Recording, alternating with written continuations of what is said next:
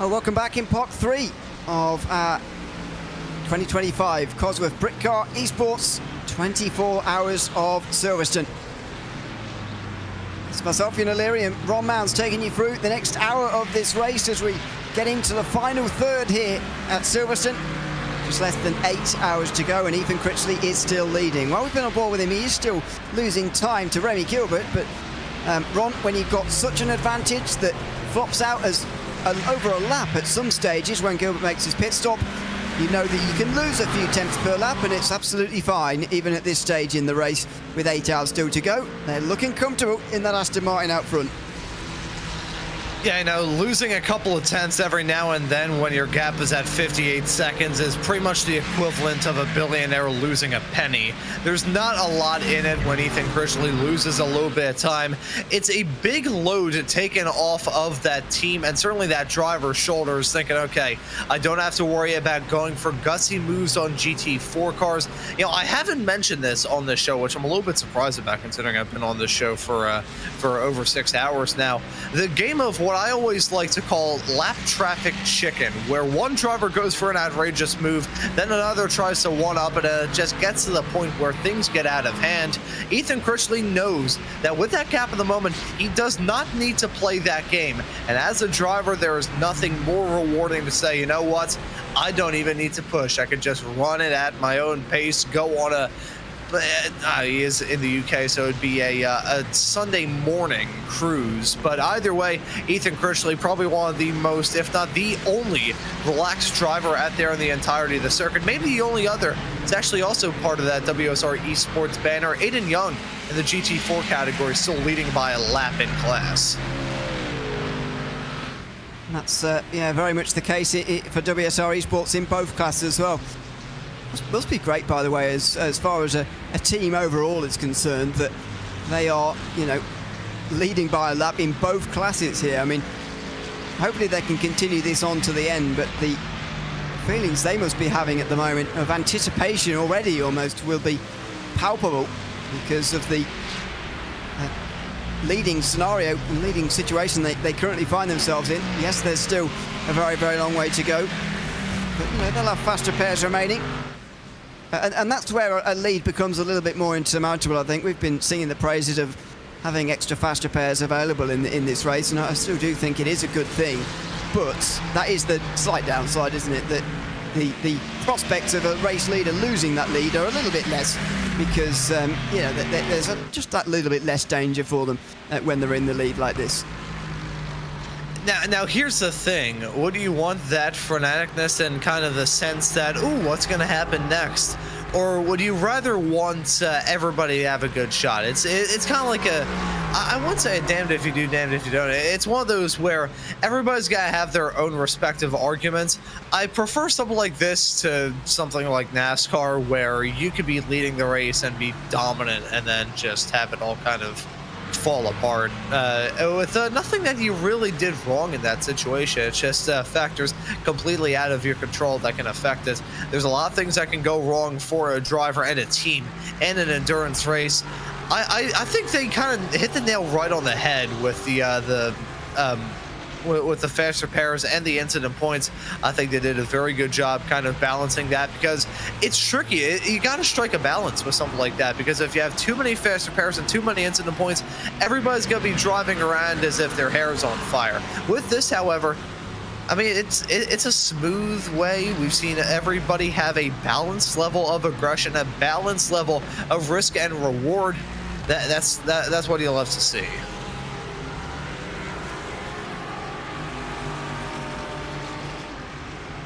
So just seeing the gap here, by the way, this is 8 seconds, but this is for Aiden Matches to unlap himself from Aiden Young, who's at the front of the field. The Romanian driver who's very much in the morning time now. Whether you call it 5 a.m., late night or early morning is up to you. Depends whether you've been up or not, I suppose. That's the current gap that Young has got to keep his lap over the rest of the field.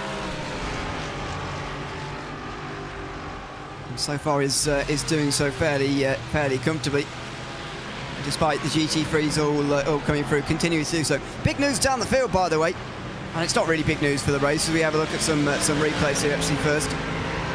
Number 11 car going around here through Brooklands. Driving that one at the moment, Dave Tudor currently. And he gets going again. And the 123 race leaders. Now their lead is down to 48 seconds. And they've...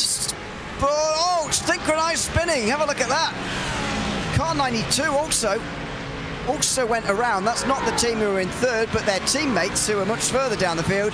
And Ethan Critchley followed them into a spin, and his lead has been cut by 20%. Yeah, so you know how I said a bit earlier on that them losing a couple of tenths was basically like a millionaire losing a penny? At this point, they just lost a couple of $1,000s. Now, it's still a good gap that they're holding on to, but they can't afford to have too many more moments like that. Otherwise, things are going to be very, very tough as Aiden Young come down pit lane in that WSR Esports car. I wonder if there's going to be a driver swap too, because it looks like Young has been in that car for a decent amount of time now. We saw him get in the car for a stint a bit earlier on and hopped out of the car by the time we got out of the booth, and there he is hopping out of the car once again. These two kind of going tit for tat with the stints, and it's the early shift for Stolzenberg. That's it'd be probably about 6, 7 o'clock for him in Germany. Just past 5 in Germany. Just past 5 in the morning. So he might have been to bed, but to be fair, he was driving when we were here earlier, wasn't he? So, you know, not entirely confident. I mean, Lorenzo was saying this just to us actually before he left, and I think he may have indeed gone to get a little bit of sleep, but you know, what would you do? His stint ended there at 3 a.m. just about. His next stint starts at 5. Do you go to bed for a couple of hours, or do you stay awake throughout to be more awake when you actually get to your next stint? It's a bit of a conundrum, because it's that sort of night that time of night where you sort of like, well, I'm up now and I'm awake. If I go to sleep, I'll be really, really tired when I wake up. You know, if it were me, I would just fully stay awake. This is something that happened to one of our RaceSpotTV colleagues. It was actually on one of the first endurance broadcasts that I did here on RaceSpot. It was for the 2025 Make-A-Wish Driver Wish charity event. And I was meant to be relieved in the broadcast booth by Arjuna Kankapati. And he self-admitted after the broadcast was said and done that he went to go just take it easy and kind of rest after a stint on the show earlier, fell asleep, and nothing woke him up. He just slept through the end of the show. If I fell asleep to have a small little cat nap in between the 4 hours I did on the show earlier and the other 2 hours that we're in the midst of right now, I don't think I would be awake. I would be downstairs, lying down on the love seat, just so. People not have alarms? I mean, what's going on? See, I've never been able to work an alarm, funnily enough. Well, I know how to work an alarm, but I can't work with alarms. I think it's the best way I can sum it up. There's only one time that I think I set an alarm for myself, and I was so anxious about missing my alarm that I woke up before my alarm. So that's even better. Yeah, kind of. See, it's good if I got sleep, which I didn't. So that's you gotta take the wins with the losses, I guess. I woke up in time. The bad news was I would have been better off just sleeping, just not sleeping at all. So I swear, when it comes to my sleep schedule, I used to have this stuff on lock. Now I feel like I'm partially torturing myself. This is what happens when you get out of regimented education. It's all downhill from there, as far as sleep is concerned. So there you go. That's well, that's not advice really. That's just a comment really about how it's going to go. But you know, you'll accept it at some stage, and you'll just be tired for the rest of your life. I think is the moral of that story. But anyway, and of course these kind of things don't help. But that's why we enjoy them. You know, when you maybe it's a sign for all of us that our hobby is getting slightly out of hand, because we're all willing to completely ruin a sleep schedule for us to stay awake for 24 hours to do this. Us commentators, and obviously the drivers out there on the circuit as well, who are all doing exactly the same. Yeah, you know, at the end of the day, there's a whole community of all of us that are just staying up here. No matter what hour it is, I think for Ramiro in the production truck, it's probably bordering on, I think he's about an hour in front of me, so I'd say probably about like 1 o'clock in the morning, give or take. We'll have to get confirmation of that. You know, and it's like, what, 4 o'clock in the morning for you presently? And for me, it's 11:13, which may not seem like too much on paper, but I'll be back on the air in about 12 hours time at 12:45 tomorrow afternoon, and I've been awake since about 6:37. So it's been a bit of a lengthy shift for me today. So I think we're all running out of gas. We're all running a bit tired. As speaking of running out of gas, number 80 coming down pit lane from 7th at the moment in class. That's David Schilling behind the wheel. See if that DWR driver gets swapped. Yes, it's Zane Smith now behind the wheel of the number 80 machine. Now back again. Saw Zane Smith driving earlier on, while this team were fighting with the Fry Guys Motorsport team mainly, but they've had some force feedback issues, they've told us, so no longer involved in this fight. They should just about get in front of Thomas Enger Sim Racing here in 7th. You see those conditions, nearly 4:30 in the morning here in Sim. Still 19 degrees Celsius on the track. And that sun not predicted to rise for 2.5 hours yet, and probably there will be an hour and a half until we start to see the first bits of light up in the sky, which will be good, I think, to sort of see nearing the end. As I said earlier, I always feel the end is nearing when you start to see that little bit of light in sunrise. 3 seconds though, only the gap for Zane Smith, and another tiptoe out of the pit lane on cold tyres. I mean, it is a little bit frustrating that you can't get on it straight away from immediately, but just wake these guys up a little bit when they get onto the circuit straight away, and they've got cold tyres to deal with, as Zane Smith will have over the next few moments. Yeah, here's a good little wake-up story going back to my karting days. This was back in 2018. I was running at an event in Pocono. First driver out there on the racetrack early on in the AM. It was probably about 60 degrees, very misty overnight. The track was damp and greasy at the exact same time, and the tires that I was running at this point were MG Reds, which were about as hard as wood.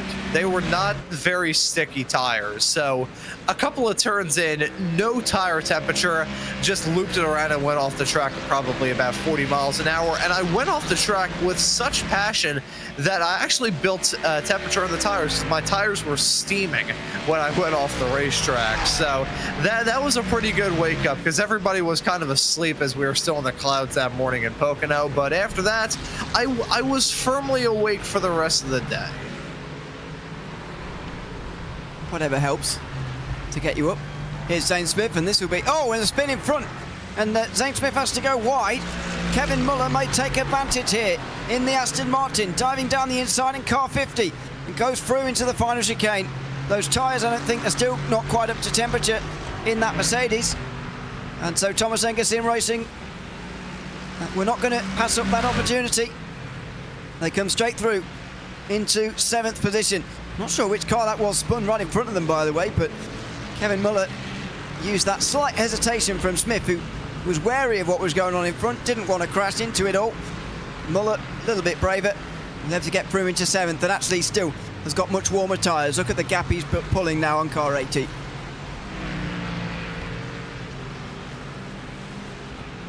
Yeah, so with this gap continuing to grow in this battle for 7th in GT3, everybody just about settling into a groove, getting to the point where I feel like I may need to reach for some more historical knowledge and historical trivia to discuss here in the wee hours of the morning in Sim and in the UK period.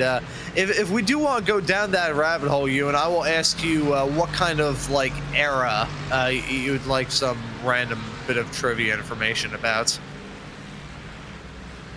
From life, or mainly motorsports. I don't think I could give too much just life trivia. See, I would suck on Jeopardy, unless it was motorsports Jeopardy, in which I'd probably do pretty all right. But is that a quiz show in America, Jeopardy? Yeah. Okay. I think we do have it in the UK, but I don't really know. It's not one of the famous ones, to be honest. It's not the Chase. Which I can't imagine you've heard of before. I think I've maybe seen clips of that show, potentially. There is a version in the US, but it's worse, obviously. There's about 5 adverts per hour, which takes a bit of a toll. Anyway, oh my word, 4 wide here. Hold on a second. We'll get back to that. The battle for 4th in GT4 very nearly seeing a 4 wide moment, and Line GP Esports Academy going to take advantage maybe of that moment in towards the final chicane. Diving down the inside. Oh, that was close to contact. In the end, they pulled it up so hard to avoid contact, they also forgot to go past. So Tanner Predator able to hold on. Only just though. Yeah, that could very easily ended in disaster. Even though we're getting into the early morning hours, everybody's still turning up the wick as Ethan Chrisley coming into the pits from the lead in GT3. So that's WSR Esports man once again in the pits. See, it feels like these drivers are coming down pit lane every 5 minutes just because we've been on this show for so long that our perception of time is being completely warped. But WSR Esports back out there on the racetrack. It's a 1 minute and 12-second gap between themselves and the 48 car slotted second in the GT3s, and you have to go farther, 22 seconds back. Now, reminder, folks, as we had to specify this bit earlier on, I believe we're still running the intervals, so that is a gap between cars. Yeah. So you can see 1 minute and 5 seconds. That's a gap between 1 and 2 in GT3. The 23.2 seconds is a gap between P3 and P2 in GT3, and so on and so forth. So that is not the gap between the race leader. That is the gap between that car and the car farther up the road. You very much explained that like you were an American quiz show host, might I say. That interval gap there. I don't know if it's just me, but I feel like on an American quiz show, everything's explained a lot more clearly and slowly than it is anywhere else. Maybe it's just me. I've been told by some people that I should be a game show host, which I'm not sure whether I should take that as an insult or exactly what the deal is. I'll choose to take it as a compliment, saying that I deserve to have, you know, some kind of career in front of a camera. Now, if they're telling me that I should be the host of some random, I don't know, if they told me that I should be the host of Wipeout, that would probably be a bad thing, because we had our own American version of Wipeouts, and it was not hosted by Richard Hammond. It was hosted by 2 random white guys named John, and I adored that show as a kid, which is kind of fitting for childhood humor, because I don't think there is anything as entertaining to a 7-year-old as there is people falling into a pool of mud and smashing their face up. And bouncing off of some big red balls, as they used to do. Yeah, great. I mean, we're the similar age. We had the same similar childhood entertainment, it seems. But there you go. We did get it hosted by Richard Hammond instead. So there you go. Although I didn't really get his humour when I was a child, I must admit. He talked very quietly, and I didn't get his jokes. I do now. I'm older, but I didn't get the jokes. See, I would prefer that, because they did reboot Wipeout, and I never saw the new rebooted version that they have of Wipeout here in the States until the other day. I was sat there in the kitchen eating dinner early on in the evening and just struggling to figure out what in the world was even worth watching on the television. And I ended up stumbling across the new version of Wipeout, which is hosted by John Cena. Oh, good grief. Yeah, that I was tuned into that, and I'm gonna be honest, I felt many things and nothing at the exact same time. It was like having pins and needles. You feel a lot and you feel nothing almost simultaneously. That's what my thoughts are on John Cena. I feel many strong things and nothing at the exact same time. I think it's funny the fact that he speaks fluent Chinese, mainly because of the Need for Speed series. I believe he does speak in fluent Chinese, which is about as... I thought it was... Here's a fun little bilingual trivia fact. George W. Bush speaks Spanish. And I swear, I'm not sure which one like doesn't add up more: professional wrestlers speaking fluent Chinese or W speaking in Spanish. If this is, I ranged from non-existent to a barely sentient speck to not even potty trained throughout most of the George W. Bush administration, so I hold no feelings about that. But there are videos of George W. Bush just having random, like one time there's a video of him opening a door in some like Chinese palace or something like that. I forget what it was. I think it was a trip abroad, and he tried to open the doors and the doors didn't work, so he just stood there like an action figure. And I don't know why that memory is just burned into my head. I remember watching that video on the toilet one time, and I nearly keeled over laughing in the bathroom. Well, thanks for the detail there, but remember one of those moments you remember where you were. Just to see what's location you were in. Yeah. See, what's fantastic about this is at this exact moment, I cannot tell you what my nieces or nephews' names are, but I can tell you that. That's not great. Well, it depends on how many you have, to be fair. Yeah, I'm not sure I have any, actually. I don't. Maybe I do. I don't know. Anyway. Yeah, you have no room to judge. No, maybe not. I don't. Yeah. To be fair, you don't know their names. I don't know if I have any. We're the same, really. It's bad memory, very bad memory for things like that. That's why I'm impressed. You can request somebody says an era and you can give them some motorsports trivia. Do you literally mean from the history of motorsports ever, or do you mean from when you've been alive? Just from motorsports ever. I'm sure I could pull something out, because I know a lot more about racing than just about any other topic, which is the reason why I defaulted to kind of making this my career over anything else. I nearly went into trying to become a pilot and nearly went into aircraft maintenance, but I settled on racing instead. So I will also say I'm not a terrible uncle, although I haven't seen my nieces and nephews for quite a while, just because both my brothers are about double my age and they have a wife and kids, and I'm here hacking as a career as a racing commentator. So different eras that all of our lives are in. But yeah, if you want to like throw a random decade to me, I'm sure I could try and pull some random trivia. It's probably going to be about IndyCar, but I can pull some F1 trivia out if you give me a right decade. Are you going to do it with internet or without it? I will try and do it without internet, and you can take my word for that. Want to be more impressive than the other. I was going to say that is a good point. But I'll tell you what, actually, set you on the right track. Because I'm also quite sad, and sometimes I watch when there's not any new racing going on, I watch old racing sometimes. We just deal with these replays first. Jan Ostberg going for a spin for Glasstec Racing out of Chapel here in the Ford Mustang, and another Mustang, DCW Racing Blue. No prizes for guessing which corner this is. And another spin at Brooklands on its way. There it is. And a couple of avoiding actions having to be taken by those in behind. But when there's no new racing going on, no live racing going on, or live sport indeed, I go and watch old sport instead, because I don't do films or TV really, much to the dismay of everybody I've ever met. And the oldest IndyCar I've been watching recently is from the mid-80s. I don't know why I selected 1984 to sort of start from. When people joke about, what season should I start from? Should I start from season 1? I'm new into football or whatever it is. Should I start from season 1? And you're like, well, that's not really how sport works.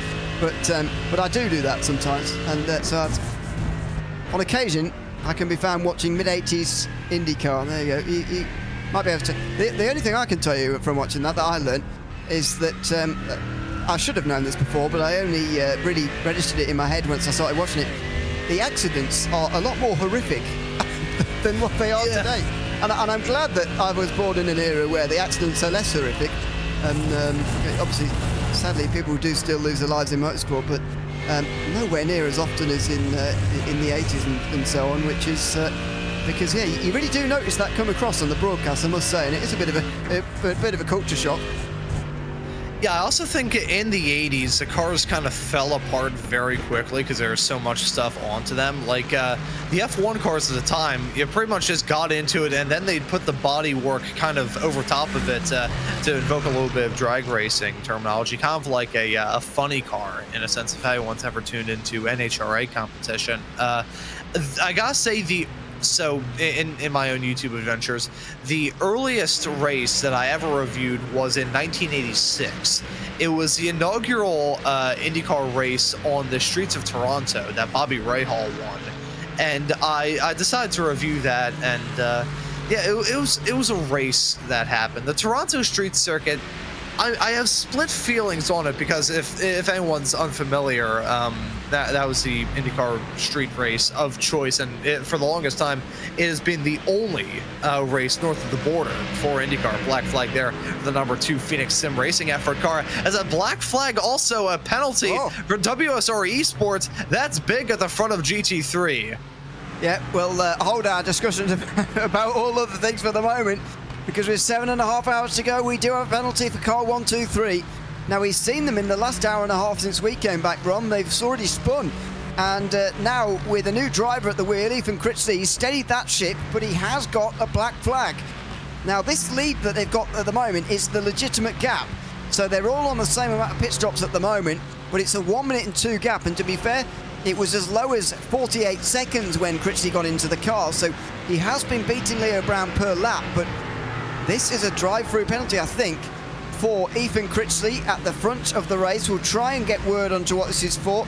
No, excuse me, it's a 30-second stop-and-go penalty for causing a collision with car 23.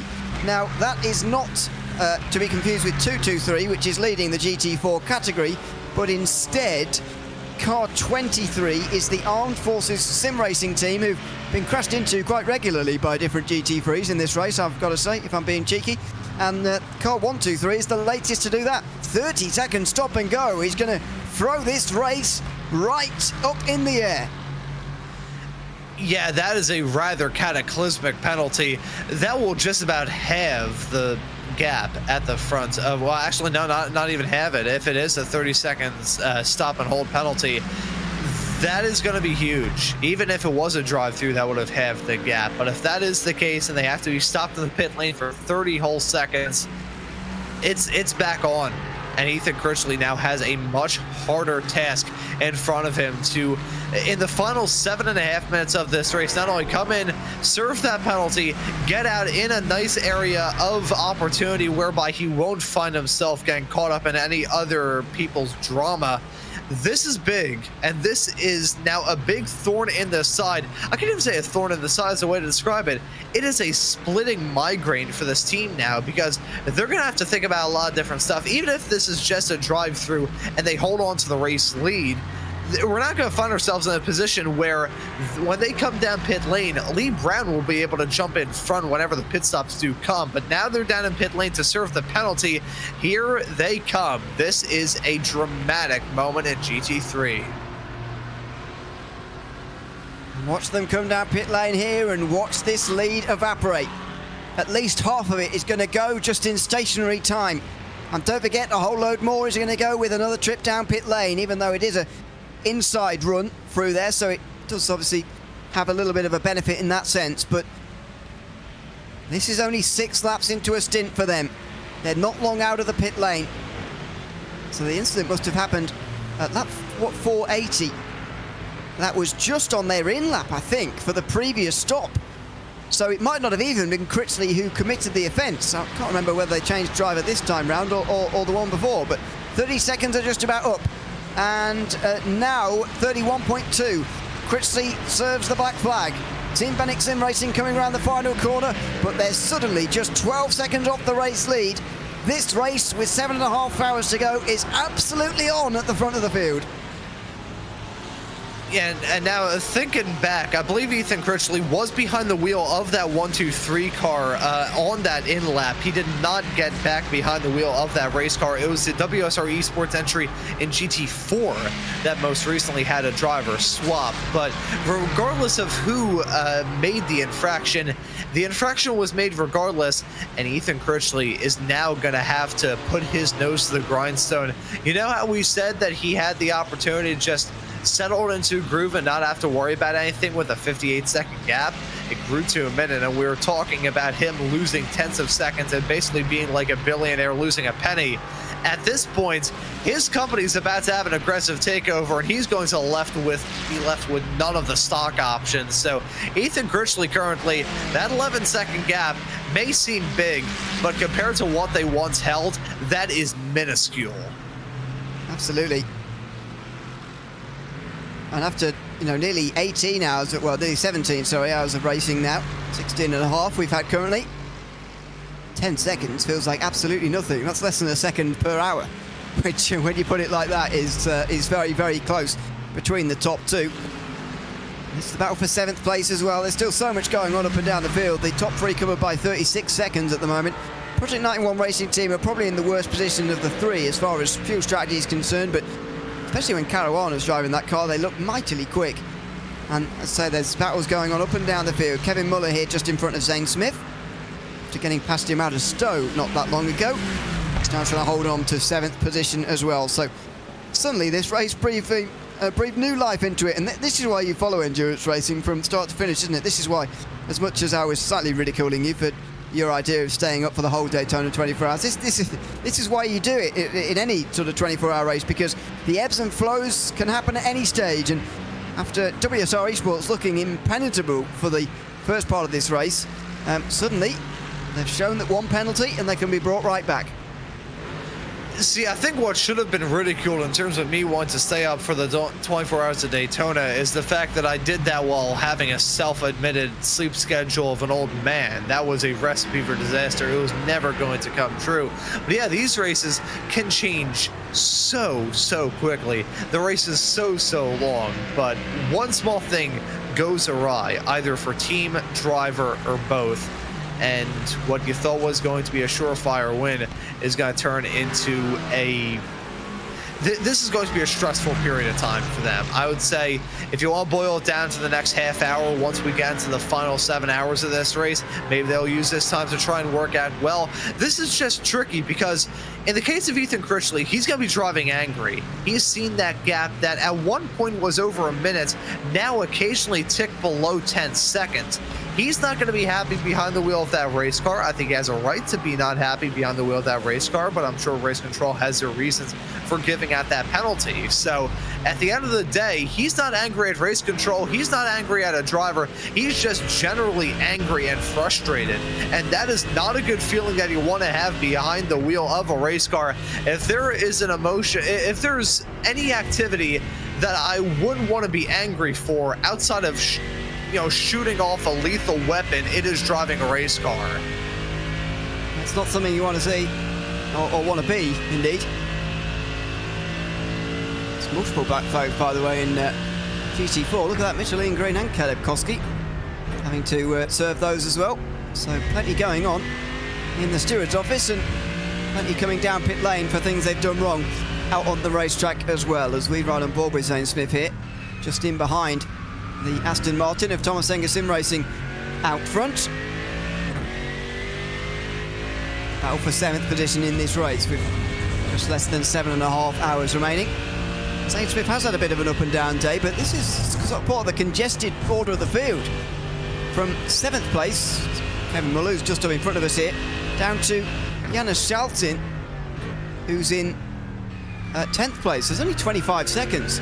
So that's 4 cars covered by 25 seconds in a very late stage in this race, which I guess shows that there are some very close parts of this field, and the lapse distances can be counteracted a little bit by some of those smaller ones as Smith gets into the slipstream with the Aston Martin here, and it's not going to have a chance to pass in towards Brooklands unless there's been a mistake, which there's been plenty of so far in this race through there.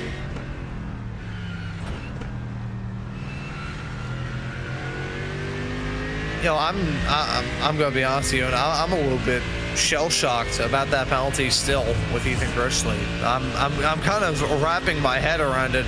We'll say Critchley is probably allowing his anger to subside because that gap is starting to grow. I was worried that maybe some mistakes were going to creep in with that 123 car, and that gap that was about 10 seconds was just going to creep down and down and down and down. It's in this portion of a race for a team where they have some sort of adversity go on. That's when things go poorly. That's when things go terribly. So I think Ethan Critchley is still trying to break out of that, but it is a good sign for that WSR Esports stable, the fact that that gap is starting to grow. It is a good sign at the moment. This Fury Simsport Green still indeed have their black flag next to their name. Michelin Green is on an outlap at the moment, so I wonder what's gone on here. This is on their outlap as well, I think. Spinning out of Brooklands. Another one through here. Cold tyres again. I haven't been looking quite at how many we've seen spins of those who are on cold tyres, but I wonder maybe that's why we've been seeing so much trouble through there, is that people on their outlap coming into the second sector for the first time and they're getting it wrong slightly. James Apeo, unfortunately for Project Not Last, having real trouble here and stops on the exit of the final corner. That is one of the weirder things I've seen. You know, if you gave me a million opportunities to explain exactly what was going on there, I don't think I'd be able to give you an answer for that. I'm happy that it didn't end in contact, because any sort of contact of that nature would have been... I'm trying to think of the best word to sum it up. I think there's two that pop into my head: catastrophic and/or explosive. So very lucky that that didn't result in any sort of disasters. I want to say, though, actually, talking about how things may go towards the end of this race. Now, I am waiting for this to potentially be corrected. However, in my first stint of the show, before I actually got in the booth for that, now, bearing in mind this was all the way nearly 12 full hours ago, so things can obviously change on a dime. But I remember hearing that there was maybe a chance of rain as we moved off into the morning. Now, as much as this race has been pretty hard to pin the tail on enough as is, if we throw rain in the mist, that's just going to make it...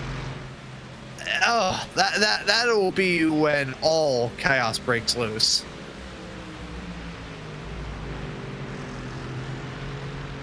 Down the inside for DWR to get through into 7th. A big flash of the lights here from Thomas Enger Sim Racing. Not sure what the reasoning for that is, but Kevin Muller neither not pleased or just acknowledging the past. Again flashing the lights. Maybe he's really not pleased from that Mercedes in front. DWR seemed to get through pretty cleanly to me. We didn't see the whole of it, maybe. But car 80 in front of car 50, very, very comfortably indeed at the end. And Muller is not able to get back through on the way towards turn 4. Now, through Aintree, will there be a chance into Brooklands? The GT4 may well play... Mustang GT3 may well play a role, but no. I can't quite work out the body language of this at the moment with that...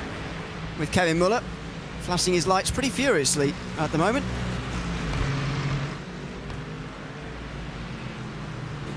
You know, I think we've talked about this a lot throughout the nighttime shift of the show.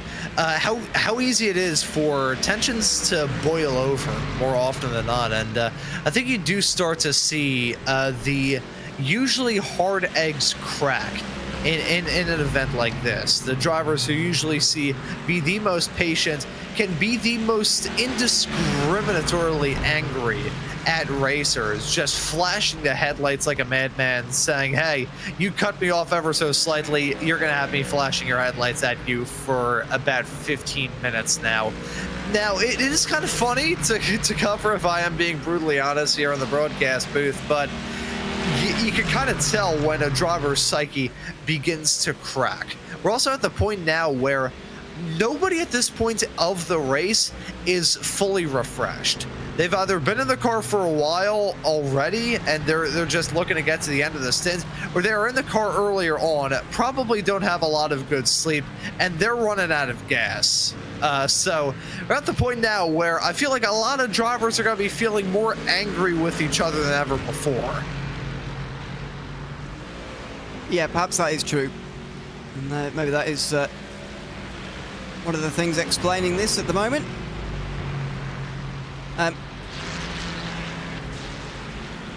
Down the inside comes that Mercedes, and indeed will put a lap on the Mustang rather nicely here. Maybe we'll get clear, not quite, in towards turn 4, making this a bit difficult. And no, Zane Smith will not get through around the outside through there. So this Mustang definitely playing a role now.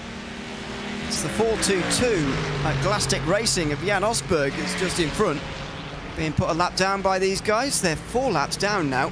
Sorry, 2 laps down rather on these two, and there's contact. Kevin Muller tries to follow through on the 422 Mustang, and there's contact through Brooklands. That's what impatience, that's what tiredness, that's what tempers fraying does. And it's taken 2 cars into a spin through Brooklands, and Kevin Muller's got a black flag immediately. Yeah, I wonder if that was potentially for incident point violations, but once again, side-by-side racing into 6 ends poorly.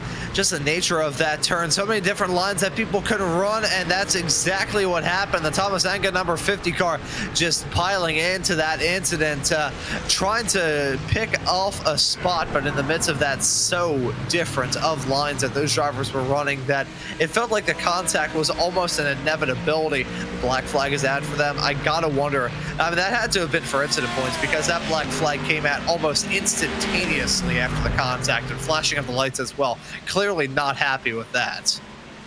No. And look at this now. This could be quite something to watch. What is Kevin Muller going to do here in behind the Mustang? Indeed, they're both coming in now. Dear, oh dear. And they'll brake. The Mustang brakes quite late, in fact, and might have sped down pit lane there. But Jan Osberg in as well, and Muller having to come in to serve the penalty. I guess that has to be incident limit then, doesn't it? Since there was contact and a spin, they must have reached the incident limit with that very bit of contact there. We'll see whether they come to a stop this time by or not. Yeah, that had to have been the penalty. Unless race control is the most efficient race control I've ever seen in my life. Yeah, that was instantaneous. There's no way that had to have been incident points. So take a look at a spin involving Tom Wheeler, the number 17. That's a UK sim racing car around. That's off through turn number 3, I believe.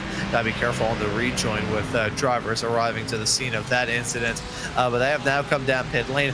Also a penalty for Owen Seward in the 422 car. They're down in the pits right now. So lots of drama breaking out here. You usually think that the main sources of drama will be towards the start and towards the finish.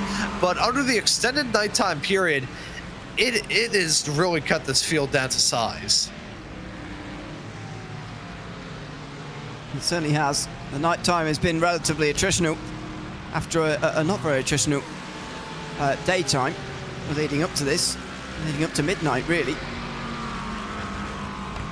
As I mentioned earlier, the Pineapple Racing Club number 33 is back out on the circuit, by the way. 47 laps off the GT4 leaders, and therefore over 100 laps down on the overall leaders. But great to see them back out on the circuit again, and they're making up overall positions as they go as well. So we've gone from 11 retirements, brought one back to life here. We've only got 10, so fair play to Ian Hartwell particularly, who is the driver who's brought that car out of the pit lane and onto the circuit now for another run out there in this race. But great to see. I always absolutely love those teams who stick with it despite the fact they're tens and tens and tens of laps down, but they decide to continue on anyway.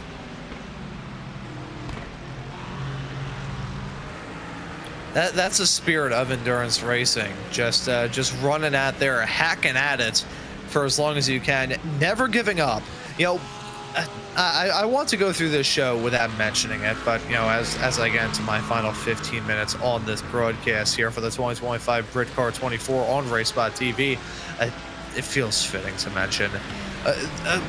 One of the biggest moments surrounding the Britcar 24 when it was a real-life event was when Top Gear ran back in 2007. And through all of the adversity that they faced in that race, a big crash, the splitter falling off, I'm pretty sure all of them, including the Stig, peeing in the car, they managed to make it to the very end and got a good result. One thing I adore about longer races and sports car races, period, you can't really do it in open wheel because there's not a lot that you can do on that side of things. But whether it be in sports cars or whether it be in NASCAR, you love to see drivers make it to the end, as that's a big slide from the Fry Guys Motorsports number 7 car that's heading off through 6 and 7 where that driver goes off the track. I just realized what I said. I hope that doesn't result in the jokes being made into the YouTube chat. But no, I love seeing endurance races where the teams never really give up. Even if they're completely out of contention, they still want to just be there at the very end and make it to the very end too. Absolutely. And it's always they'll always get top marks from me for that's for sure. As you say, Lorenzo Bonda will be here in a few moments time, 15 minutes time. He is on his way in, so he's feeling like a zombie, so that'll be good. Hey, you always said a bit earlier on in terms of a driver getting out of the cockpit for 2 hours and debating whether or not they should go to bed or just take a nap, or just stay awake, I should say. 2 hours. It's maybe an odd comparison, but I think it does kind of fit.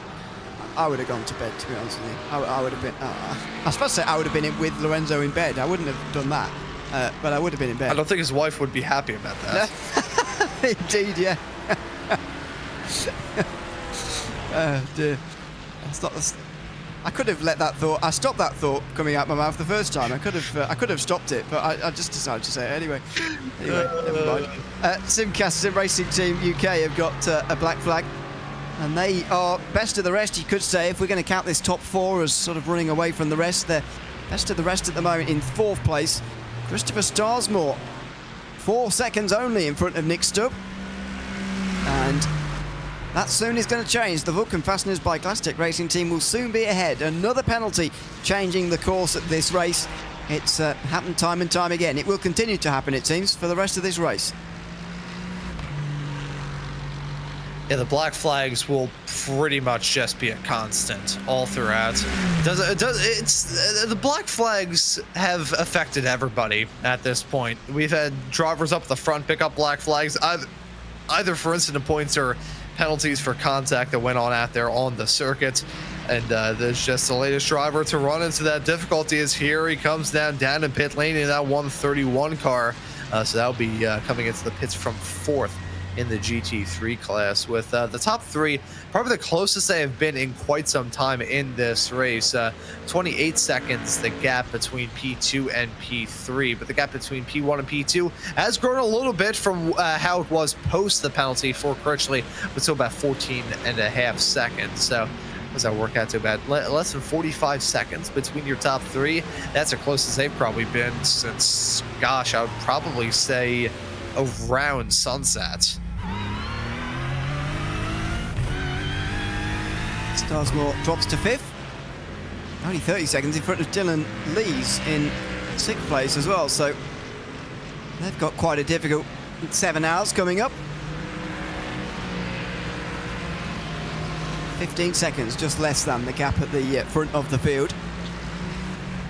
As Dylan Lees actually comes into the pit lane himself now, so that won't be a particular worry for Starsmore in the next couple of moments. Good morning to Remy Gilbert, who's still up. He's telling WSR Esports that he's coming for them and they're never backing down. I'm not surprised. Team Bennett Sim Racing is on, by the way, with Leo Brown, who's currently the driver there. Kieran Harding, the other driver. Another 3-driver team, as opposed to WSR Esports, who've got 5 drivers on their teams, both leading classes as things stand. William Kurtler onto pit lane as well. The last running car in the race before Pineapple Racing Club re-emerged, and they are currently 12 laps down. Another team we can say hats off for continuing on, completing this race. And hopefully they do complete it, because they are very much over the hill now. If you've made it to 5 a.m. or so, you're going to come back from any adversity, I think, as Brian Saunders goes for a quick spin out of turn 4. Quite aesthetically pleasing spin before he gets back underway in 9th. And you know, unfortunately, I've been covering most of this race in the night, so I haven't been able to see that Sunoco car in all of its glory. I love the Sunoco colors. I think they're absolutely fantastic. The blue, the yellow, and the red always worked well. I actually have a whole thing of Sunoco iron-on patches that I picked up from the other truck for the Philadelphia region of the SCCA many moons ago. But I always loved the Sunoco logo and the Sunoco color scheme. That's a darn good-looking race car from a little bit of it that I have seen under the lights, but I think it'd probably look a little bit better in the daytime, which is rapidly approaching here at Silverstone with 7 hours and 9 minutes left to go in this race. Now, considering that I've been commentating racing since about 1 o'clock this morning, my brain is a little bit fried. So we have a fun little mini game that I would like to start up here, Ewan, and that is how poorly coordinated Ron Mons is. So my desk is about, I would say, about 8 feet away from this little trash can that I have in my room. And now, being on the air for as long as I have in cold and flu season, I've been blowing my nose a decent amount. So I want to see how many of these tissues I can actually try and throw in the trash can, and I'm going to guess that half of them miss. Even as I try my best. I'm not going to purposely throw it the wrong way. I guarantee. What's funny is I'm a baseball kind of guy. I played baseball before I got in the cart. And you know how I said that I only know race cars? I only know how to drive race cars and talk about them. In terms of coordination, outside of everything, and maybe me getting whacked in my back and kind of having coordination problems since isn't ideal. They have gotten better, thankfully. But yeah, I don't have very good hand-eye coordination in terms of throwing stuff. I can drive a shifter cart well. I think I can hold my own. Drove it to a championship in the one full season I drove in it. But in terms of throwing small little balled up tissues across my room, I just can't do it to save my life. So I've got about 4 here. I have a feeling that not all of them are going to make it in. So I will throw them. I'll pass it back off to you, and I will report. And I will promise to try my best and sit in my chair right by my desk, so it is a controlled experiment. Controlled experiment. Doesn't sound like you need much of an experiment, to be honest. But there we go. It's an experiment to me, and that's what matters. Yeah, well, there you go. We'll continue to watch on while Nathan Nickerson comes into pit lane. And that's from 9th place. It might have actually been 8th at the time. Jonas Charlton in the Fry Guys Motorsport car getting in front. No changes of driver. Oh, no, there is a change of driver, I think. No, there isn't. Seeing things. They're up and down on the jacks, that was the thing. And so Nixon carries on for another stint. Took over from Merriam an hour ago. As we saw flashed up on the screen there, we're just past 5 a.m. in sim now, so we must be about an hour away from the first looks of sunlight, maybe, and indeed the final quarter of this race, which is going to make everyone feel like they're a little bit closer to the finish. As Brian Saunders also comes down pit lane. Never understood the flashing of the lights coming down the lane. I know it's not him doing it, and it's the pit limiter, but why would you only want to see what's happening every half a second in every second? I don't understand. Today on Too Late to Look. Yeah, it's also, I guess it makes sense to warn the people down in pit lane, but they're marshals in iRacing. I feel bad saying this. The iRacing marshals have no feelings. Yeah, I guess that does make sense for the realism. That is quite a statement, by the way, you just said there. The iRacing marshals have no feelings. Put that on a t-shirt. Oh, okay. I was feeling good about my chances. I had made 3. I missed 1. I hit my dresser and it bounced wide left. A bit like your pitcher, actually, to get knocked out of the Oh! in October. Just to just to rub that one in there. See, I would usually be offended at this, but I nearly just saw two GT4 cars try and kill each other hanging down the hangar straightaway, so I think I was slightly preoccupied. Mitchell Eaton Green behind the wheel of that Furry SimSport green car. It was him and the Porsche that were so close. They did make contact. They were briefly linked together. Look at that. Oh, lordy. Oh, and it nearly ended in tears once again as they had their way at the end of the straightaway. I think that was a little bit of red mist descending there, if I'm being honest. Yeah, maybe. And, it's one of those tiredness things as well. I think a little bit careless from the both of them. That wouldn't have happened, I don't think, 7 hours into the race. But it is now just 7 hours from the finish. Here comes number 92. This is not the car in third place. They're their teammates, Project 91 Racing Team Green, into the pit lane for another black flag. There's been a constant stream of those in the last few hours. I can imagine that's only going to continue as the night draws to a close here at Silverstone. But their teammates have already been into pit lane in this cycle. Christian Zaruta in. Ethan Critchley not a million miles away from a pit stop. Leo Brown in the last 10 laps of his stint as well. The gap still 12 seconds, so it's a much closer race than what we saw at the start of our stint here. Yeah, whether it be the GT3 battle that is pretty much just completely turned on its head, or whether it be the GT4s, where although the WSR Esports team is still holding on to a rather comfortable margin in class, the battling continues to intensify all throughout that category with some very talented racers now behind the wheels of their cars in that class. As the 92 car going to run wide on the pit exit. That number 92 car, I think it's fair to say, has had a absolutely torrid time here in this event. Many incidents, many different bits of drama for that Project number 91 team. Well, the Project 91 team, the number 92, has been the recipient of many unfortunate moments. And 91 has been slowly catching up, running in third as things have gone a little bit awry for that effort, but certainly for the number 92. I don't think there are any other teams in GT3 that are currently running in this race that have had nearly the amount of trouble that they have had. That's the Dexterous Motorsports McLaren going for another spin.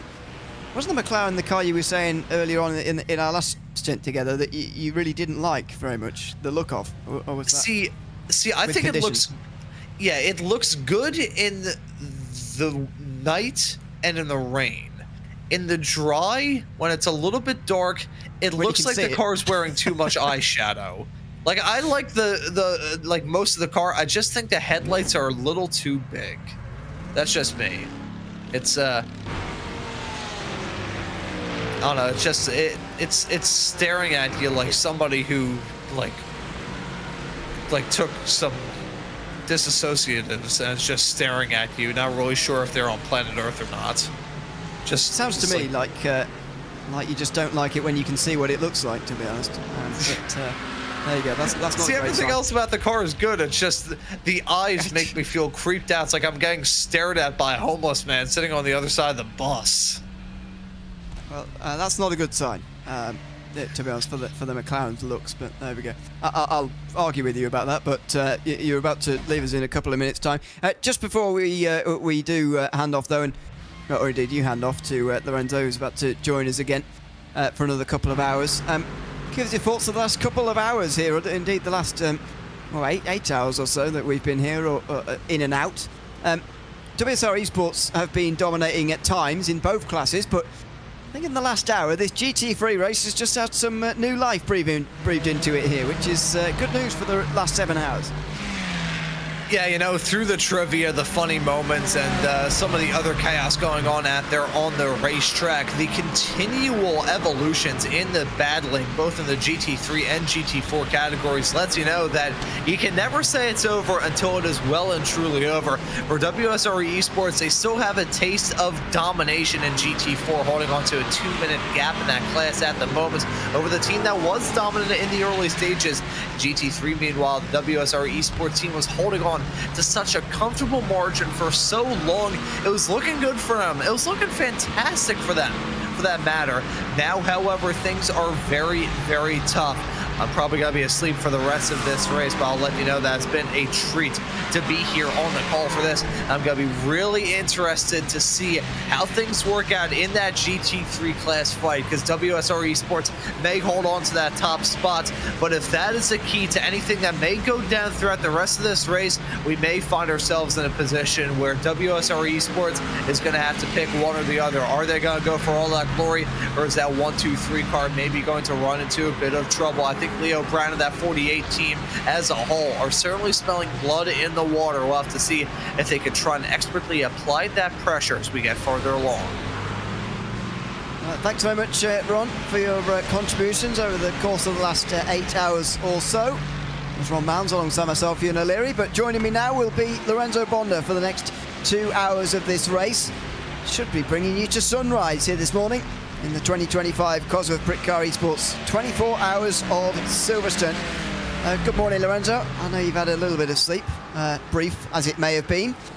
We're going to be up towards sunrise, though, and you know, it always feels at this time in the night, I feel, especially in winter, you know, 5 a.m, still dark, and still 7 hours to go. It feels like those 7 hours are going to take an absolute, well, 7 years. But actually, as soon, I don't know about you, as soon as I start to see that little bit of light in the sky, even before sunrise, start to get that little bit of optimism that this race is not that far from its conclusion. And we've definitely knocked the top off of this race now.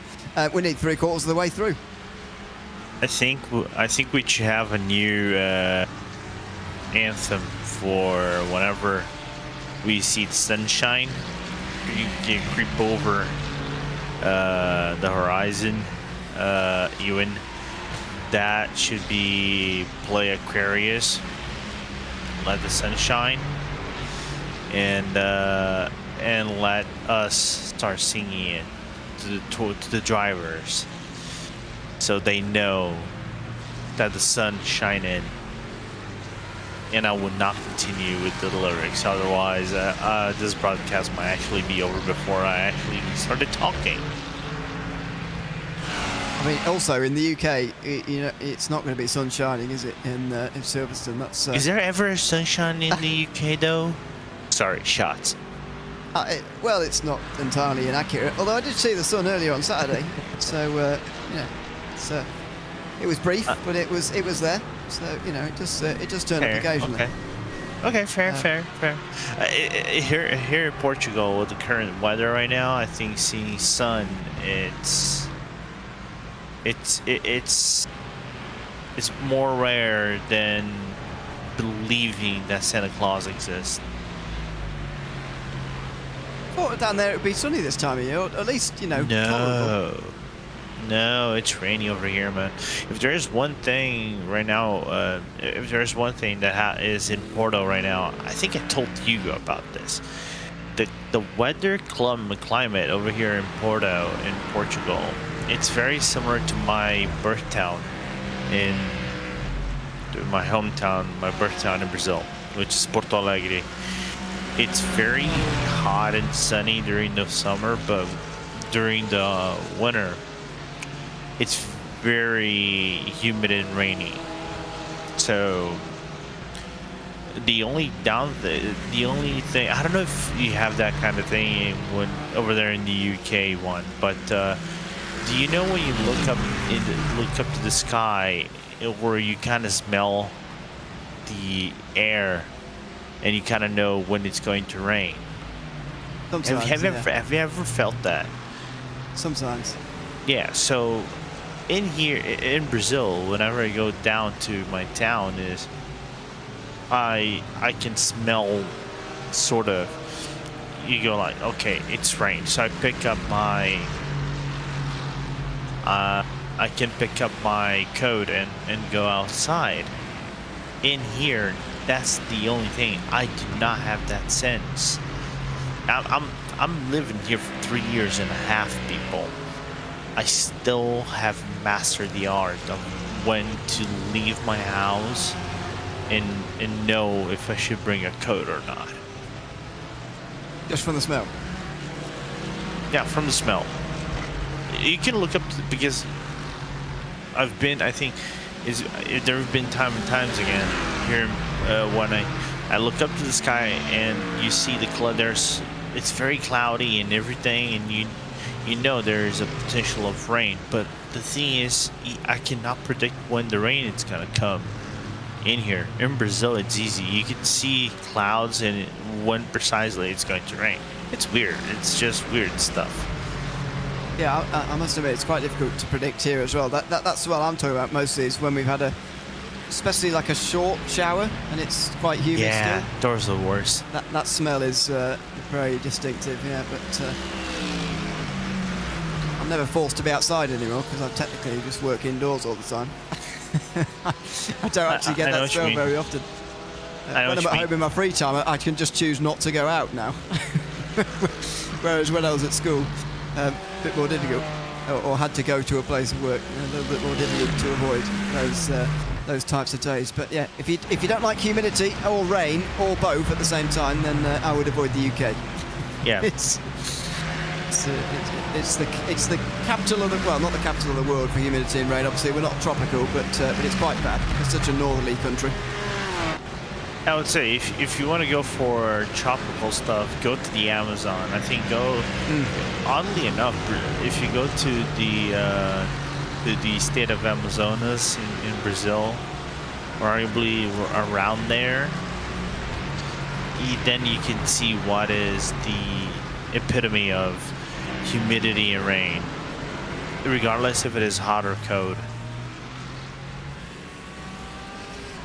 It is hell. Yeah. It is truly hell. Yes, I really dislike that sort of weather as well, I must admit. Don't know if you've seen the forecast, by the way, in terms of this race. I'm not sure what the humidity is going to be like. I don't think it matters too much. We're more worried about the rain. It did rain slightly before the qualifying session and the start of the race. You may have seen some slight damp patches up to the very, very edges of the road when we started this race, but it really didn't affect very much. There was a small chance of rain as well, just about 4 hours into this race, but the next chance, and it's going to get the most severe chance there's ever been, just over 30%, just over a third chance of rain, and that's going to come at just before 10 a.m. this morning, which is just over 2 hours to go in this race. And I wonder how many people will be monitoring. Well, I suppose everybody's monitoring the forecast at the moment, but I wonder how many of these teams are going to be sort of looking at that worried, because this is an element of 24-hour racing and iRacing I frankly haven't quite got used to yet, having to worry about that for all of the race, effectively, whether it's going to rain, what the forecast is doing. It's kind of funny. I think if this is something, I think for this race is more predictable, because any chance of rain in this race, it would be towards the end of this race, right? I think the final maybe 4 hours of this race, where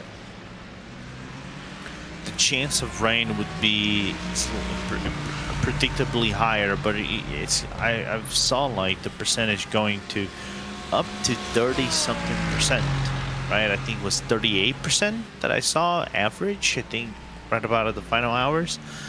But it's kind of funny that I think for iRacing, it's kind of like when you see something that is considerably large, like, oh, if you see 60% of rain, if you see something like something above 50%, get ready, it's going to rain, right? Something lower than that, it's much harder to predict. It's more likely it will stay fair and dry than proper rain. If it's proper rain shower, if it is going to be proper rain, it will be like small patches of rain showers or something like that. Yeah, in my experience, I haven't noticed the difference in terms of chance of rain versus how strong the rain has fallen when it has, personally. And I also have seen, I must admit, the rain not falling, even in a short race. It was only a 45-minute race or something, but there were 99% chance of rain for the final 15 minutes, and it actually never arrived. The last 20 minutes never arrived at all. So it's one thing I do like about the iRacing weather system, is that it can be wrong as well, like forecasting the real world, because predicting weather's quite hard. And so it's good that in iRacing it's not 100% correct all of the time. It did catch a few people out on that day. Sort of that classic thing, do you sort of strategize predicting what the conditions are going to be, I think is a dangerous game, or do you strategize reacting to what the rainfall is actually like? And those who reacted on that particular day were the ones who won out. But in a longer race like this, you do always want to be proactive, just very difficult to be proactive with rain when it's never certain, as weather is never certain. Fair. Truly fair. By the way, talk to me. What happened for the gap between WSR and Team Bennett stay around 18 seconds? What happened in this 1 hour and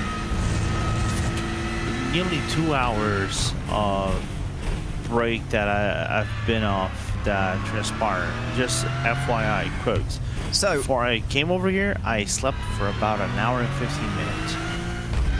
Yeah, me and Rob were talking about this actually. That feeling of, it's kind of a word that we need to invent in the English language. That feeling of sleeping for a short period of time in an endurance race, and it's completely changed by the time you've woken up after watching it for hours and not changing. But anyway, we couldn't invent that word in the time we had together. But we'll think about it further. The reason is because of a bit of contact for 1, 2, 3 that was with a GT4 car, causing a collision. 30-second stop-and-go penalty was awarded to Ethan Critchley. I'm not sure whether it was he who actually did the infringement or whether he just had to serve the penalty. But he served the penalty 20 laps ago, and they can't be far away from their next scheduled pit stop now. That's why the gap had come down as much as it had. Now it's returned to what it would have been otherwise, and what it has been for a long time in this race, just over a minute. But it is no longer like that. May have been the previous driver who committed the infringement, but anyway, 30-second time penalty for contact with a GT4, and of course it is always the responsibility of a GT3 to be safe through the traffic, and on that occasion they weren't, and got a 30-second time penalty as a result, and it's really brought this field back close together again. It's brought us 3 teams covered by less than 30 seconds at the time, and that's very encouraging news for the rest of this race. Yeah, for sure, because it was truly looking like it would be a straightforward domination from WSR on both categories. Even I'm just checking the stints from Constantine and Ben Langford. I think Ben is on the second half of his stint, so that gap is not truly representative of what the true gap between the lead GT4 and the second place GT4 is. It's probably just under the 1 lap, just over the 1 lap gap. So yeah, I like that this opened up the racing a little bit, but I don't know the true effect moving forward just on how the number 1, 2, 3, how dominant it has been all race long. It has been for a long time now, hasn't it, where the 1, 2, 3 has been up towards the front. I'm not sure when they first took the lead, but I know that number 91 was leading for a period very early on in the day as well, when this race got underway all those hours ago, nearly 18 hours ago now. Over 17 hours ago. And since then we've seen plenty of different leaders, but yeah, we do need to invent a way. I mean, I don't know how many times it's happened to you. It's happened to you in this race, but you know, you watch an endurance race for ages, the lead doesn't change, you sleep for a bit, and it's suddenly really close for the race lead. There's not a word for that in English, but we need to create one, because it's something that seems to happen quite often to somebody, because of course an endurance race is always changing, and somebody somewhere in the world is always going to sleep for a short period of time while they can, and coming back to it a little bit later on. It's the beauty of this type of racing, and why we race for so long twice around the clock, because things can change so often when racing for so long. Yeah, I don't know the fee. I don't know if there's a proper word. I think it's not a word for me. I think it's more like a state of, I'm not going to say probably a state of mind. I'm not going to say it's a fugue state, but it's a paradoxal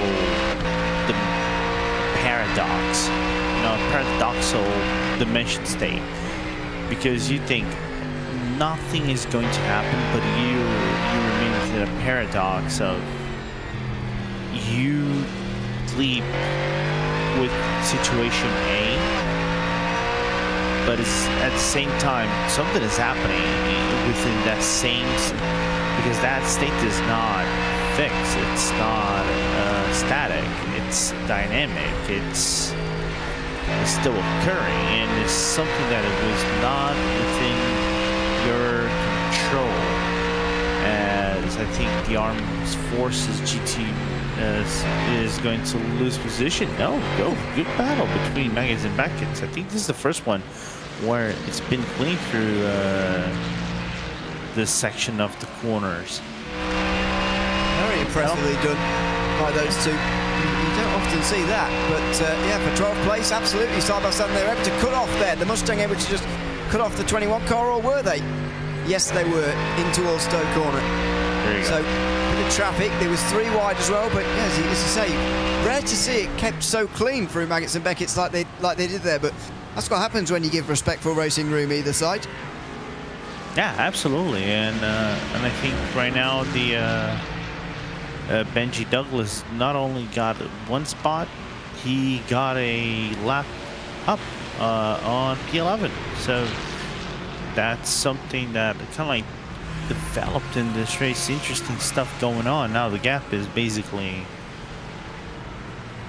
less than a lap between P12, P11 and P12. But anyway, coming back to my point, it's kind of like is a state that you have no control in, and a lot can develop, but you wish it stays static for that time that you are off. I must admit, you came with a more philosophical answer than I was expecting. I never thought I would make up such a philosophical answer at 5:20 a.m. I know, yeah. Oh, forget it's forget that in Portugal you're not an hour ahead. It's kind of weird. Okay. It is we stay in that. You know, when I talk about paradoxes, I'm on the West Europe time zone. You are in the British one, but the likelihood of you going 1 hour ahead with the British summertime, I think you guys still have the BST though. I think you do, right? Not this time of year, but yeah. Yeah. So, but you still get that eventually from time to time. So I think we might be still within the same time zone, or what I don't understand is why summertime. France and Spain aren't in the same one as Portugal and the UK, because we're all almost the same latitude. Time zones. If there's one thing I haven't yet properly understood, it's time zones, man. I haven't properly Why they are, you know.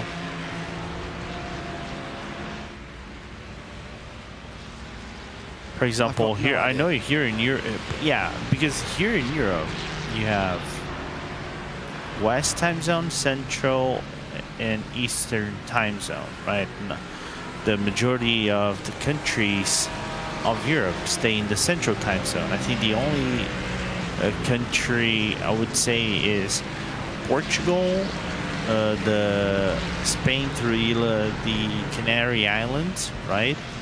And Cape Green. I think they are, you know, belonging to the Western time zone. Everything else, I think, up until what? I'll say maybe Latvia, and the, I'm not gonna say Balkans. Is the other one is Baltics. Baltic, yeah. All the Baltic Sea countries, I think, stay within the Central time zone.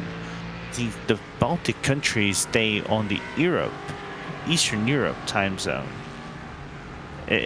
But why they are? But if you go on a straight line, I think the Eastern time zone would start about what?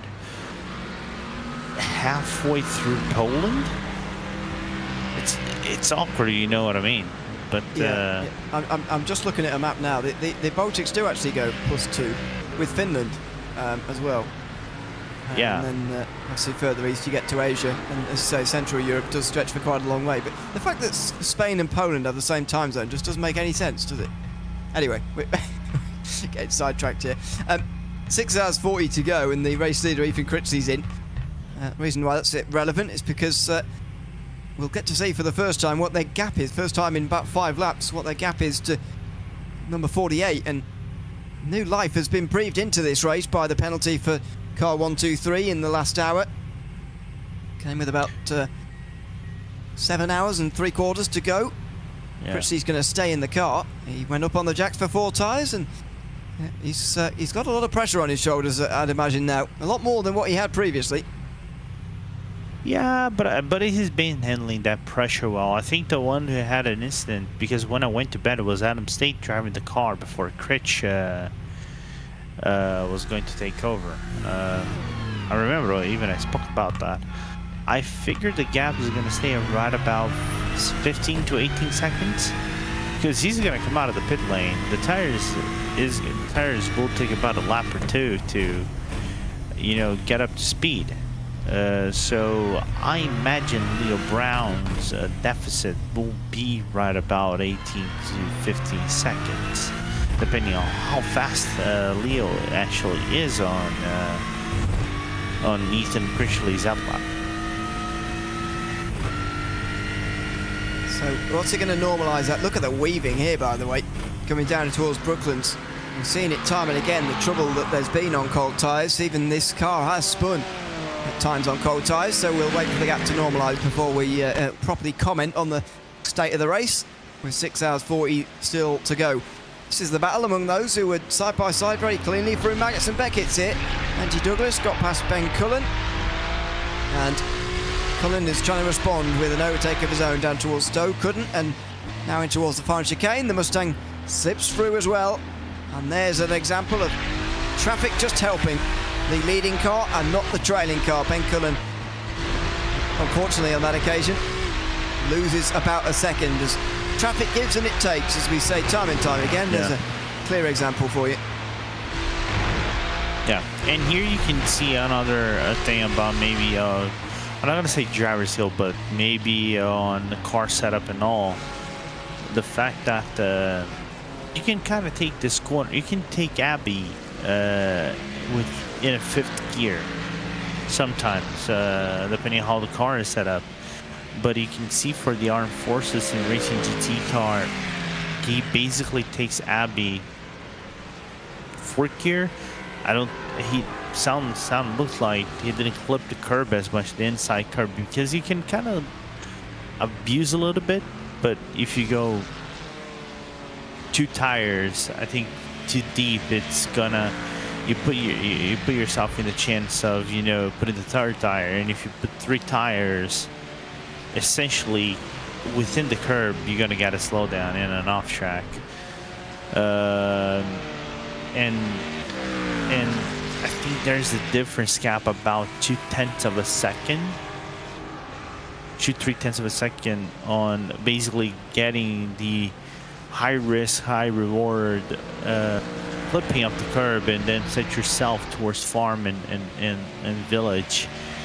That I know top tier teams are able to do that more easily, as now we're gonna watch what happened to Ian Hartwell. There you go.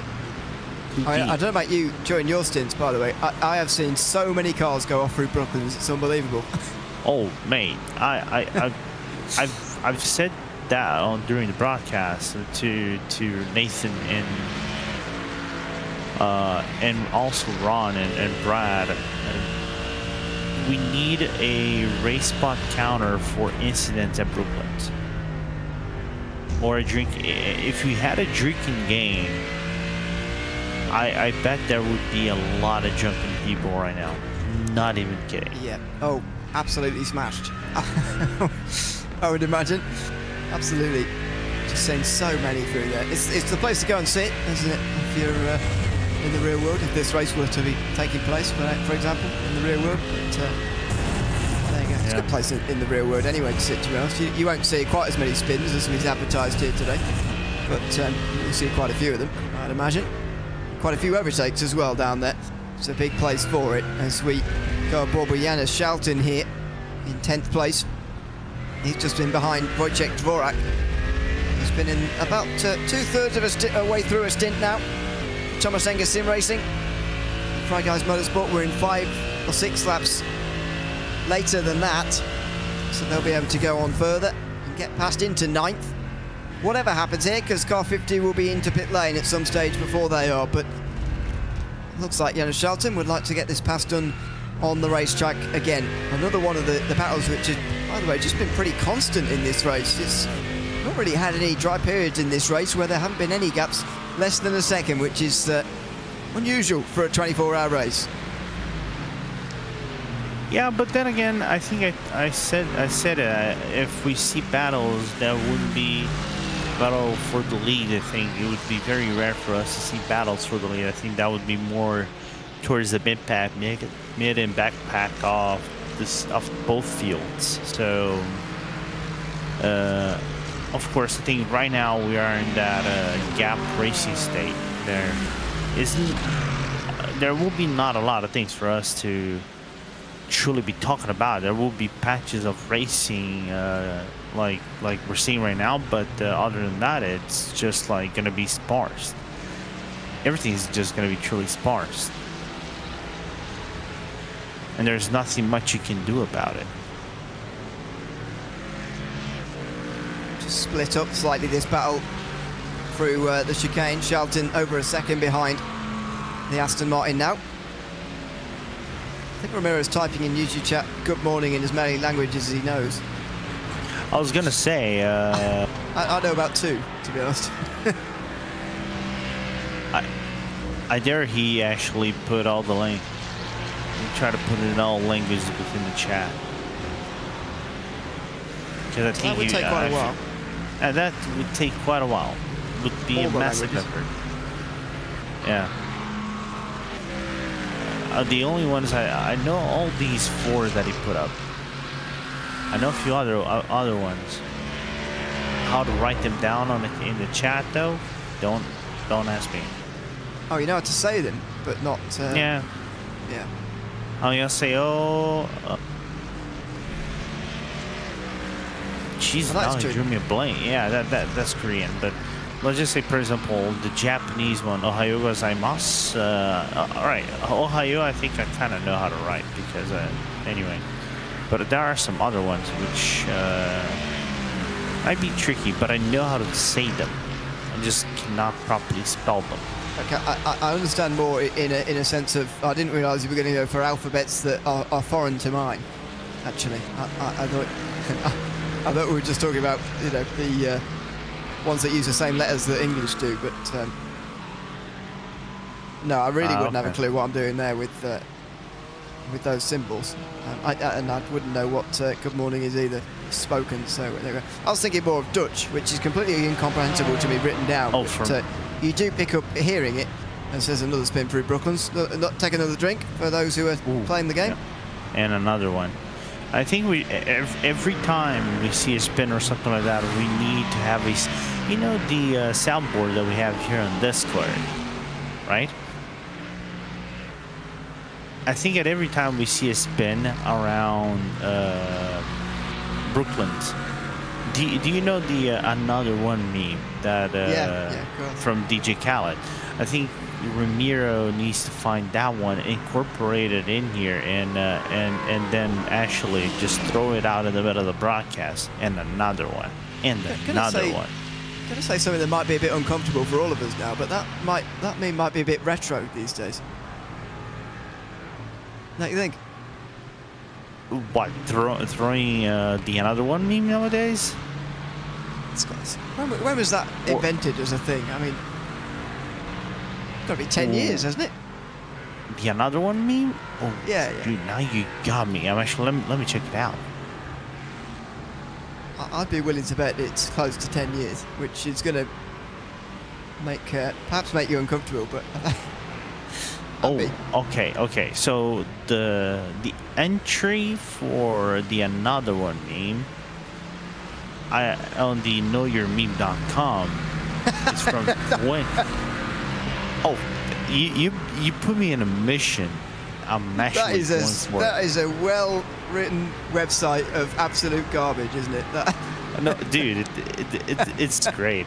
It's truly great. It's proper content, you know. What can you do? It's proper content. Nothing. And how long you said? 10 years? You are right on the money. How about 2015? 2015, man. Go grief. Yeah, time flies. Oh, God. This Generation Z, man, is just things just going way too fast. This whole life, whatever, is going way too fast. I've gone through most of high school and what some people, I guess you call college maybe, and then university. You can go for university. Out the other side. I've done all of those things in that 10 years and go out the other side. That's how long. And that meme lives on, so fair enough for that. But that's basically half of my university years. And I actually spent a lot of years in university. Long story, personal things. I went through in and out a lot from university. I'll just put it at that. Anyway, but for me, I think the most interesting aspect is this meme is basically about one third of my age. yeah, And that's nearly for half me. of mine. Yeah. Yeah. Oh! Which car just came into the pit lane like a Lewis Hamilton? Incorporating the Lewis Hamilton meme. Was that the Thomas Enga car? Prochaska, yeah. 340. Oh no. Oh yeah, that's Tom. Oh, they've got a meatball. That's why. Okay.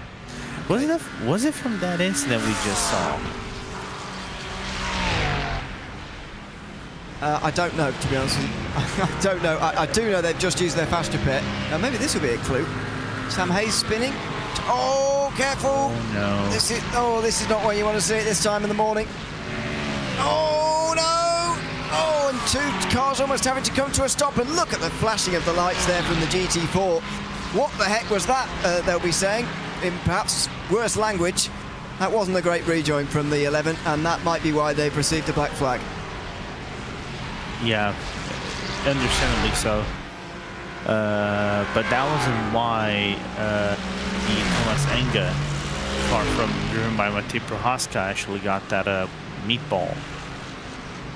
Because I think we saw, as soon as we saw them duck into the pit lane, I think we saw like 3 cars making contact right at the exit of Stowe. I don't know if it was back then and they saw, okay, we got a meatball. The pit entry is just right here. The likelihood of us getting a black flag, it's 100%. We'll take that, but at the same time, we can actually repair the car and use the fast repair. The time loss will be just kind of like maybe salt on the wound, but you're not gonna lose a full 2 minutes to try to get back into the pit lane.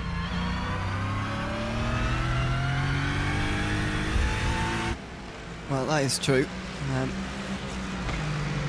More trips down. Pit lane's very busy at the moment, actually. You can see on the right-hand side. Lots of black flags being served. Meatball been cleared by Thomas Enga Sim Racing, who had to use a fast repair there, but minute 25 in the box.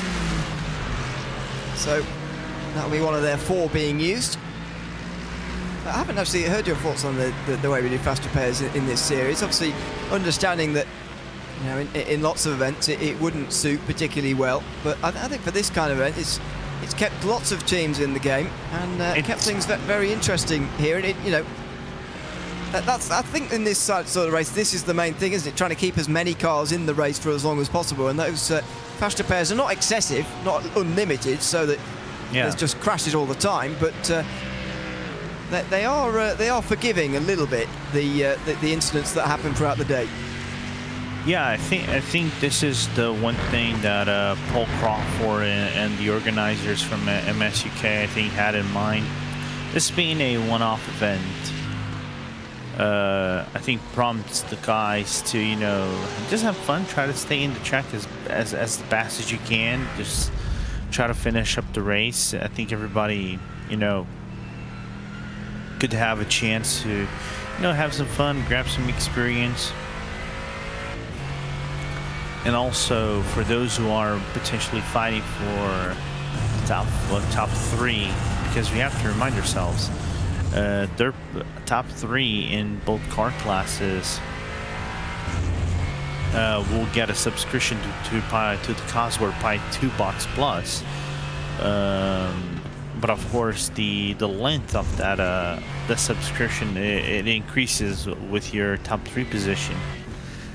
And there's also a raffle, so it's selected at random for all cars who complete the race. So it's a 2-month subscription, so you can still win that, right?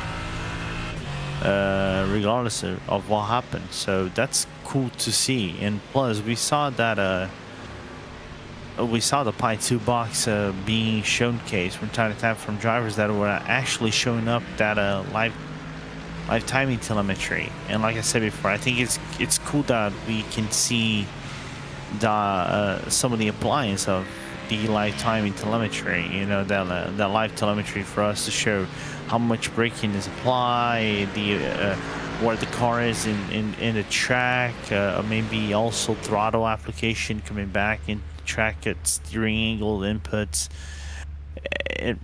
in real time, because normally you would only see that after you've done your stint and then analyze, right? Of course, a mode tech would pick it up and everything, but as a driver, you only see that after you're done with your stint and everything. We don't see that as commentators and stuff, so it's good for us to see how that is actually properly done, right? For top level sim racers and stuff. Imagine if you had that for example, at the Porsche Esports Super Cup, right? At the TechWare Porsche Esports Super Cup, you see that live telemetry being, everybody would share their live timing with their live telemetry with everyone. I think you could actually show how much throttle is being used by the drivers, trying to get that extra set of time, or maybe the steering input or something like that. That, in my point of view, would give something very interesting for people to watch. As I think similar, you spin my head right round. There you go. There's another one. That's the meme. Yeah, another one. DCW Racing will rejoin safely through Brooklands. Oh, I'll say safely. Not quite. Not not completely cleanly, but it was all right. Etton Williams down in Australia, useful at this time in the morning. In fact, the afternoon now in Australia. So depending on which region, of course. I think it's Australia everywhere. Yeah, good day. Indeed, but taking them to about 20 to 6 in the UK, 20 to 7 in Europe, so should be good for the Europeans to take over from here, but he can carry on as well, and will do, indeed. So this is where it's very, very useful to have an Australian who's fast in your team, and ideally an American as well, but maybe one will do. If you have both, then you can completely give your Europeans a rest overnight, which would be very, very ideal, but you do have to worry a little bit then in drive time. If those two are sharing a small period of the race and the Europeans sharing a long period of the race, you have to be careful you don't get tripped up by that and surprised, because you can be easily uprooted by maths, simple maths, when you are very tired in the morning. So got to be wary of that. But yeah, doing exactly what we say in every endurance race, fulfilling the role of any good Australian drivers who are employed in these longer races. And same goes for Americans as well. The overnight European stints does mean they have to do a lot of dark driving, but they're worth their weight in gold in these races. Yeah. The only thing with Ayrton Williams' name is I wish Alex Ellis was over here, and he probably had details about this, or even Ayrton himself actually came to the broadcast booth and talked about this. The name selection, because I think it is the least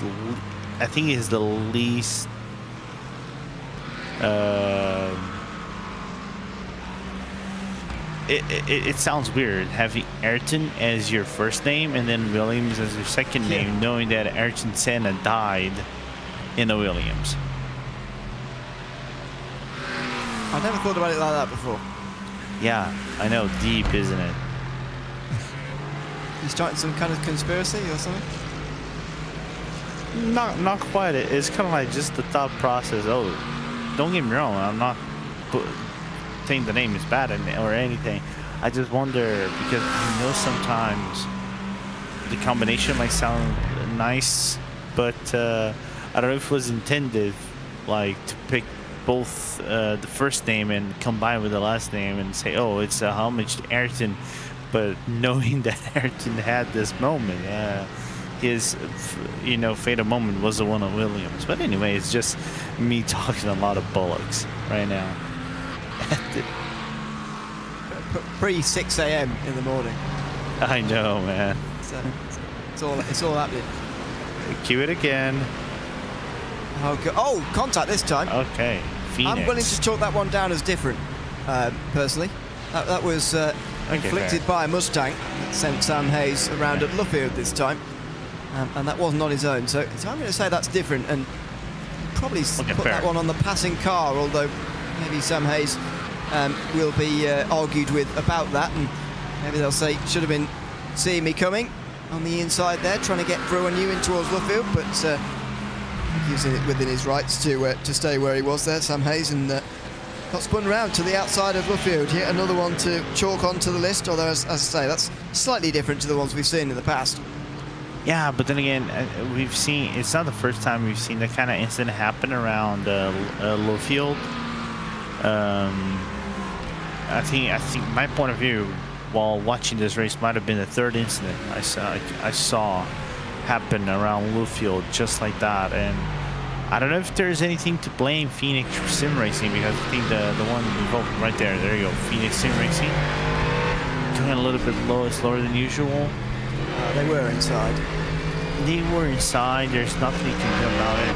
Surely the car does.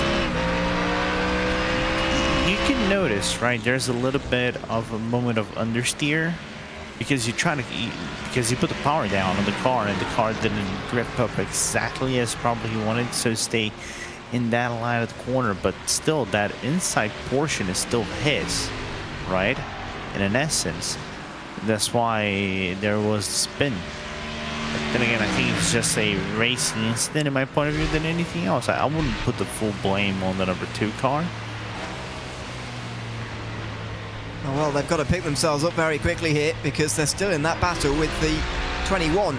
2 new drivers, Billy Wright in front of Chris Boland for the 12th position.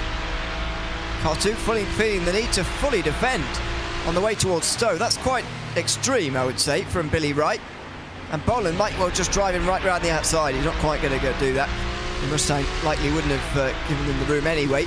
Again, I would say slightly needlessly defending into a couple of these corners at the moment, which is really putting the Mustang offline coming out of some of these corners, and that's just the best possible viewing if you are second in this group. If you're Chris Boland here watching the Mustang defend from you like that, you know that you're going to be getting countless runs on that Mustang in front if this carries on. Yeah, the key aspect is going to be right here. You can see the red car going around the outside satellite just up in front. Both cars dive down at Village. Didn't make contact with the RX car, but I think the Mustang is going to have a little bit of an advantage because he's going to box in the Armed Forces Sim Races Ferrari just behind both top 4 GT4s. So there's nothing much that Ferrari can do about it, and traffic gives and traffic takes. As simple as that. Yeah, it does.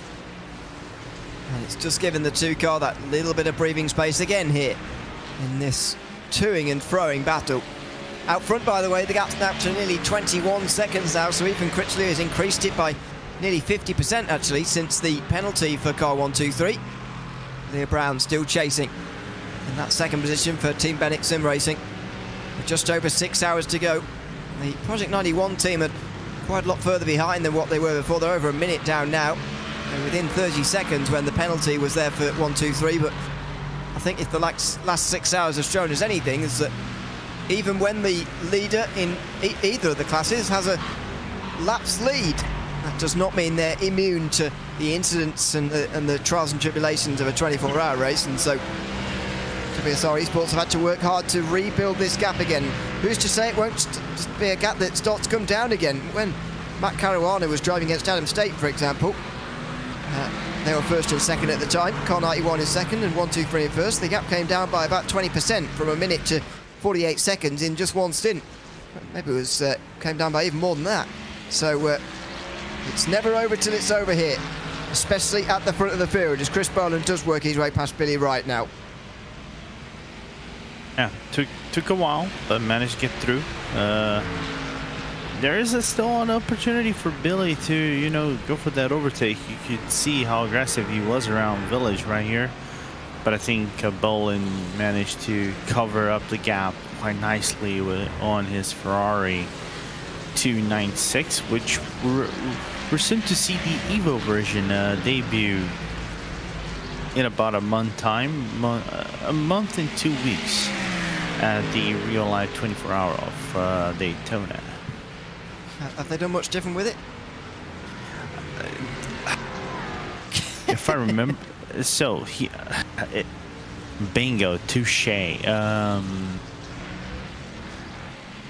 There's actually a few things when I read the Evo version. I think it is a little bit of aerodynamic improvements. Also, I think there was a buff on the V6 engine with the transmission, but the power output is still the same, right? It still produces 600 brake horsepower, but I think the transmission has been refined. But then again, with Ferraris, you know, if we are to grab the F1 team, let's just say not much of an improvement, right? But then again, I think one of the most well-balanced cars in GT racing is a Ferrari, right?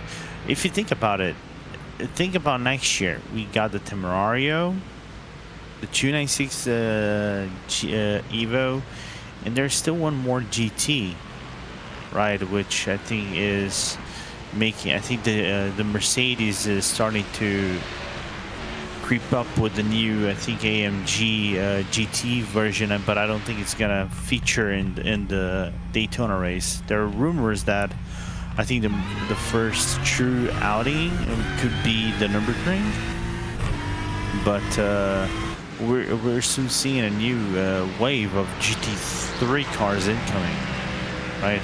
Now that Toyota also unveiled the new Toyota GT, which, all right, let me just say this. Don't say it looks bad, please.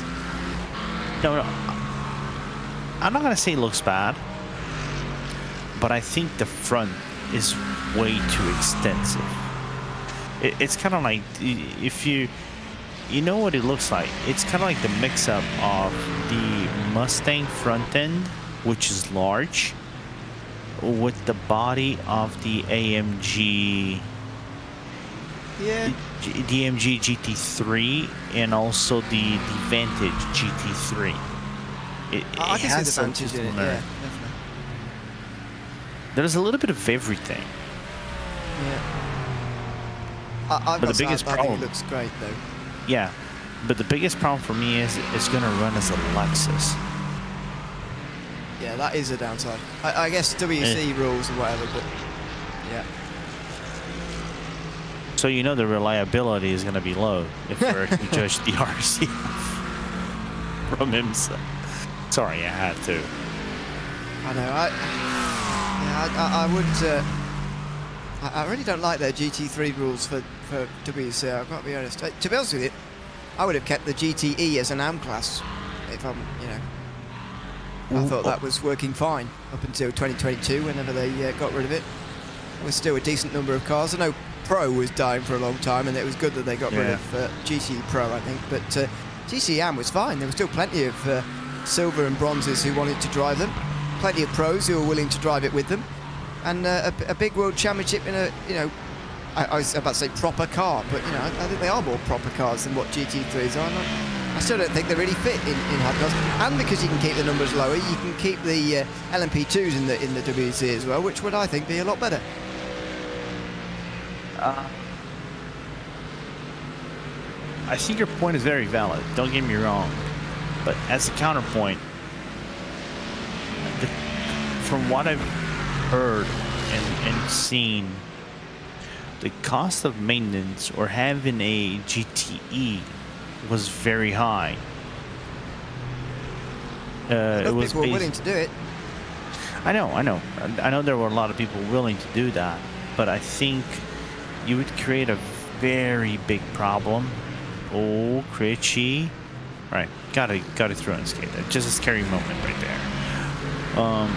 But I still think would be it's a complicated thing. I think it could create something like that, but then again, it would be for a series that I think needed some revamping, and I think they, don't get me wrong, the ACO for once in its lifetime got it right when they partnered with IMSA, right, and opened up the rules about hypercars and GTs, right, and GTPs, allowing these two to coexist.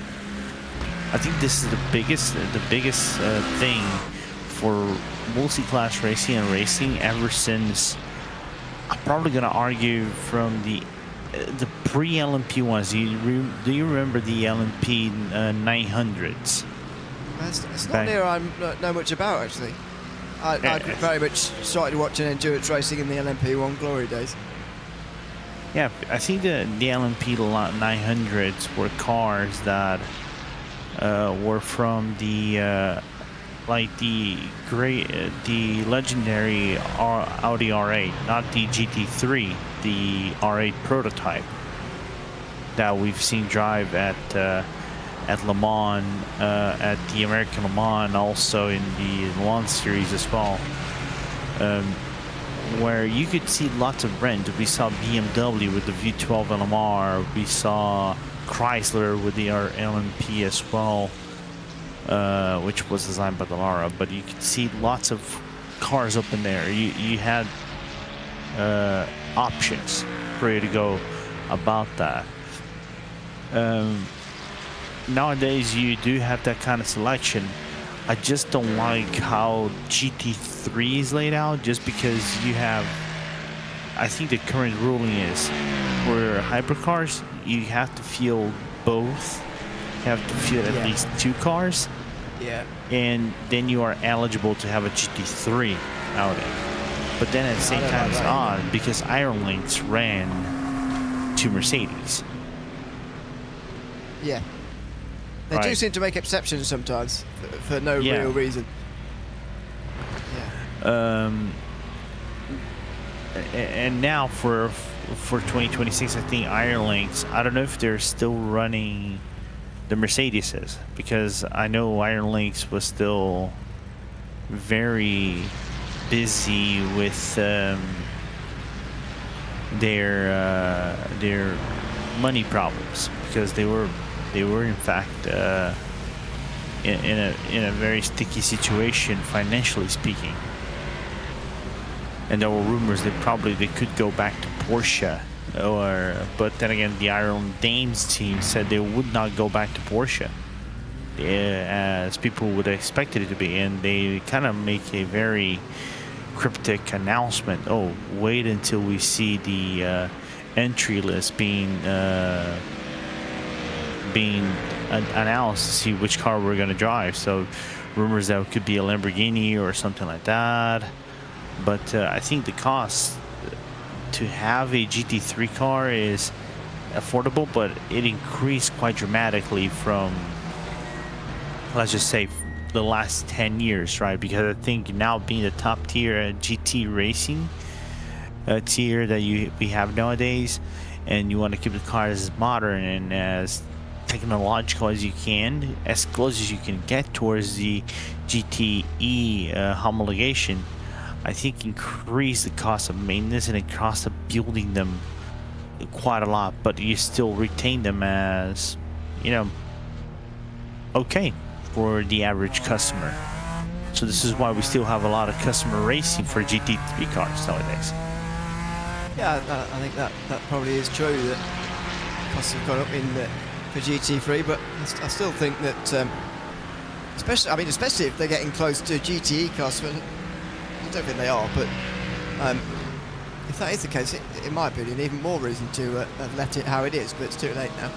The GT3 ball has started to roll, and yeah, it's probably my least favourite rule about WWC racing, to us, that you can field, you have to field two at once. I mean, this was never a thing in the past in the thriving Group C era, and if they're not careful, it's not going to be the thriving golden era that they could have if they're not careful with this rule. As by the way, yeah, we're just about seeing some light in the sky for the first time at 6:10.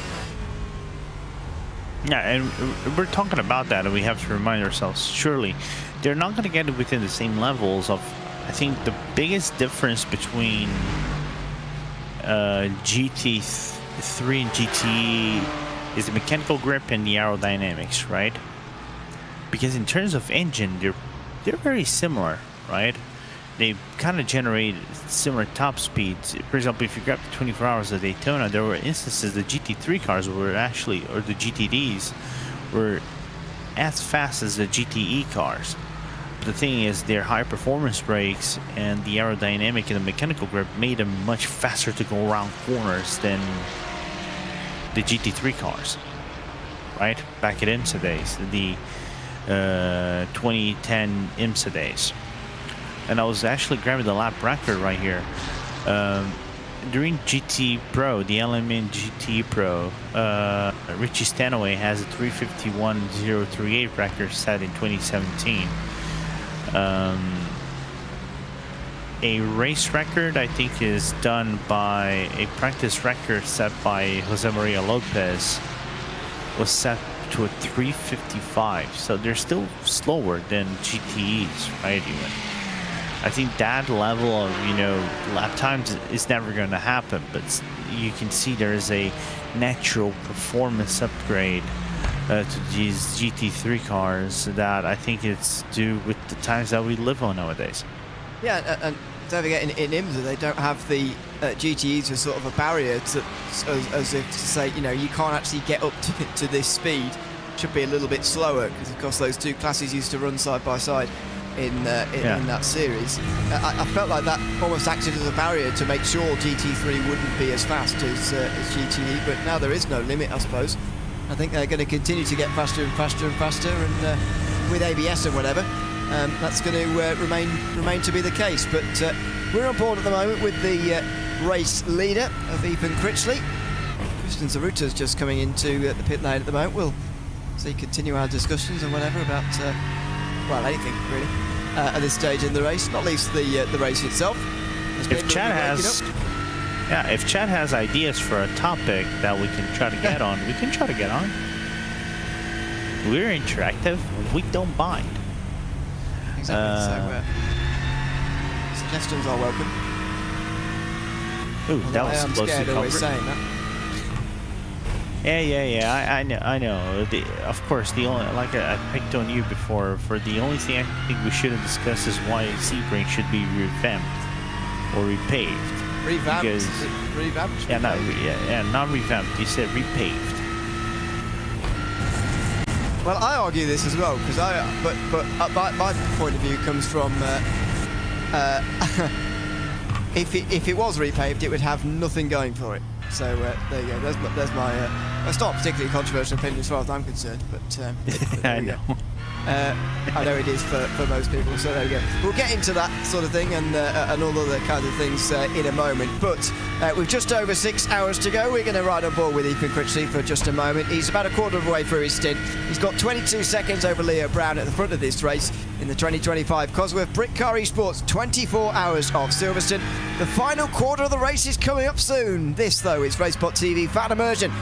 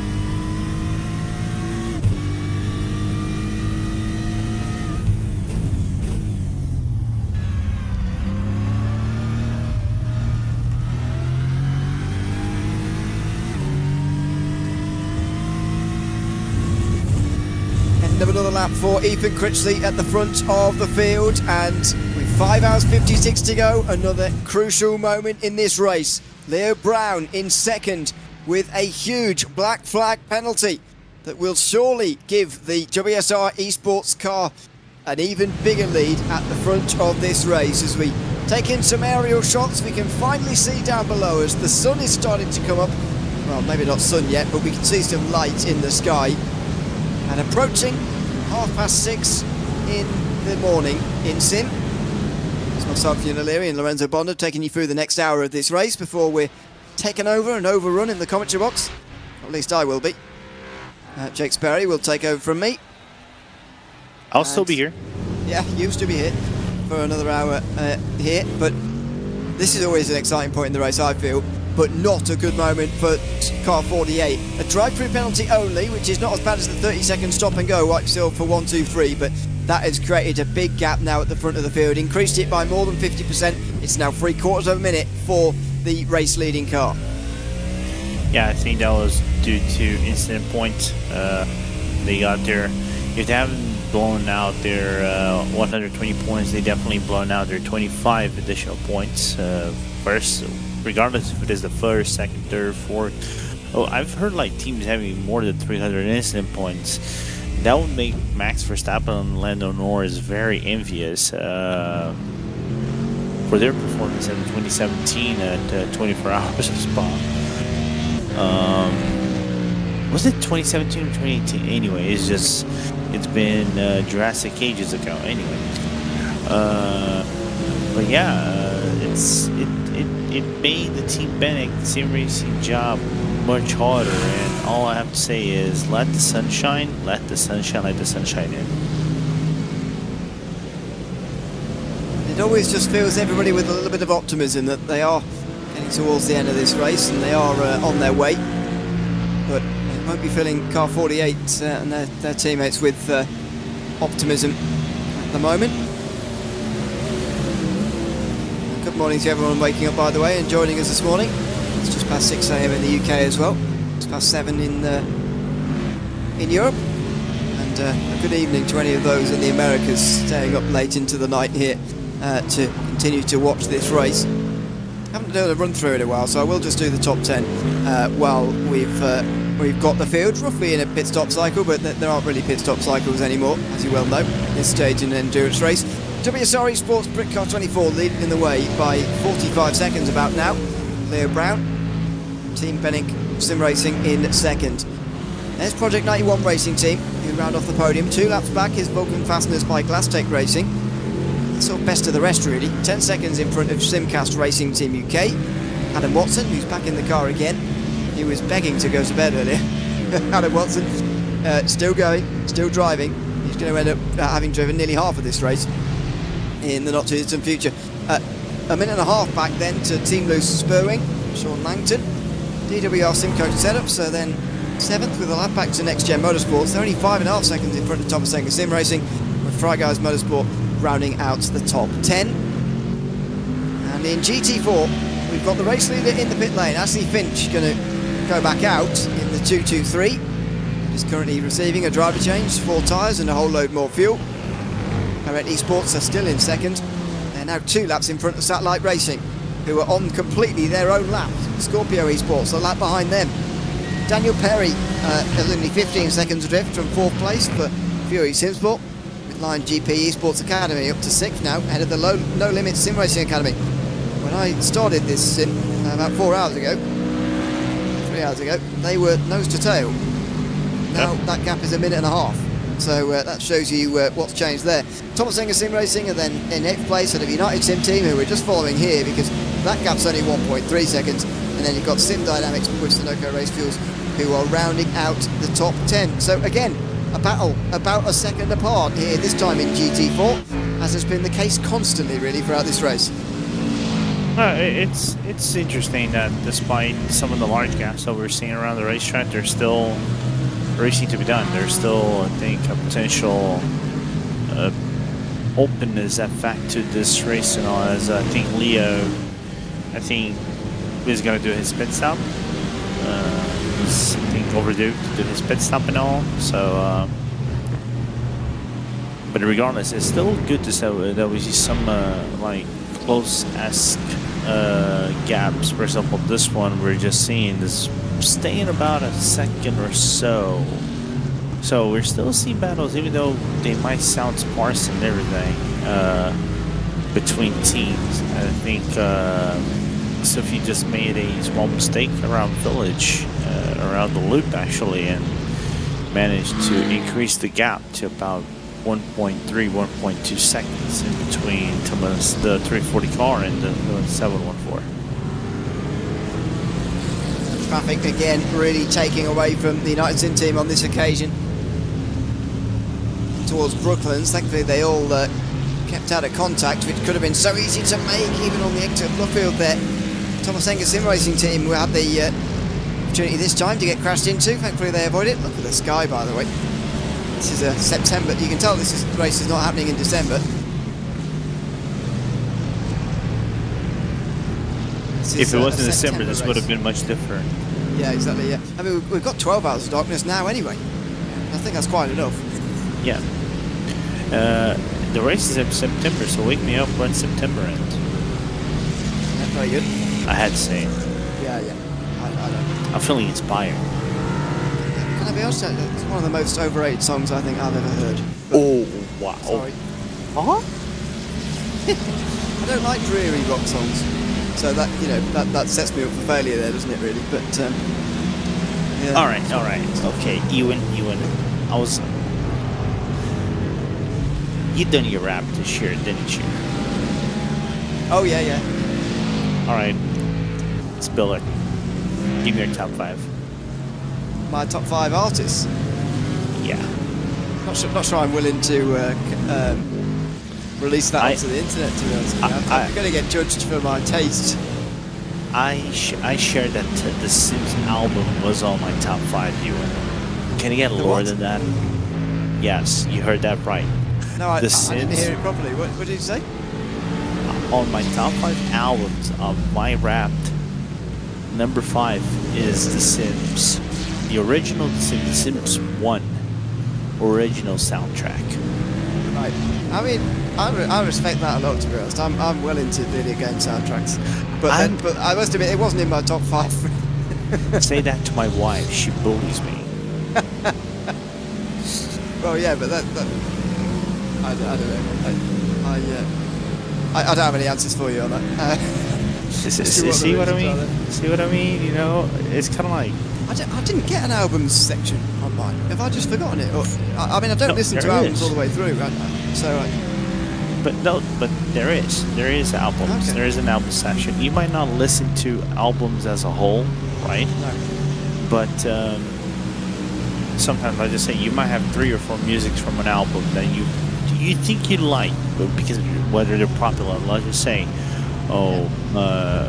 grab an artist, Kendrick Lamar. He might have a really good album with some really good songs, but you might not listen to the whole album. You might listen to 3 songs of it. That still counts. I've listened to very few albums all the way through, so yeah. Fair. Like from start to finish. I know that's how it's meant to be done. And music connoisseurs go crazy for the what's that thing called where there's like continuation in the tracks or whatever? I've forgotten. But continuation of the tracks, like the beat song. The beat song. You just threw what I said back at me in a different order. Yeah, there's something like that anyway. But no, I've never done that. I never appreciated it too much. It's not. All right, maybe not top 5, but give me a top artist. I'll give you my top genre, which was... okay, fair. I need to check the exact wording, actually, sorry, before I get it wrong. Because there are genres in this list that I received that I've never seen before. So... here we go. Oh, dance pop is my top genre. Okay. I don't know what that means. Dance pop, I believe it can go more like on... Ooh, thinking about over here, dance pop. Who can I think about? Kind of like Dua Lipa of sorts. Dua Lipa, maybe some... yeah, it was my Sabrina Carpenter kind of like songs, or even go next to K-pop. Oh no, no, I can't do songs in. Well, I suppose they're not in another language, K-pop, are they? But still, I can't really. That's a little bit too cheery for me, you know. I don't like dreary songs, but a little bit too positive. You know, I am still English at the end of the You're on the upbeat side, basically. Yeah. Fair. Yeah. That's Fair. So, circling back to the beginning of this conversation, that's why I don't like when September ends. There you go. Okay, fair. Overrated. I know. It's kind of like, I'm not gonna pick on the fact that you might call it a bit, because I think when September ends, It's a sad song, really. It's a sad song. It's about war, right? Exactly. Yeah. It's basically a very, very intricate song about, you know, it wasn't meant about the Hurricane Katrina, but if I remember correctly, it was inspired by the song when Billy Joe Armstrong's dad actually passed away, so it's a little bit of an homage song or something like that. But the releasing of it was just as Katrina passed by, and it became highly associated, but it wasn't even promoted by the band. It was done by someone else, and actually got associated with that. So it just shows. You can argue. I think we often talk about viral right nowadays, right? And I think one of the most, I'm probably going to say, overused words in this new generation, this digital Gen Z-esque generation, is viral, right? Yeah. Nowadays, you gotta be viral. I think this probably was one of the first viral. Maybe. Yeah. It's quite early in that sort of social media. Social media didn't quite exist, but it was quite early in that sort of. You say that Facebook actually existed back Did it then. exist? Wow, I would just put it after that. I have Facebook since 2006, if I remember correctly, man. Grief. You were an early uptake. Yeah, but believe it or not, I think I became a Facebook user before it properly blew up. Before it was cool. And before it was pop. Jesus, I say it before it was pop. I'm actually feeling like a 60-year-old saying that. I truly am showing my age. You were talking about Spotify earlier. I feel like everyone's been feeling like they're very old as a result of that, by the way, recently. I got called 30, despite my music taste, I've been called 39 this week. That's a good decade and a half older than I actually am. Ewan, fist bump me, man, because I've been given 39 as well, bro. We're the same age, music-wise. We're the same but that's age. further away from me than it is from you. Yeah, it's insane. By the way, back to the racing. We got to back to the racing. There's a racing going on, and well brought by Hugo. Ben Langford has a black flag. Yeah, Ben Langford second in the GT4 class for Esports. They've been chasing WSR Esports all day, and they have already they're sort of exactly offset with strategy. So if it flops around this way round, they would have been only about half a minute back. But this is going to the other way around. Obviously, they're nearly a lap back, but this is going to set both of those ways round a little bit further back. In the background, by the way, Sophie Aronwin also coming in. We were following on board with Aronwin for a while there, chasing down the Thomas Enger Sim Racing 340. But that battle will be no longer as the United Sim team come into the pit lane. We have to wait another 10 laps for Thomas Enger Sim Racing to do the same. So these are the big moments, and there's, I'm pretty sure, not a single car in this race that hasn't had a black flag or some sort of incident at some point in this race. But it's just nearly a minute now. Even at best case scenario for Esports, they're nearly a minute behind WSR Esports with less than 6 hours to go, and that's not particularly appetising. No, the mission is just going to get more complicated. If it wasn't hard already, it got nearly on the borderline of being impossible. But just coming back to the to the Spotify talk. I believe my wife, Spotify actually got the age of my wife nearly correct. My wife is 35. They said she was 34 years old by the listening age. But I actually picked on her because she listens to gospel music. I call her old. I call her on the 40s. When she bullies me about The Sims, she also bullies me with the fact that I told her about she's 40, but Spotify actually got her age nearly right, and she's younger than me on the listening age. Yeah, I know, man. To be honest with you, I'm not believing this thing. I think it's over. Because the reason it gave me, by the way, was because I listened to a lot of early 2000s. I've been getting into sort of 2000s music again this year, which is where all this has come from. It's not my usual taste, and that's why it's given me. But you know, someone 39 would have had to have been born in what, 86. 39. Yeah, pretty much. So that's like 2000s is not going to be. 90s would be your thing if you were born in 86, surely. Maybe I'm wrong. I don't know. Yeah. You would be 36. You're gonna be 36. My wife's gonna be 36 next year, and she's born in 1990. I'm born in 1991. So and it's kind of. Is it 90s for you or 2000s more? Say it again. Is 90s music more to your taste, or is 2000s more? 2000s, actually. So here's the thing. I've listened to a lot of 2000s, but I'm very eclectic.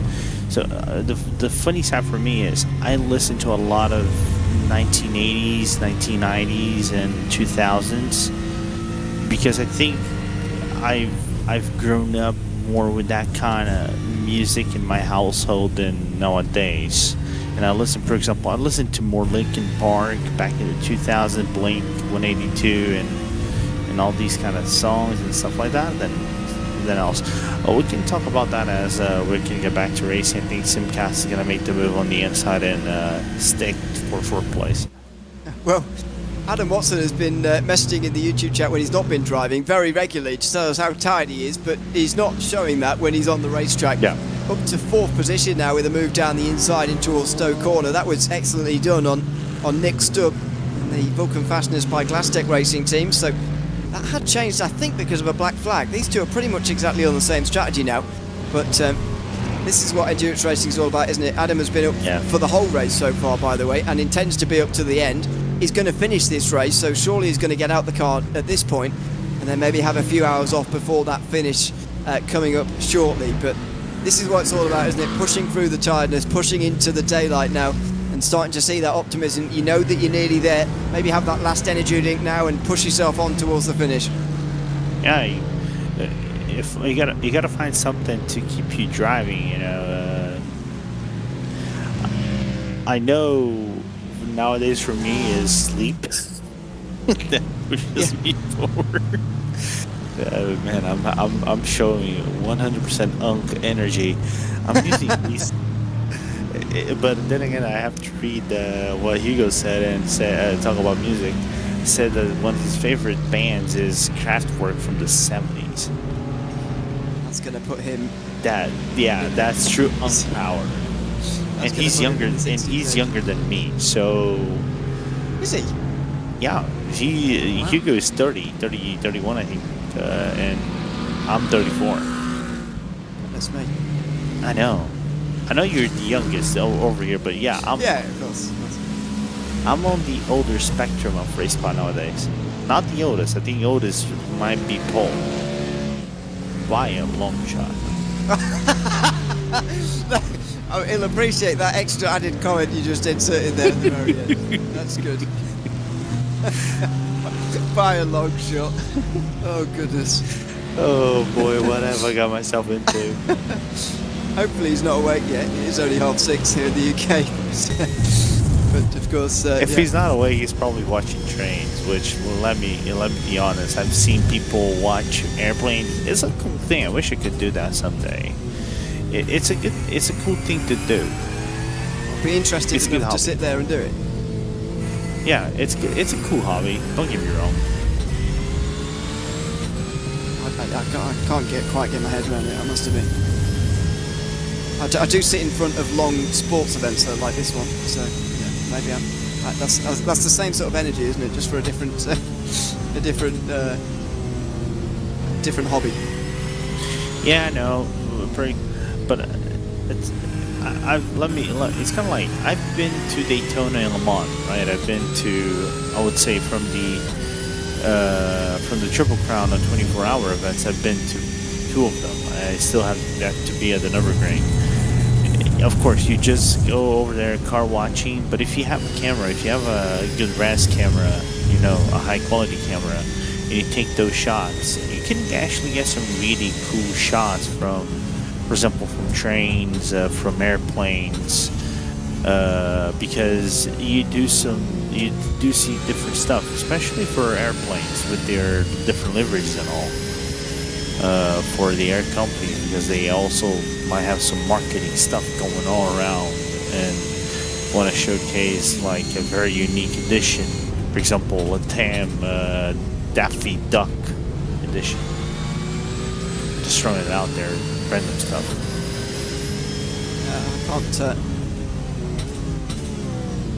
I can't understand the hobby, unfortunately. It's just not one of those things I was born with.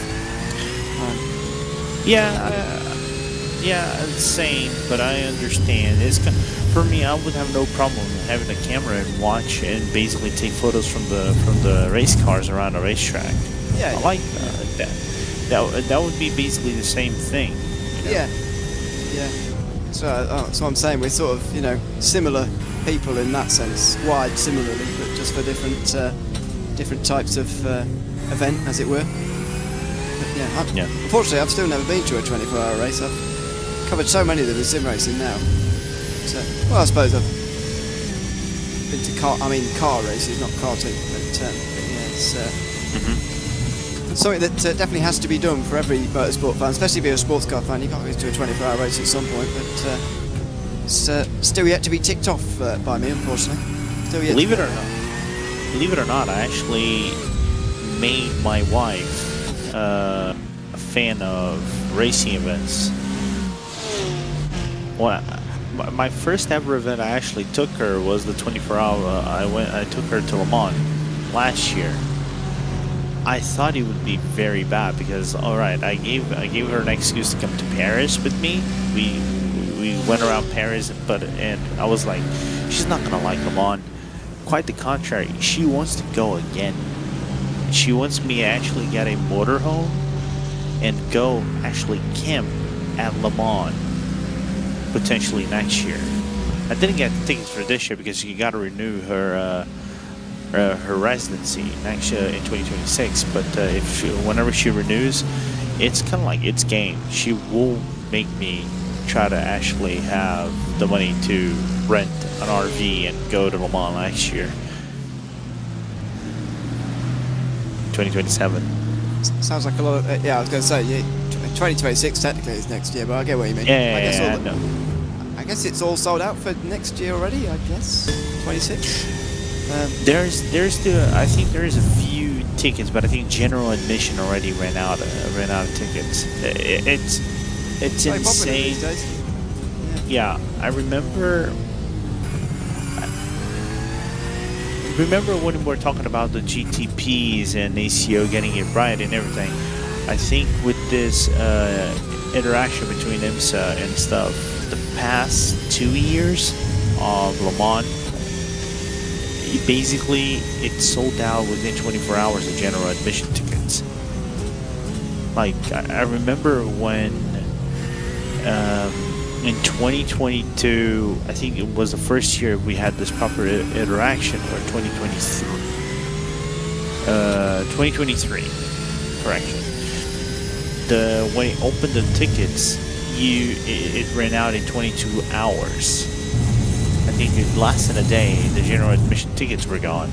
For 2024, it was about a day or so that it actually ran out of general admission tickets for the whole weekend. There was a huge line you had to wait on and actually grab a proper ticket. This year it was basically the same. And the rumors next year in 2027 are about to be even faster than that, because we got new GTPs, we got the Ford coming in 2027. the Genesis is coming next year with the LMVH program. Toyota is coming with the GT3 next year as well. So there is a very growing interest, attraction to try to get into Le Mans more and more and more, because then the prices are also very affordable. Imagine you pay about 120 euros per person for a full weekend of racing. Yeah, you do well more than that for a Sunday at an F1 race. Yeah. So, If I remember, the price of admission for the 24 hours of Daytona last year, or even this year, was about $130 for the whole weekend. You could actually go in the backstretch of, like, in the paddock. I'm not gonna say paddock, but you could go around the garages or something like that, or nearly to the paddock area, but stay where the trucks are also located and everything, but also transit yourself to the grandstands, similar to what I've done in 2019, and it's super affordable. yeah, that's one of the great things about sports car racing, that's for sure. And when it's becoming more popular, tickets becoming a little bit more scarce, that's for sure. But you can absolutely see why, because of the era that we live in at the moment, which is absolutely fantastic, to be sort of watching in front of our eyes in this in these special years. But in this race, just to comment on what we've seen at the moment, Ricky Renner, we've been riding on board with for the last few moments, trying to get past Wojciech Dvorak for 8th position here. Dvorak is about 9 laps away from a pit stop, and it just seemed to me that Renner's been trying quite hard to get past for quite a while now, but has been unable to so far, and that is a perennial problem really with the Porsche on occasion. Just struggled to get through on a straight line speed basis, needs a bit of traffic, needs to get through throughout the corners, and nearly had a chance through Brooklands earlier this lap, but still stuck behind, and perhaps frustrating Ricky Renner a little bit, even while Dvorak takes some slightly unusual lines in some places. Yeah. He kind of butchered the transition to Vale, from Vale to Club. But because of how well balanced the Aston Martin really is, he actually gained a little bit of an upside to try to remain in front of the Porsche.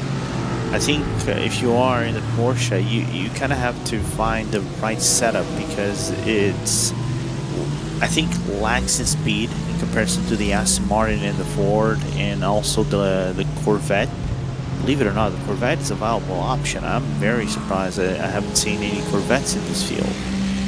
It's a very good car. It has some snap oversteer in some corners, but it's a viable option nowadays. If you go to IMSA Racing, maybe not Spa. This week was Spa, and you can see the majority of the car were Aston Martins and Fords, and with a few maybe Lamborghinis and also Ferraris on top. You had the right setup, but the Corvette in this build is a proper option for some racetracks. Even though the most balanced ones are going to be, like I said before, the Aston Martins and Fords. Oh dear, Renner there, super close to the Satellite Racing BMW. 2 laps behind the team in front there. The Satellite looking to survive at this stage and hoping for trouble, perhaps from those up in front of them.